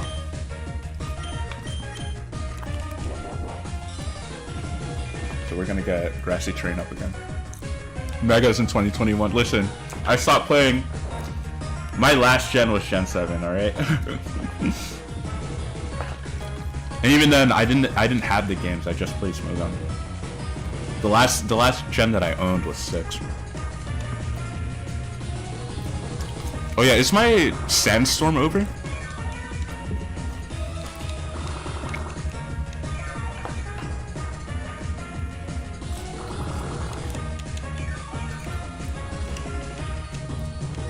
Yeah, I have no idea what the this one even worse than the last time. Oh goodness. Goodness gracious. But I don't want to keep grinding. I'm not really sure if you really want me to gain 6 levels off of like Pokemon or like level. Maybe I can go to like Route 3 and grind there. But since I haven't been able to set up the Sandstorm, I don't think. What is that? What?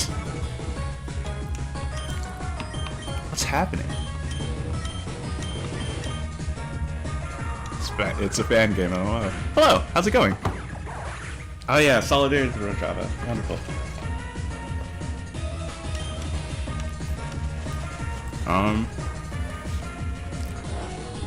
But anyway, yeah, since you're just joining, I was made aware of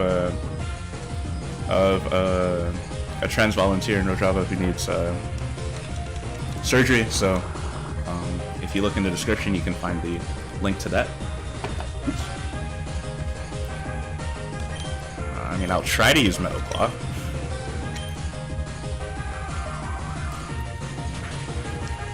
Okay. And it's just an absolutely brutal type matchup too. I mean, you get a bunch of like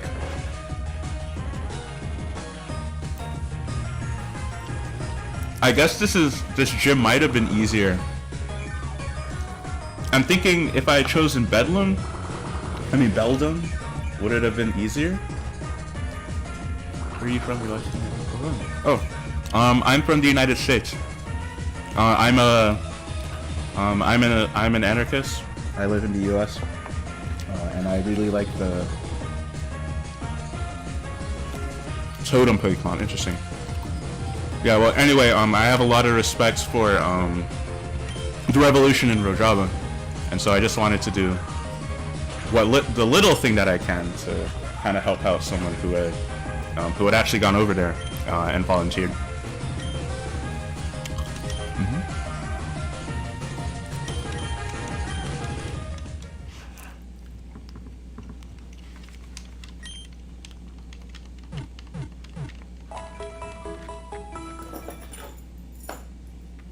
Okay, so we are gonna try and beat the game. See, look, see, this is the most insulting thing. And then the game says, maybe make it easier since you're bad at it. No, you're a bad game. You are bad. Okay.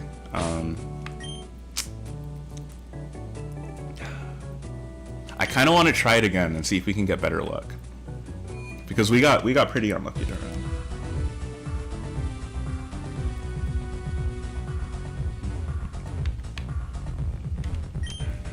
Okay. Blah, blah.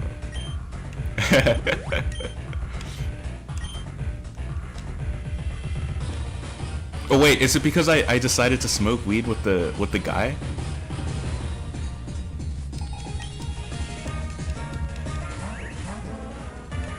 It might be.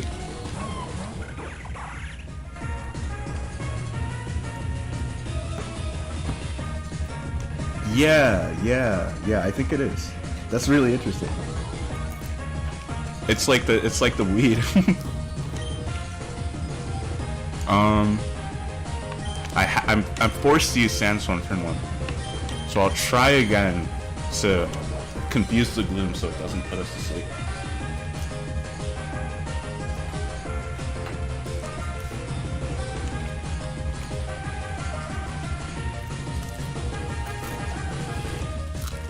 Okay.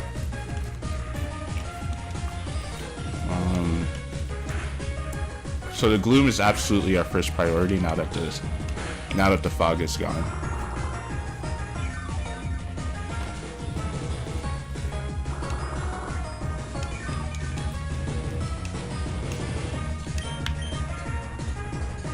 So we'll fire fang this. We'll pluck this.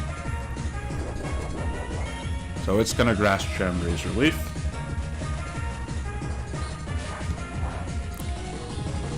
And that's just gonna do too much damage. And that's gonna do not enough. What are the stats on this stupid gloom? What? Are you serious? Like a plus attack nature. Plus attack nature. Gibble. Well, I guess Gibble is like first stage. But like even then, the Pick-a-Peck should have like good attack too. So I'm honestly not really sure what's happening.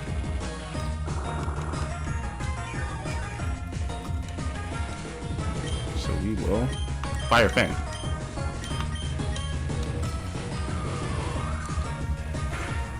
Death? Oh no, not quite. Yeah. There we go. The dreaded gloom is gone. And we gained a level. Yeah. No, just Turkey's here. Oh shit. Come here. Yeah. I think it's honestly like I really dislike, unfortunately, what our government has historically done in obviously across the entire Middle East, but our long-standing support for Turkey simply to keep various like leftists and communists at bay. And meanwhile, we're like killing the people who really matter. Like Captain, I've never heard of that game. The Gibble is only 2 IVs away from me. 2 levels away from me, goodbye. So maybe that'll get me there. Okay.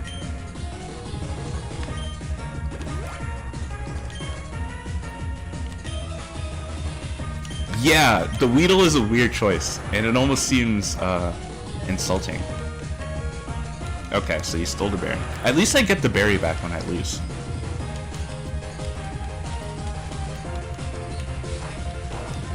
Okay. So Dayborb is gonna go, which means it only has one last fake one. So I think the code for this, what they wrote, is like, if a Pokemon faints and the gym leader has the last Pokemon, then run the music. But you don't need to run the music when my Pokemon faint. Okay. So although we're both weak to Fairy, we both have Metal Claw. Oh no, no. It is because it's a Weedle. I hate it.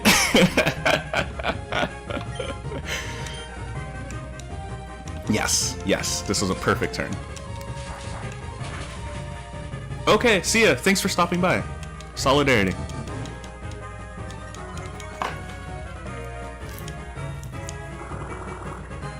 Yeah, they brought it back.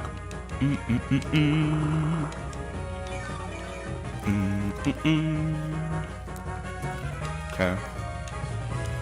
So there's Spog. So I have to Sandstorm. I will try Metal Claw.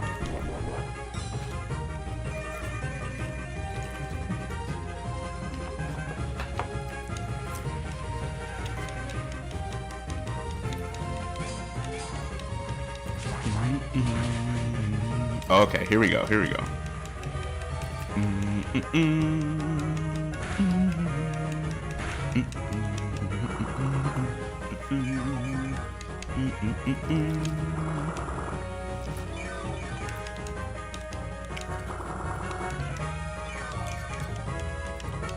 And I think they already used the healing item too.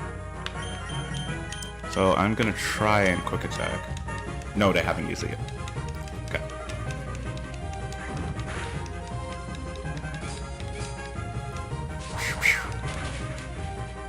Okay. So we'll just 2 metal claws and then.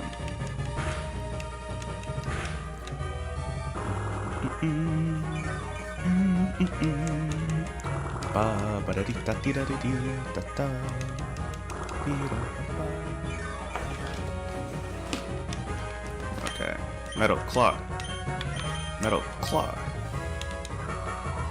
Yeah, that's... It might not live, yeah. Derek! Please! Please! Goodness! No.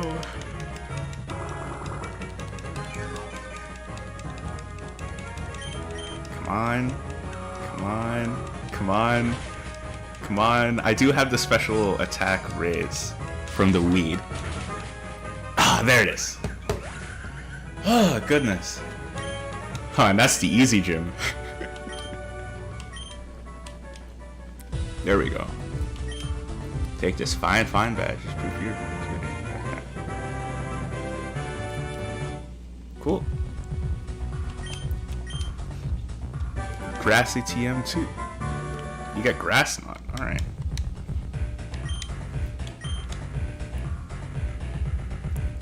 That's kind of weird dialogue. I just kept using grass knot on him. It's a good thing too, he wasn't heavy, or would it really hurt? Oh, really? The Popo's here to get us. Really? Hey kid, do you see which way the gym leader ran? He's wanting for selling zinc for far below the market value. Listen, I don't talk to cops, alright? Not in real life, not in video games.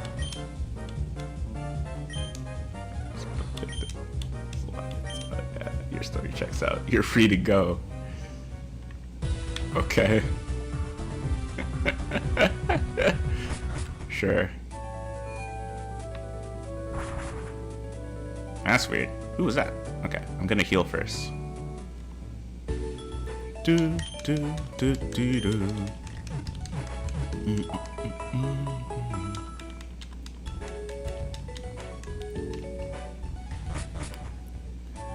Okay, so there was a kid. Where's this house? Like here? See that yellow Pokeball down there? It's a TM, yeah. Just open the TM case. Okay, I don't think this is the right person. Where's this house? Which house was it? I don't... That's like the route, right? Look, look. I can see it.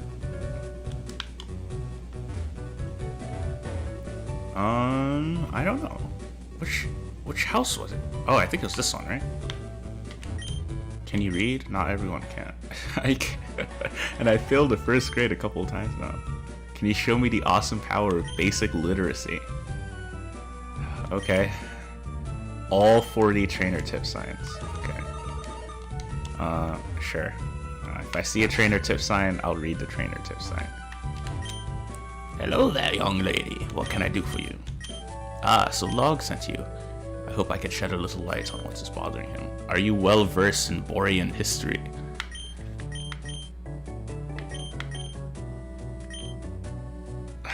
No, that's so. There's a special television airing right now. I feel like, yeah, I definitely should have clicked yes. Now I'm gonna have to sit through this. I'm gonna have to sit through the. Wait. Okay, fine. I'll sit through the cutscene. On League is airing a special. Would you like to watch it? Same as the opening cutscene. Oh, hell no. Hell no. We already watched the opening cutscene. So basically, there was a war, and it's like the war if you play Pokemon X and Y, then it was that war.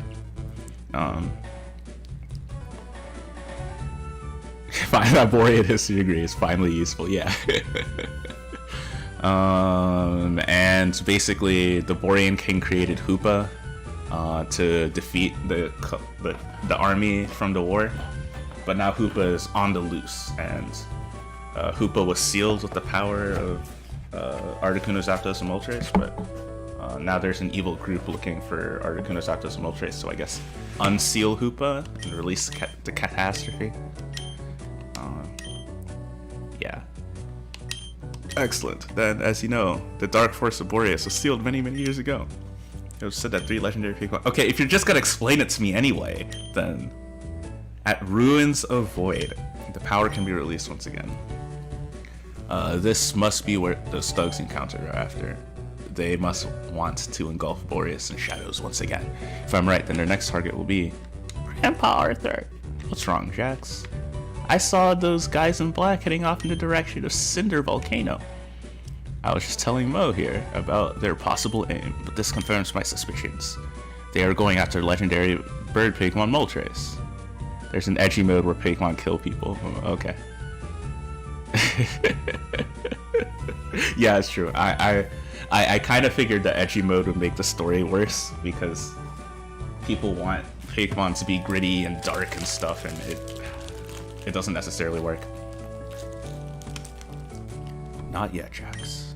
I need you first to fly to Frozen Heights and bring Professor Log here. Right away, Grandpa. Okay.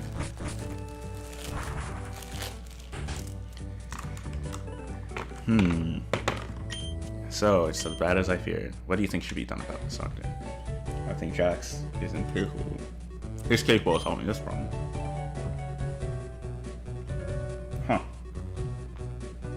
Sorry, I'm eating a food I've never eaten before. I forgot what it's called. That's weird. Okay. 20 else I need to confront these shadows and stop them before we reach Moltres. Police are already on their way. It's like roasted chestnut, I think. Well, Mo, I think it's time for you to head home. The Mocha against the Valley of the Series, watching Jax take on the shadows. I think you should let her go. The Virgin Mo versus the Chad Jax. If she gains experience, I can send her on more complicated errands. Okay. You should follow Jax. I'll tell your mother it'll be a while, and she'll be fine with it. Okay. Okay, so I have to go to the volcano, which I think is north, right? Let me go on the town map. And we shall... Flower Paradise. Devra City? Where's this volcano? Okay, so it's right.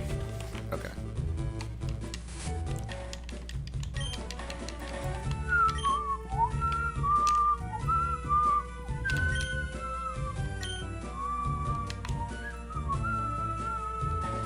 Can I go right down here?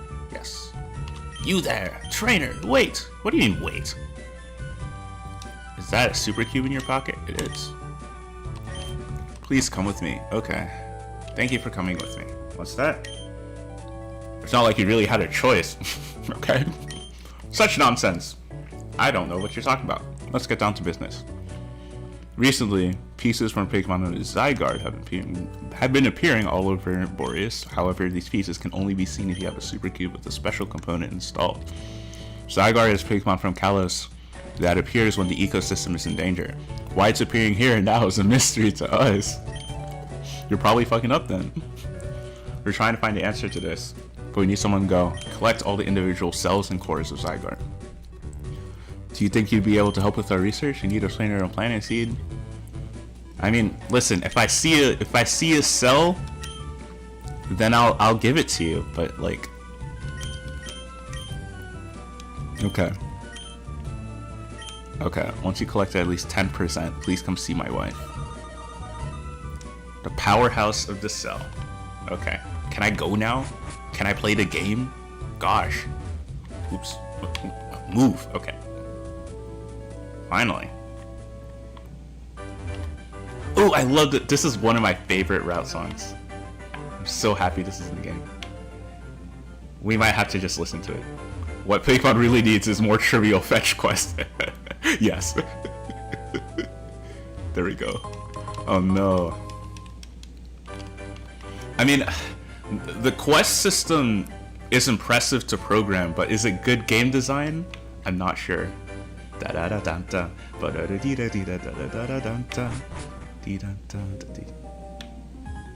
Okay.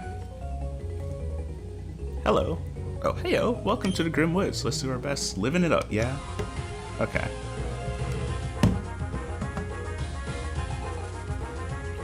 Challenged by Doug. Doug sent out the Weedle. See, look. Now all the other Pokemon are like level 16.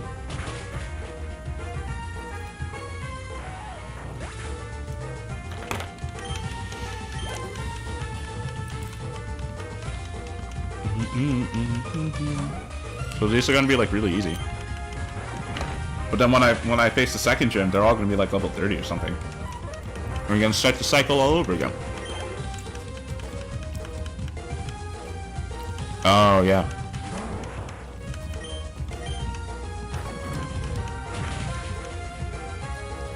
Maybe I should have trained here then.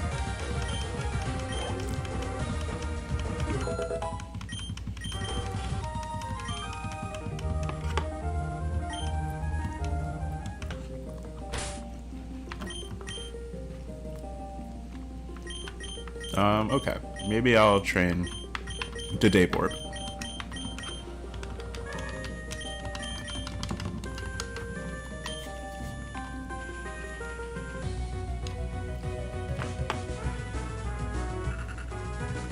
See that.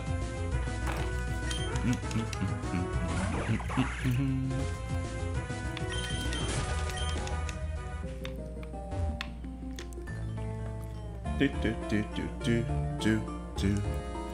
Ghosts haunt these woods. Okay. Good to know. Duskull.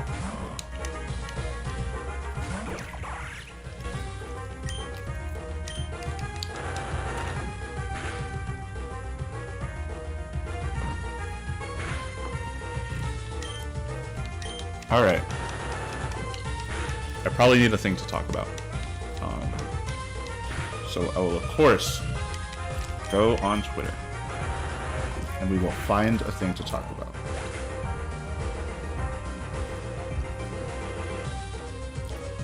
Let's see. Thank you, Mappa. Okay, people are still hyped about Attack on Titan. I haven't seen it, so... Why are masks trending? I know masks have become a partisan issue, but it's a patriotic act. Jesus Christ, Joe Biden. Please shut up.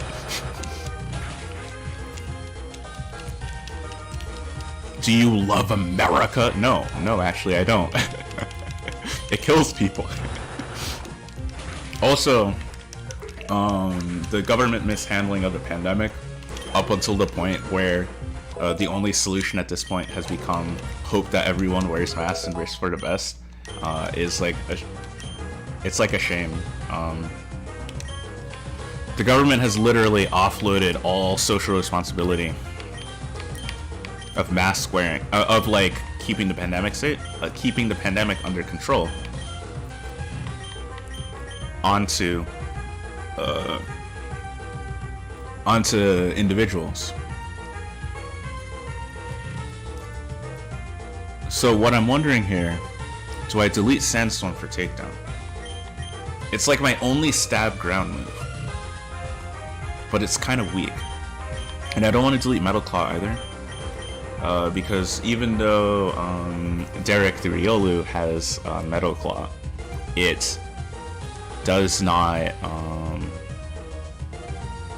It's a minus attack nature. I'm planning on it being a special attacking Lucario. So yeah, I don't think I have room for it at this point.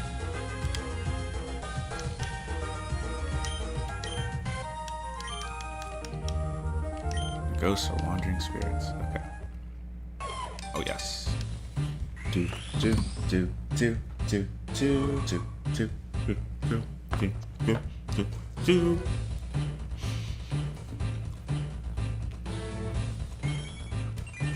COVID-19 on Capitol Hill shows a partisan split.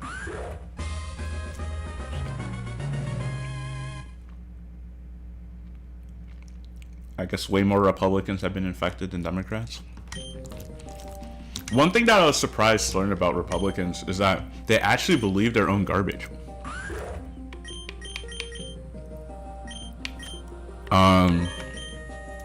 Okay, but do I get the stab?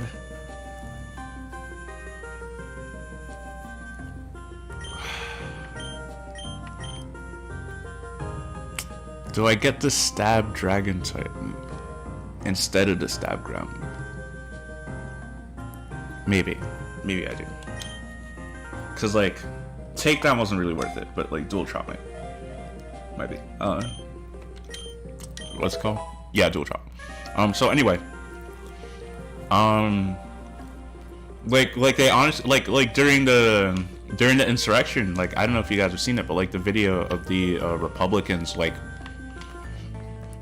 sitting around like in close quarters as fascists literally bang at the doors of their workplace threatening to kill them, and they're like, hey, maybe we should wear a mask. And like, I don't wear a mask. Yeah, it's a COVID. It's a hoax. It's made up. These people. Fucking politicians.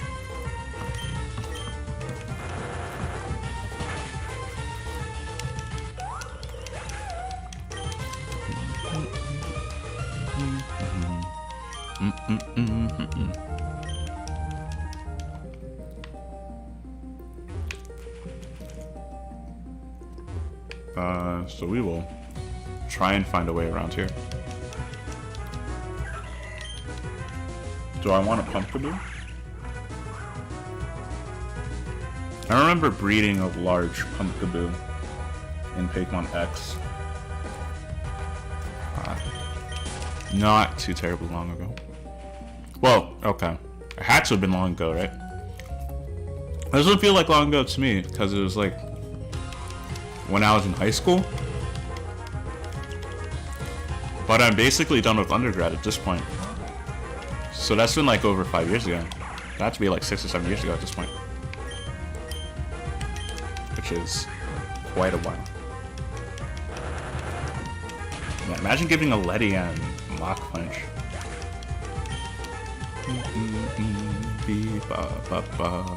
Okay.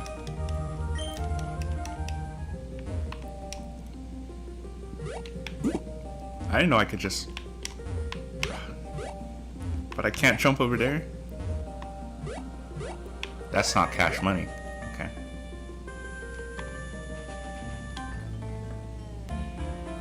Pumpkin will come in many different sizes. So I don't know. Will I see...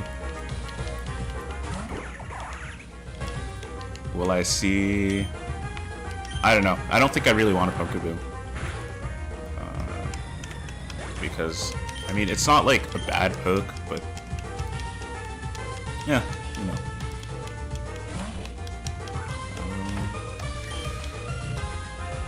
So there's gotta be something else. And I'll take the Chesla berries from them too. Should probably save them out. I know, Mass, but what a stupid thing for it to happen.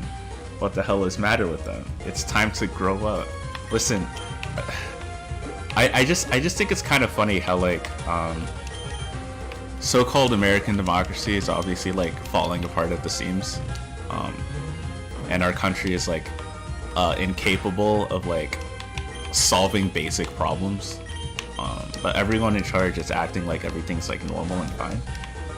That's very comforting, you know, as a citizen of these great United States. It really makes me feel patriotic. Okay.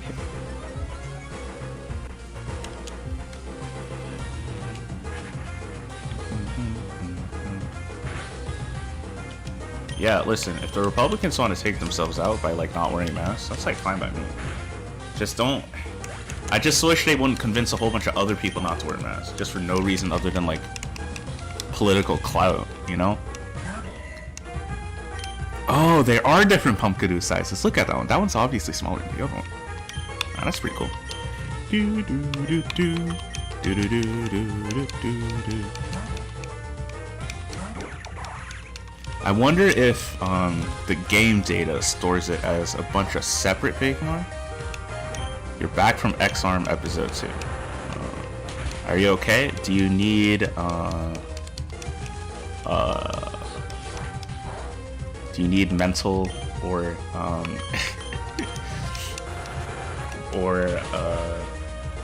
physical support in these trying times after having watched X-Arm episode 2? Roost. Oh, and that's pretty pog. That's pretty pog.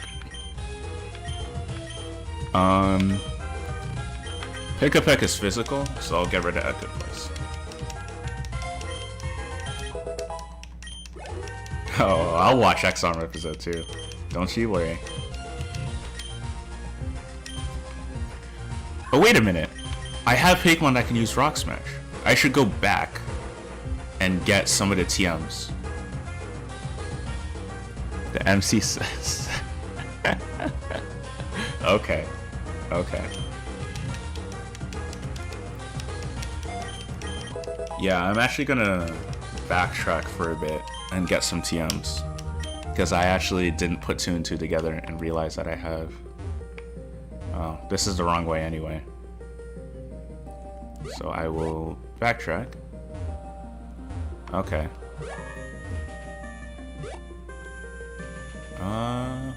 I don't know.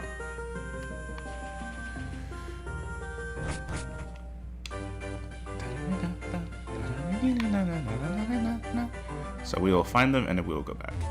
Oh, it is the top of the hour. So, I'll do my little spiel. In case you just found the stream and you're wondering what the heckle is going on here, what is this? What is this experience that is here before my eyes? Essentially, I was okay. Introduction. Yeah, I'm a black. I do leftist anime analysis. I organize with a bunch of different groups. Well, yeah, a bunch of different groups in real life. And while I was given, I was told that one of the people that our group is in contact with had actually been in Rojava contributing to the revolution there, and that she needed surgery, and so they were trying to put together a fundraiser for her, but unfortunately it took a couple of months to actually like get done. But then sometime in December they gave me the link and they were like, you can do whatever you want with this, just we'd really appreciate it if you can get some eyes on it. So I was like, okay, what are things I can do? And this was one of the things. So if you go into the description, the first link there will be a link to her fundraiser. Her name's Autumn. It doesn't, in case you're worried about like sending your money to Syria or something, did I come back here for nothing? Okay, in case you're wondering, in case you're worried, fucking Christ, okay. In case you're worried about sending your money to Syria or whatever, I can personally vouch for the people who set up the fundraiser, and it doesn't go to an account in Syria, it goes to some people in Chicago, and from there those people will give it to Autumn, who definitely needs the money. If you're curious about like Rojava and why it's important and why and our kitties like myself really love talking about it, there's a brief history that I typed up in the description. Huge fire. Ooh, get a huge fire Azurill. Okay, but yeah, there's a history that I typed up in the description, and you can learn about the Cold War and the PKK and how it inevitably led to the situation that we're in. Okay. So I will make this trip worth it by finding a huge power Azrael. And then we will keep moving.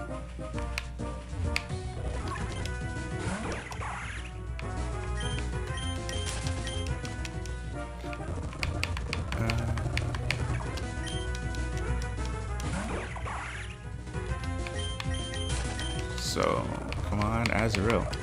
Really? So like when I'm walking around, there are just like a bunch of Azraels like everywhere. But then now that now that I actually want one, it won't give me one. That's kind of bizarre. Swablu. What? I already have a dragon type. What are you doing? What? 4. Okay. You got a Swablu? I mean, an Azrael? I just saw one. Game. Oh my lord. Okay. This is patentably absurd. Just give me the Azrael. Electric. Pick a peck. Azraels are not rare. They're not. Okay.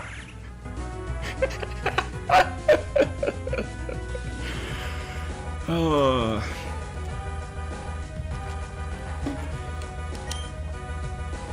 I'm pretty sure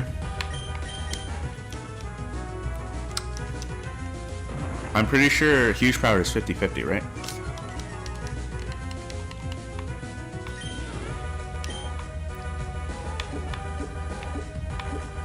How are you going to survive Shield Hero Season 2?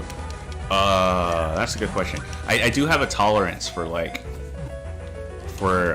bad anime, so I will put it to good effect. And I'll also have fun making fun of Shield Hero fans on Twitter. It is my favorite thing to do. I'll also have fun making fun of both the Crunchyroll official account and the Rising of the Shield Hero official account, both of which are just amazing and wonderful pastimes. I will make sure that I bother everyone and I don't let anyone enjoy this fucking stupid show. You know the saying, let people enjoy things? Nah, not for me. Not for me. So hopefully... Come on, Azu. Azu. Okay. We'll find another one. I mean, huge power.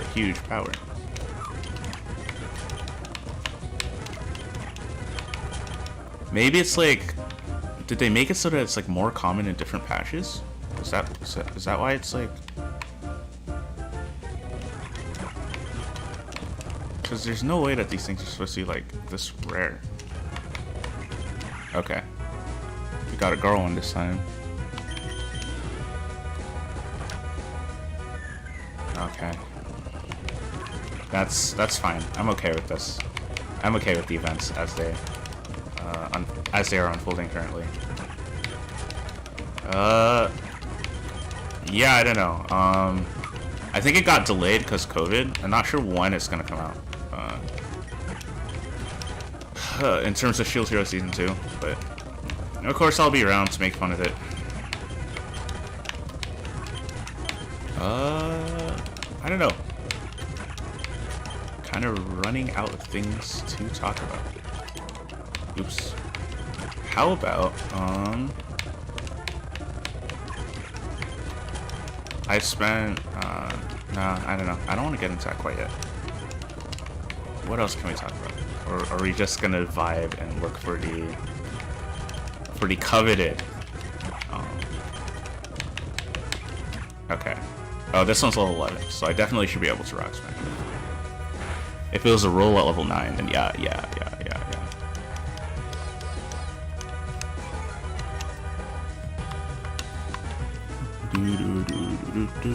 So hopefully this one will have... Are you serious? This one will have huge power instead.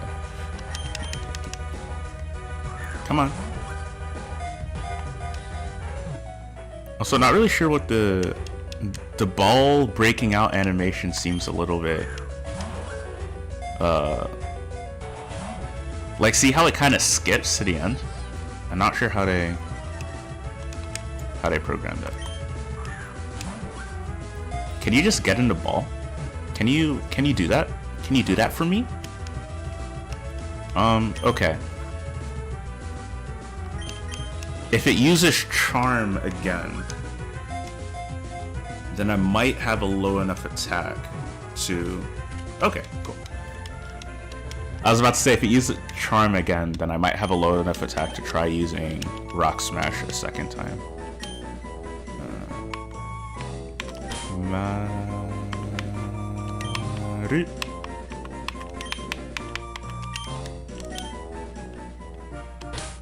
So I'm hoping that Maru...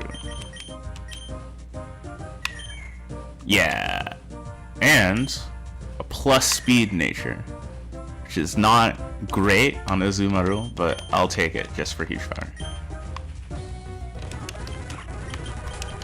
Okay, now let us release Azu. Sorry, Azu. Oh yeah, and I think like we definitely needed a water type, so that was good thinking. Thanks. Okay. So, I'm not sure if Rojava is currently in chat or not. If they're not, then I will begin to spoil some secret. No, I'm kidding. I love them very much. And I love doing the podcast with them. Those will be back soon, I promise. I just... I need to finish the Isekai stuff first. And to do that, I need to actually like have, like with this stream included, my homework schedule is like pretty bad.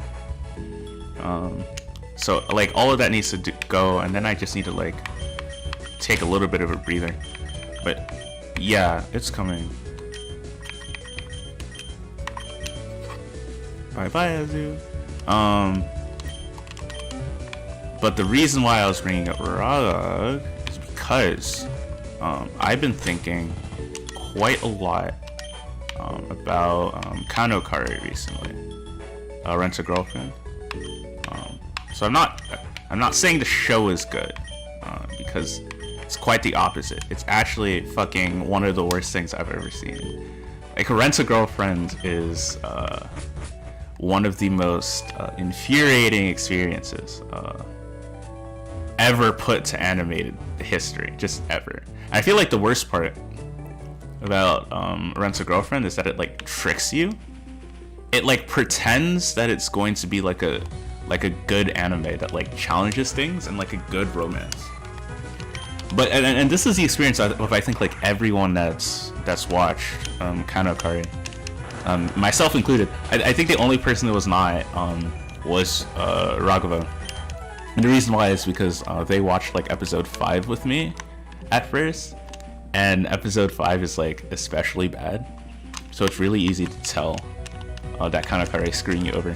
But a lot of people who watch it from episode 1, either 2 episodes later or 4 episodes later or 6 episodes later or something, eventually people realize that Kanokari is not ever going to do anything that's like worth anything, and it's actually just going to be like incredibly cynical and mean-spirited infestation.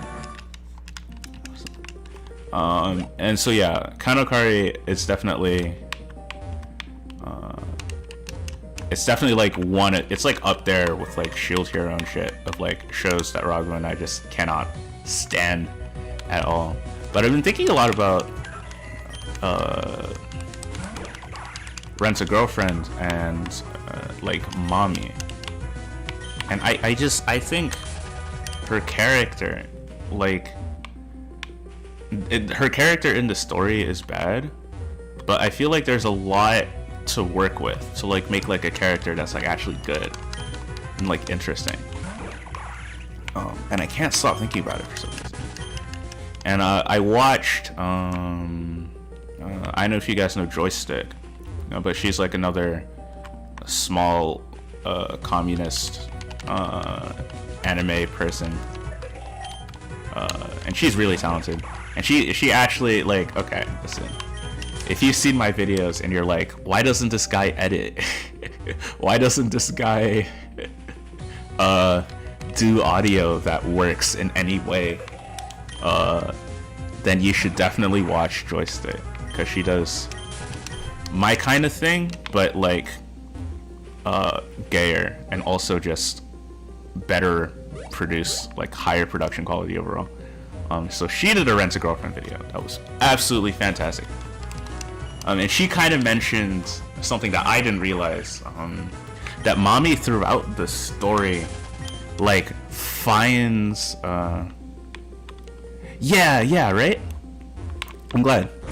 Oh, I was supposed to go left. Okay.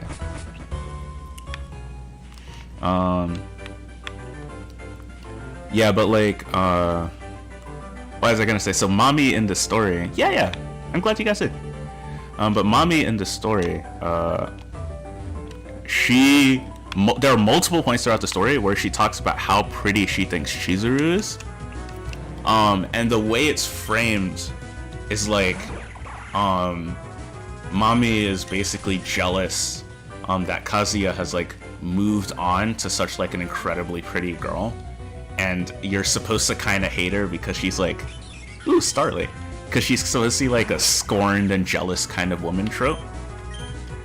And there's a scene at the very end where mommy rents Chizuru as a rental girlfriend, right?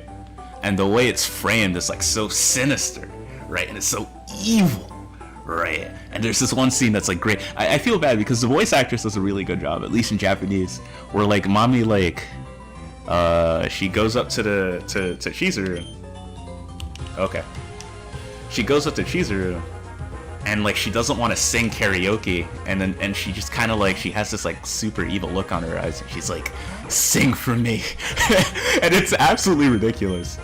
And the only thing good about it is the voice actress like actually giving it her best shot at like making this character oh no, I got played. At making it like worth, I guess, like worth talking about, right? I mean, yeah, making it like somewhat decent.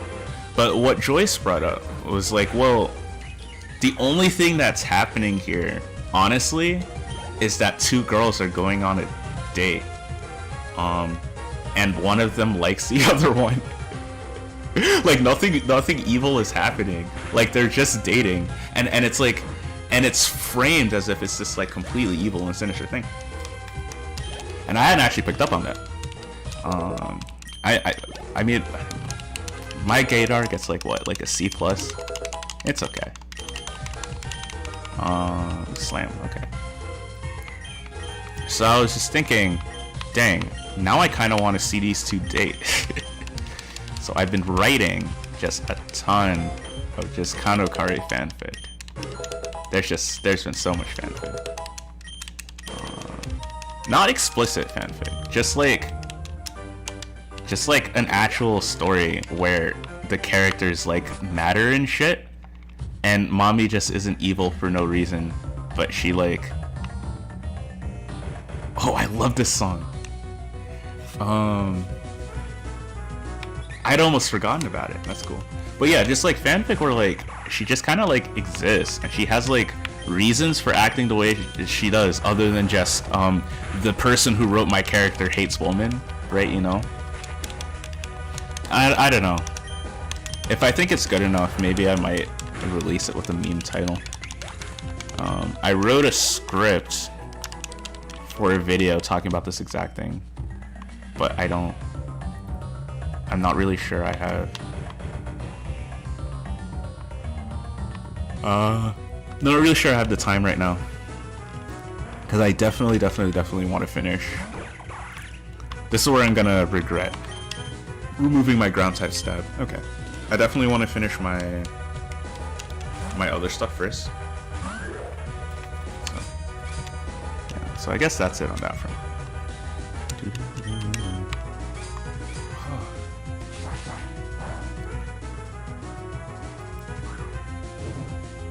Yeah, but definitely definitely go check out Joyce's channel. Oh wait, did I get burnt? Oh.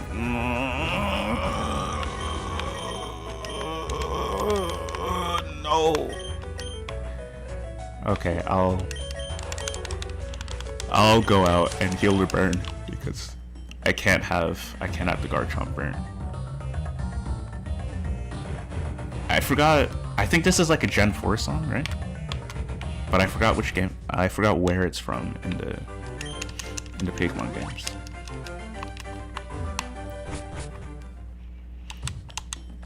Yeah. But if you see a tweet from me these days being like, I'm coming out as an unironic mommy stan, then you'll know why. I need some special attacking Pokemon because these are 4 physical guys. I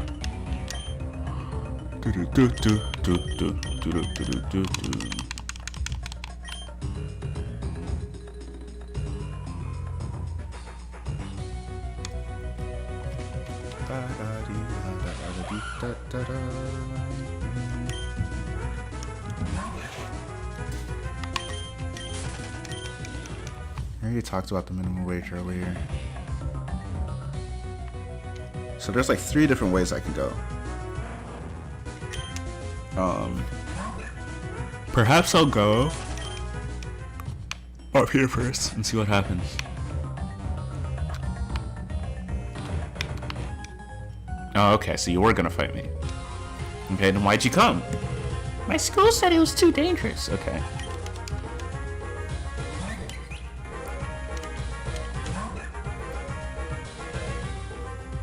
Oh. Do I see someone on my timeline arguing that boomer is a slur? Don't do that. Don't be cringe, okay? Listen. If you're watching the stream and if you share the donation link in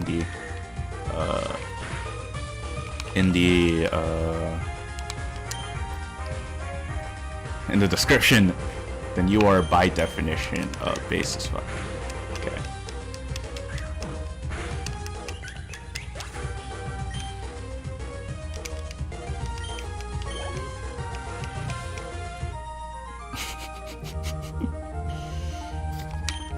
Okay. Sorry, Max. Be careful explaining about care. There's plenty of exposed magma everywhere.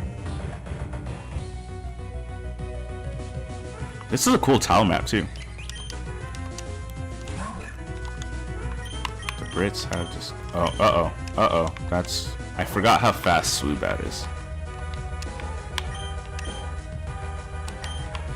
Swoobat would be a good addition to the team if A, I wasn't basically out of Pokeballs, and B, I didn't already have a flying type.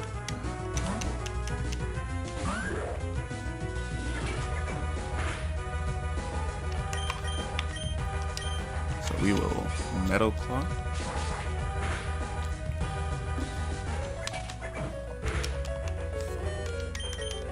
Lots of things with Endeavor, huh?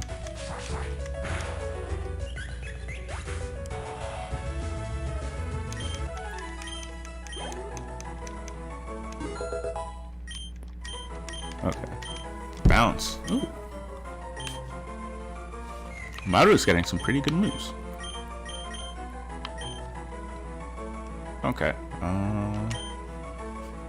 We'll get rid of Helping Hand.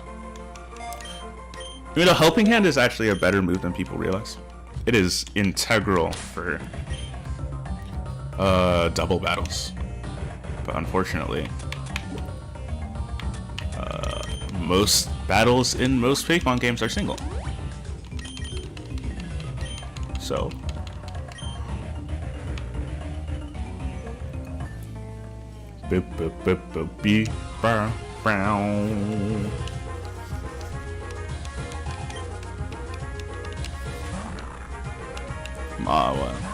yeah, fire type would be really great. This thing doesn't get play rough or anything, like, at, like, level 2, right? Yeah, okay. I'm fine.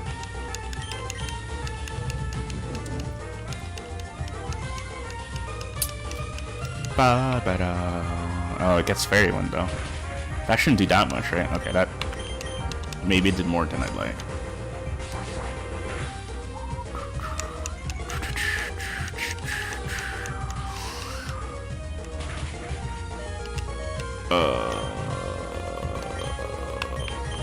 Okay, we're gonna have to switch.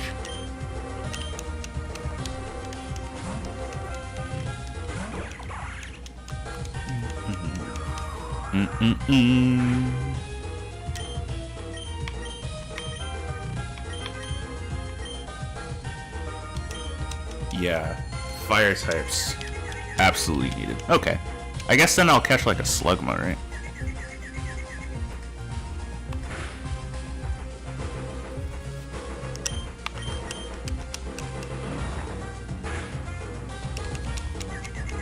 If you can hit yourself, that'd be great. Yeah. Yeah.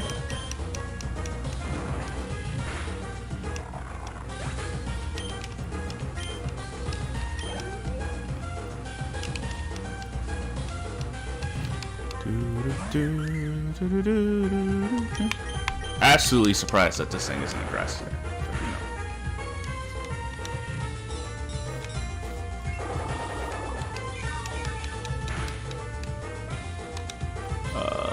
Okay. Not having steel type is also pretty not great.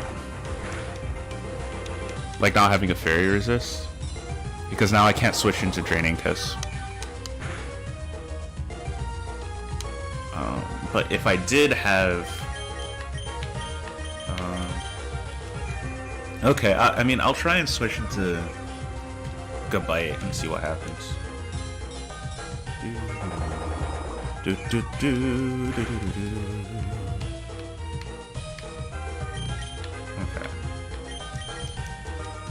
So we will continue.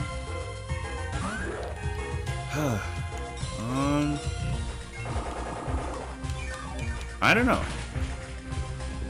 Anyone got anything they want to ask me? I'm down to talk. I'm just, I'm a little tired. I think I want to...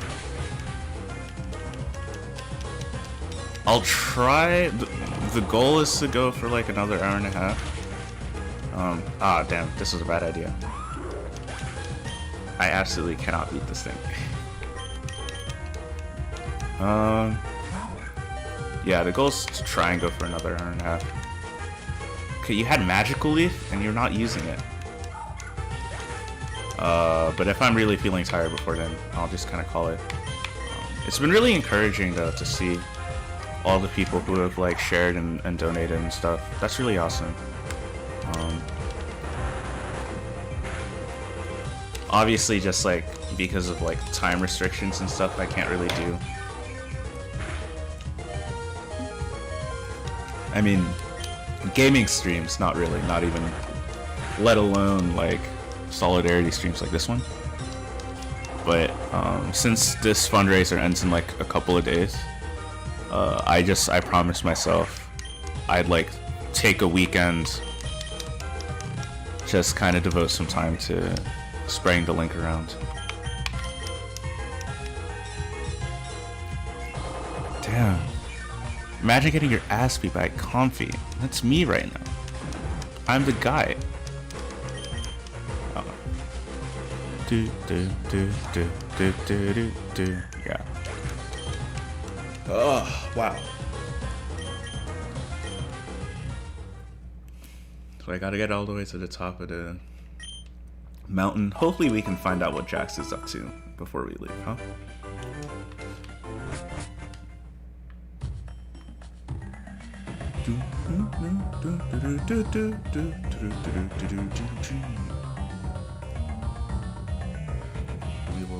I don't even know if the ladder is the right place to go. A Geodude.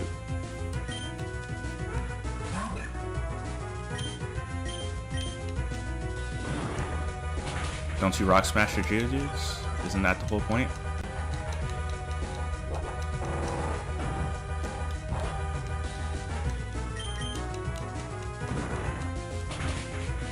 We will continue.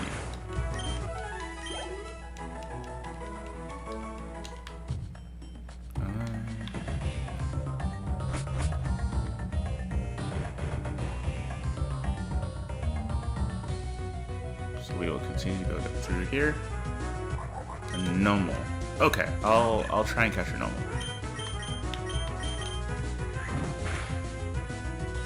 Okay, that crit was good.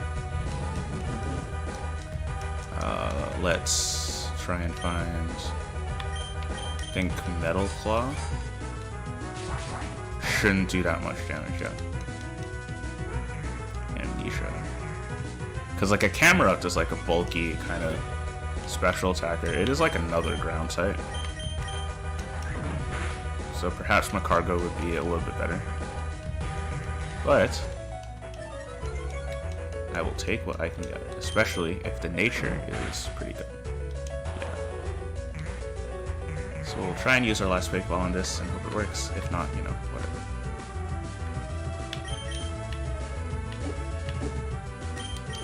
Come on, Pokeball, let's go, let's go.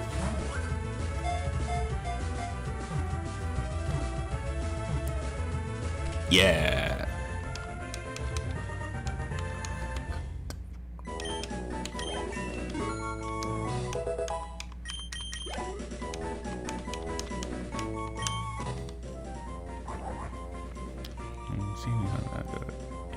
In rain, the magma tool slings. Okay, I'm gonna name it Boomer, of course. E-R. Okay. Let us see what Boomer stats are. Ha! Is defense like a good camera up stat? Because if not, I might just catch another one. I mean, if it is, I might. Let's see. Camera up, camera up, camera up. Scrolling down. Biology. Indie anime. Game data. There we go. Listen.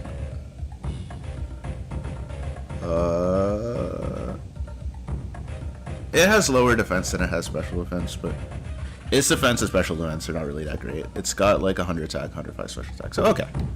That's fine. Plus speed camera up is kind of cringe though, but that's fine. It's not like an actively destructive nature, you know?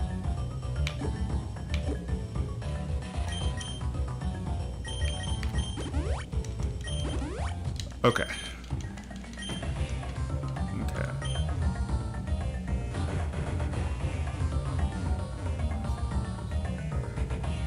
Okay.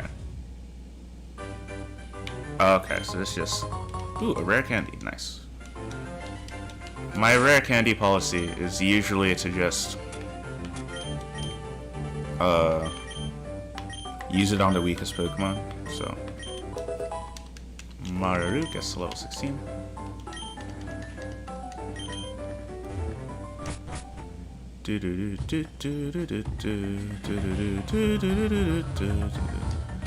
Also, do I have my fastest Pokemon in the front? So I don't get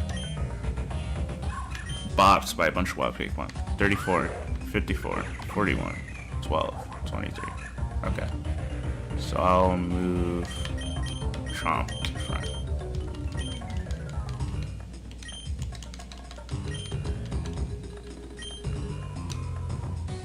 Okay, and right as I did that, I still get... What? Oh, the salad's it. Okay. Yeah, I remember this. I remember this.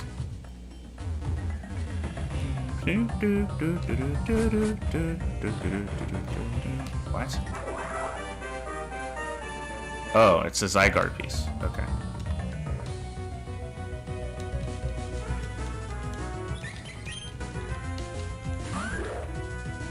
Like I said, if I find the little pieces, I'll get the little pieces, you know? Okay, so looks like I'm gonna have to fight that Comfy dude again, which... Whatever, man. Do your worst. I got 5 Pokemon now. I think I'll switch Boomer to the front for the Comfy fight. Wait, no, but he doesn't start with the Comfy. So I'll start with Chomp.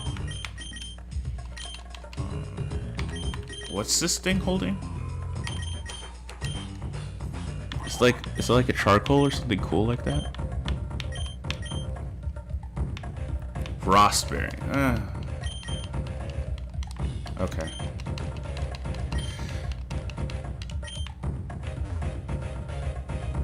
Okay. I heard there was a rare bird type Pokemon around here.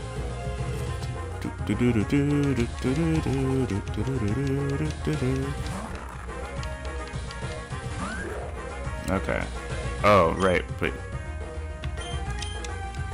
Okay, I know I'm like weak to the fairy part, but yeah, I can just bop.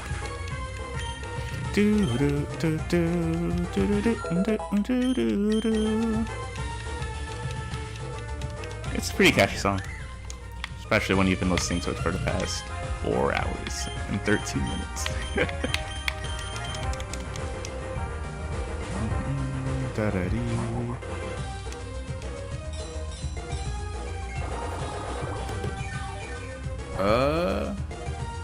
Okay, so I already admitted to my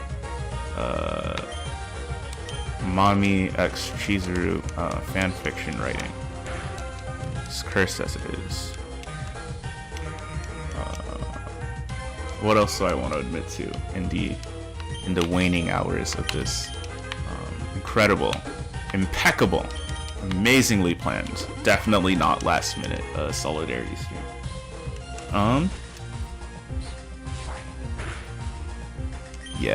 Yeah, this was definitely a good choice.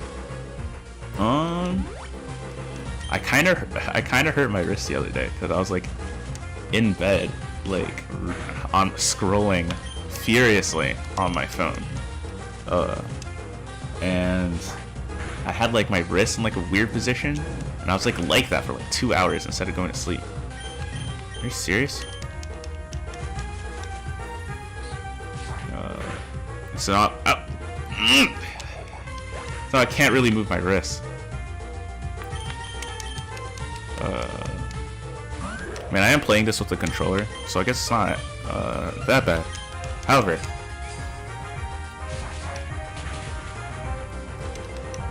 how much does Raining Kiss do? That's the real question. Because it does quite a bit, right? Yeah. Okay. Yeah. The real thing about Draining Kiss, like the thing that makes it so good, especially on stall teams, is how much it actually like recovers. I was kind of hoping that the Nummel would gain some levels. It's okay. With the XP share on, I can gain some levels at any time, really. Should I continue on or go home? Listen, I'm not going back. Do you know how inconvenient that is?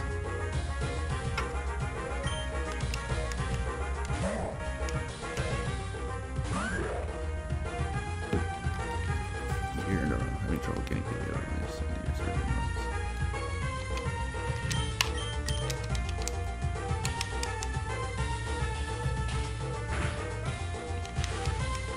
I've been thinking about trying to go over the stream at some point and like cutting out the clips and putting them on the YouTube channel. I might, but again, I need, first of all, actually, I think as a content creator I can actually download the video, so that won't be an issue. Okay, but I just need the time. I'll have to see how homework goes, which is always the... Has anyone seen the new Digimon series? I have not, but I have seen screenshots of it and stuff. It looks alright.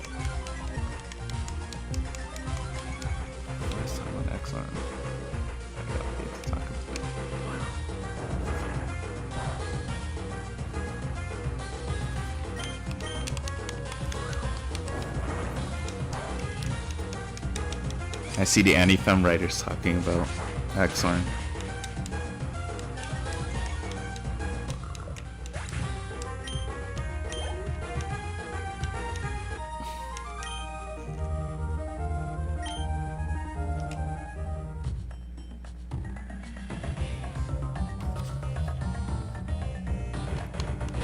Okay. Might need to just use the rest of these potions here. And then kind of switch over to Dayborb. Okay. Goodness. I'm getting mad respect for streamers who do this like as a job. That's crazy to me. Oh, so I can jump down here, but I don't wanna do that. It's about to get lit! Yes it will.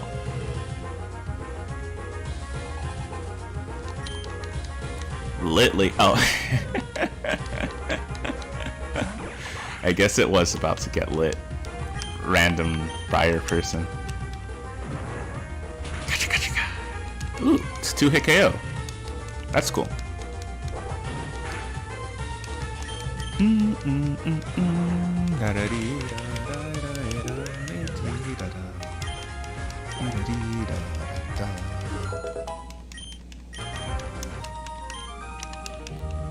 Okay. Lame.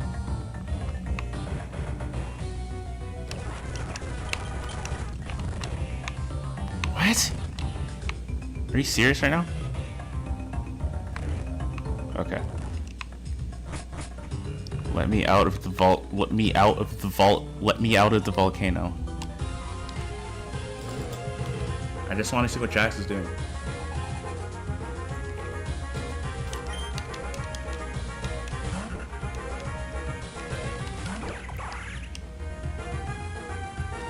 Okay.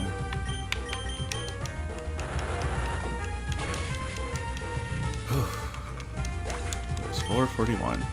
Actually, it is getting kind of dark in here, so I'm gonna turn on the light. I'll be right back.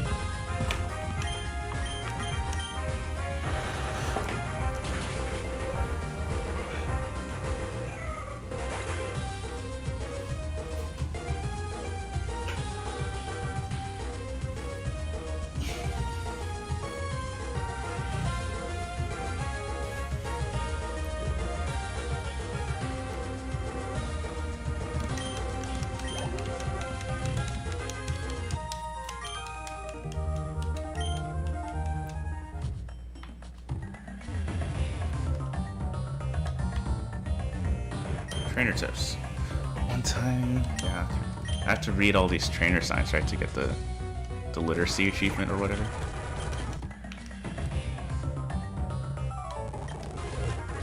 Okay, let's. Okay. Yeah, I don't have Sand Tomb anymore, but this is still like a really good matchup for me. Personally.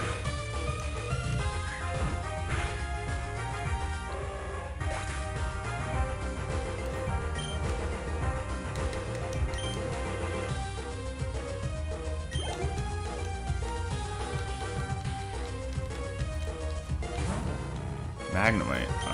Oh yeah. Fire Pit. That's neat. Oh, really? I mean, I shouldn't be surprised. Sturdy. Oh, they actually programmed sturdy, right? Yeah, that's not terribly difficult, but still.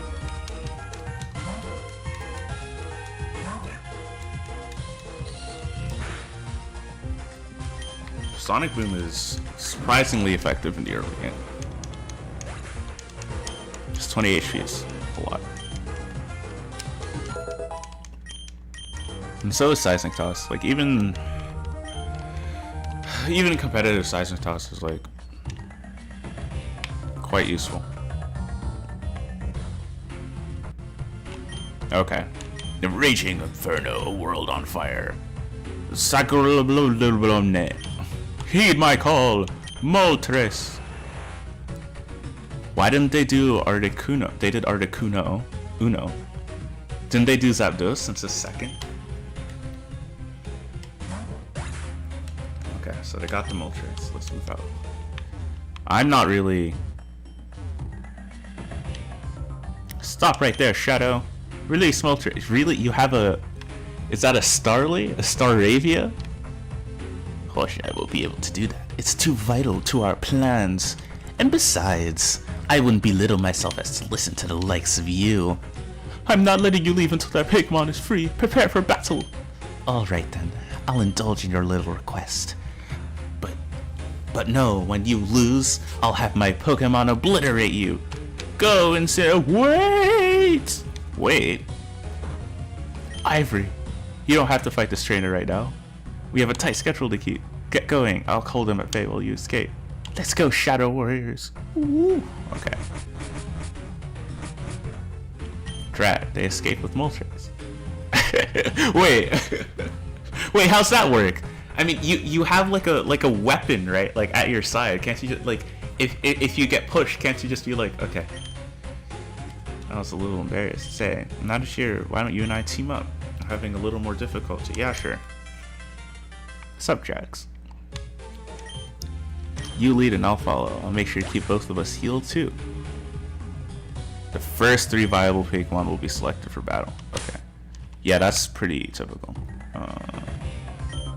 Yeah. Can you pass me a heal, buddy? Come on, Jax. Okay, but pass me a heal. Pass me a heal. Wow, won't even heal. What kind of follow-along partner is this? Ooh, a Calcium. What's a Pokemon that ought to be... No. Calcium is special attack. I was about to say what's a Pokemon that ought to be faster.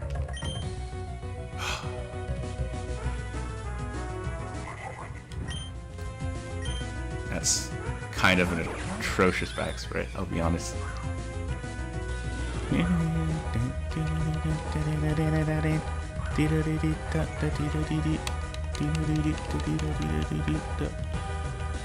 Okay, so pluck on the thingy.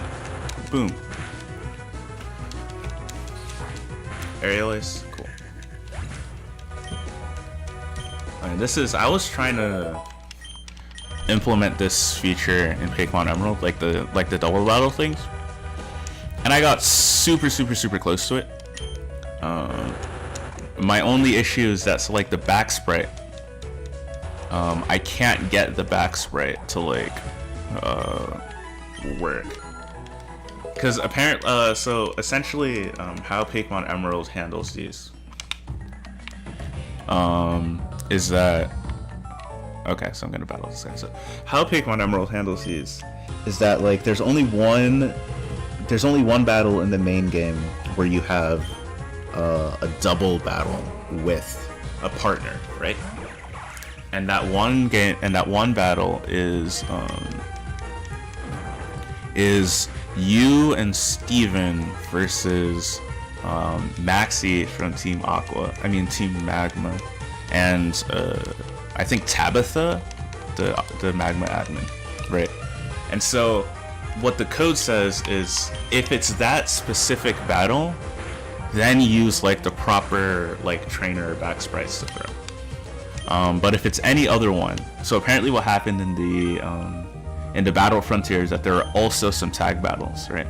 So if it's any other one, load up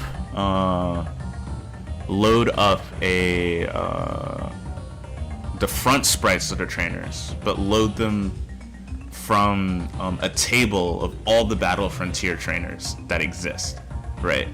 And so essentially what I had to do is kind of, and it's like hard coded for those two things specifically, and you can't do anything else. Ooh, another one. So what I tried to do was extend the logic so I can add some more trainers in there. And I could get it to work, but for some reason when I miss anything, no, we're just kind of vibing. But anyway, when I tried to make the back sprites correct instead of the front ones, like the trainers in your party get absolutely like mixed up to hell, and I have no idea why. I've been stuck on this problem. I mean, I haven't worked on it continuously for the past few months, but it's really made making a ROM hack like not fun, just being stuck on one thing. And the worst part is nobody really knows how to fix it, because the people who implemented the tag battles here, they just kind of wrote it from scratch, right? They wrote oh yeah, the Staravia is gone. Oh, it's still around. They wrote the whole thing from scratch, which is not the same thing as ROM hacking. And furthermore, nobody actually puts that much effort into programming. At some point, people just say, okay, I'm just gonna use one of the bases that already exists, you know? Instead of like actually going and trying to like hack a super complicated thing. So there's really not a lot of people that can help. So that sucks, but I'll get back to it one day. There's a bunch of like projects that I gotta do, including projects for this channel. So, you know. Am I even going the right way?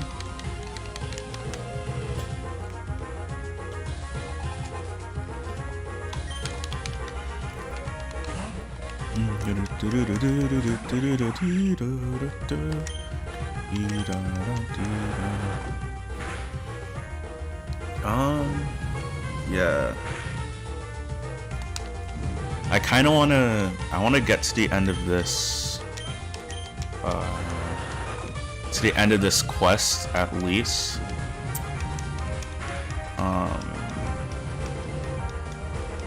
And then I might just call it there, because the mind is willing, but the body is not.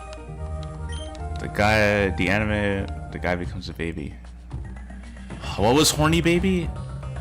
God, I forgot. Yeah.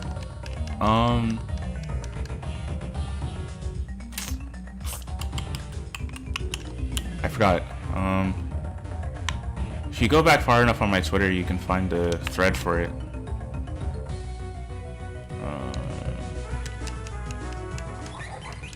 Yeah. I don't actually remember what it's called at the time. Yeah, see, that's one of the reasons where, even though I would really like to keep going and keep trying to raise awareness for Autumn, like, I feel my brain is becoming a little bit slower at this point. And I'm not really sure how fun it is to watch just like an increasingly de-energized mode just kind of being like, yeah, okay. But it's okay, we'll find our way out of here soon enough. It was less bad than you said, but more boring. Okay.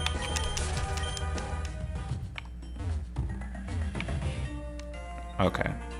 Into the fiery pit we go. I'm not actually sure how they program spinners in this game. Is it the same as in Gen 3? I don't know.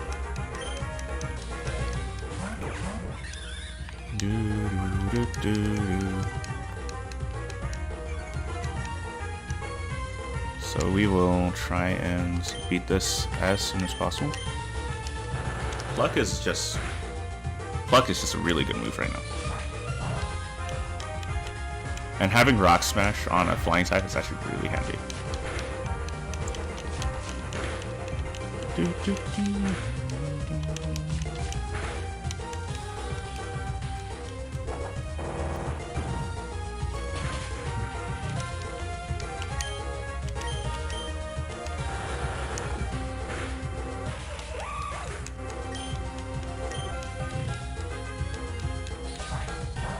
Okay, so then I gotta help out my partner.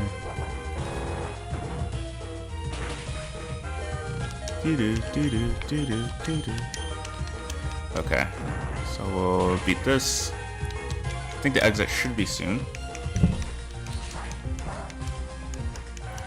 Nice. So that takes care of these two.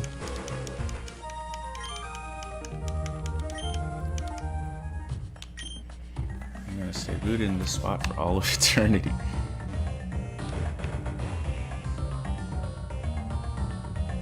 Oh, hello, Shanty. Listen, if I lose, I'm not going back all the way. Okay, I led you here, and now you're gonna be like, Duskull, you Shadow Sneak. Did you actually use Shadow Sneak? I was about to say, do you know nothing about Titan ships? Arabia, use Aerialist. Your shadowy reign of terror ends here and now. I won't see you escape from Cinder Volcano, Voltrace in hand. Shadowy reign of terror? Seriously? Stop treating it like it's some sort of game. We're well within our rights to capture Moltres. You may have some self-righteous notion about what we're doing is evil, but you're wrong. You simply don't understand what's at stake here. It's not worth it, Marlin. Someone like him could never understand what we're fighting for. Hiya! What? You can't just... What is the point of Pokemon battles? If you can just hit the guy. To be honest, I didn't really follow the plot of X-Arm episode 1 very well. So I have no idea what could possibly happen to X-Arm episode 2. Mo, I'm gonna help you out against him. I don't care if he tries to justify his actions or not. The shadows need to be stopped. Yeah, okay, sure. Choose up to 3 Pokemon to battle. Yeah, see, this is the exact functionality that I've been trying to implement myself. But I can't really get it to work. Oh yeah, oh yeah. Oh yes. Team Plasma, Neo Team Plasma. Although some of the instruments are different. It's dumber than I think. I'll keep that in mind.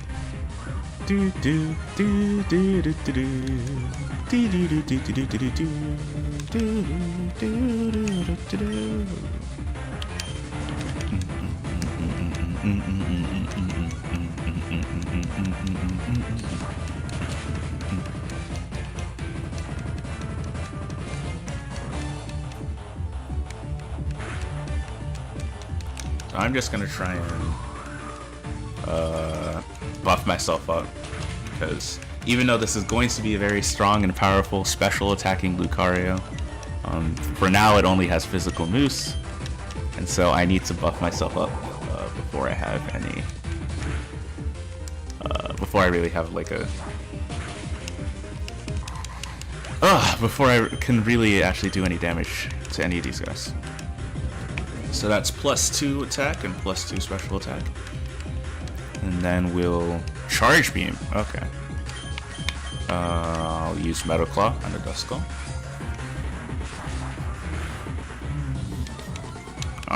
Oh yeah, now we're cooking.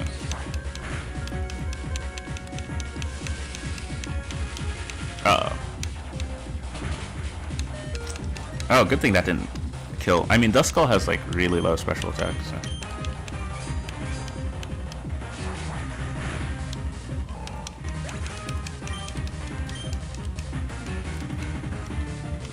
Okay.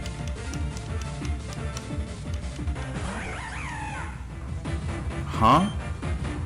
I don't think this is actually supposed to happen. I feel like it's supposed to continue being a double battle. This is definitely like a glitch. Okay, that's fine. Air Cutter. Whoopsie. KO. Okay. Oh, I thought the music changed for a second. Okay, I'll send out Tron.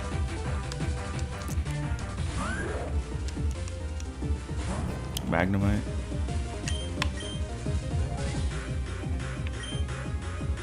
Yeah. I think... Yeah, it's acting like a single battle, where it should definitely be like a double battle right now. Because I know something that a lot of these ROM hacks do is they rewrite the Pokemon game's AI. So they might have made a mistake somewhere. That's kind of my guess. Supersonic?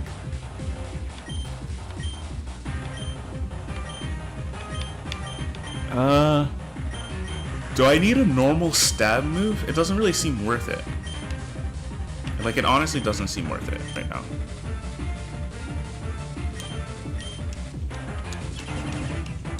Okay.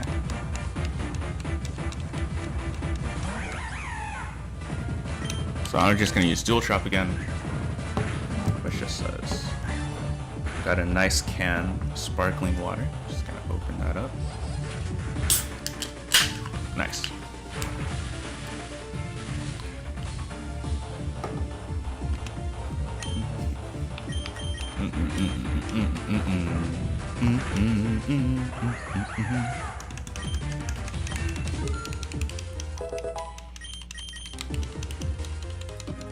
Okay. But only because he didn't use 2 Pokemon at a time. Maybe I'm more out of practice than I realize. I'm sorry, Marlin, sir. What? I'll retreat for now, but I won't forget this. You'll be seeing us soon, I guarantee it. Can I have Moltres back, though? This isn't good. At this point, only one legendary bird remains, Zapdos. It is imperative that it be rescued. Understood, Grandpa. I'll go to it right away. I have a different task for you, to the best of my knowledge. Okay. Be able to link to help. Ooh. That's weird. The stream is saying I like lost a bunch of views or something. I think that's probably just what it's fine. Thundercat Mountain.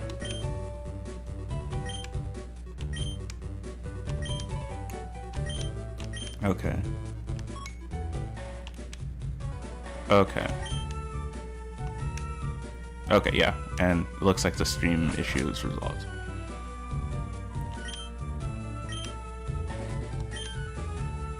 No. I'm actually... So, it is the top of the hour, and I am kind of beat, so I think I'm gonna call the stream here. Before I go, I wanted to reiterate one more time for those of you who maybe just came not too long ago, that the purpose of the stream was to bring attention to a trans person named Autumn who sacrificed basically everything to go and support the revolution in Rojava. She was injured and she needs help raising funds for her surgeries. So if you have the money, or if not, if you have people to show it to, or a social media to post it on, or something like that, it'd be really helpful if you could spread that around. Otherwise, if you want to know more about Rojava in general, I wrote a little introduction to the situation there. There's a really good documentary by Unicorn Riot if you want to know about the whole culture. I'm pretty sure if you look up Unicorn Riot and Rojava, you'll find the documentary of like all the international fighters who like come from, like all the anarchists and communists who like come from like different parts of the world, like from China, from the United States, from France, to like go fight ISIS and like actually support what is like the libertarian socialist project of our time. For those of you who have shared and who have donated, and I know there's a couple of you who have, thank you so much. This means a lot to me. It means a lot to the person who handed me this link, and I'm sure that Autumn will be eternally grateful for all of the money that we're able to raise, not just in this stream, but just like people in general, you know. Yeah, without further ado, I'm Move Black. Thanks for coming out. And I am tired. I'll see you guys at some other point in time. Love you.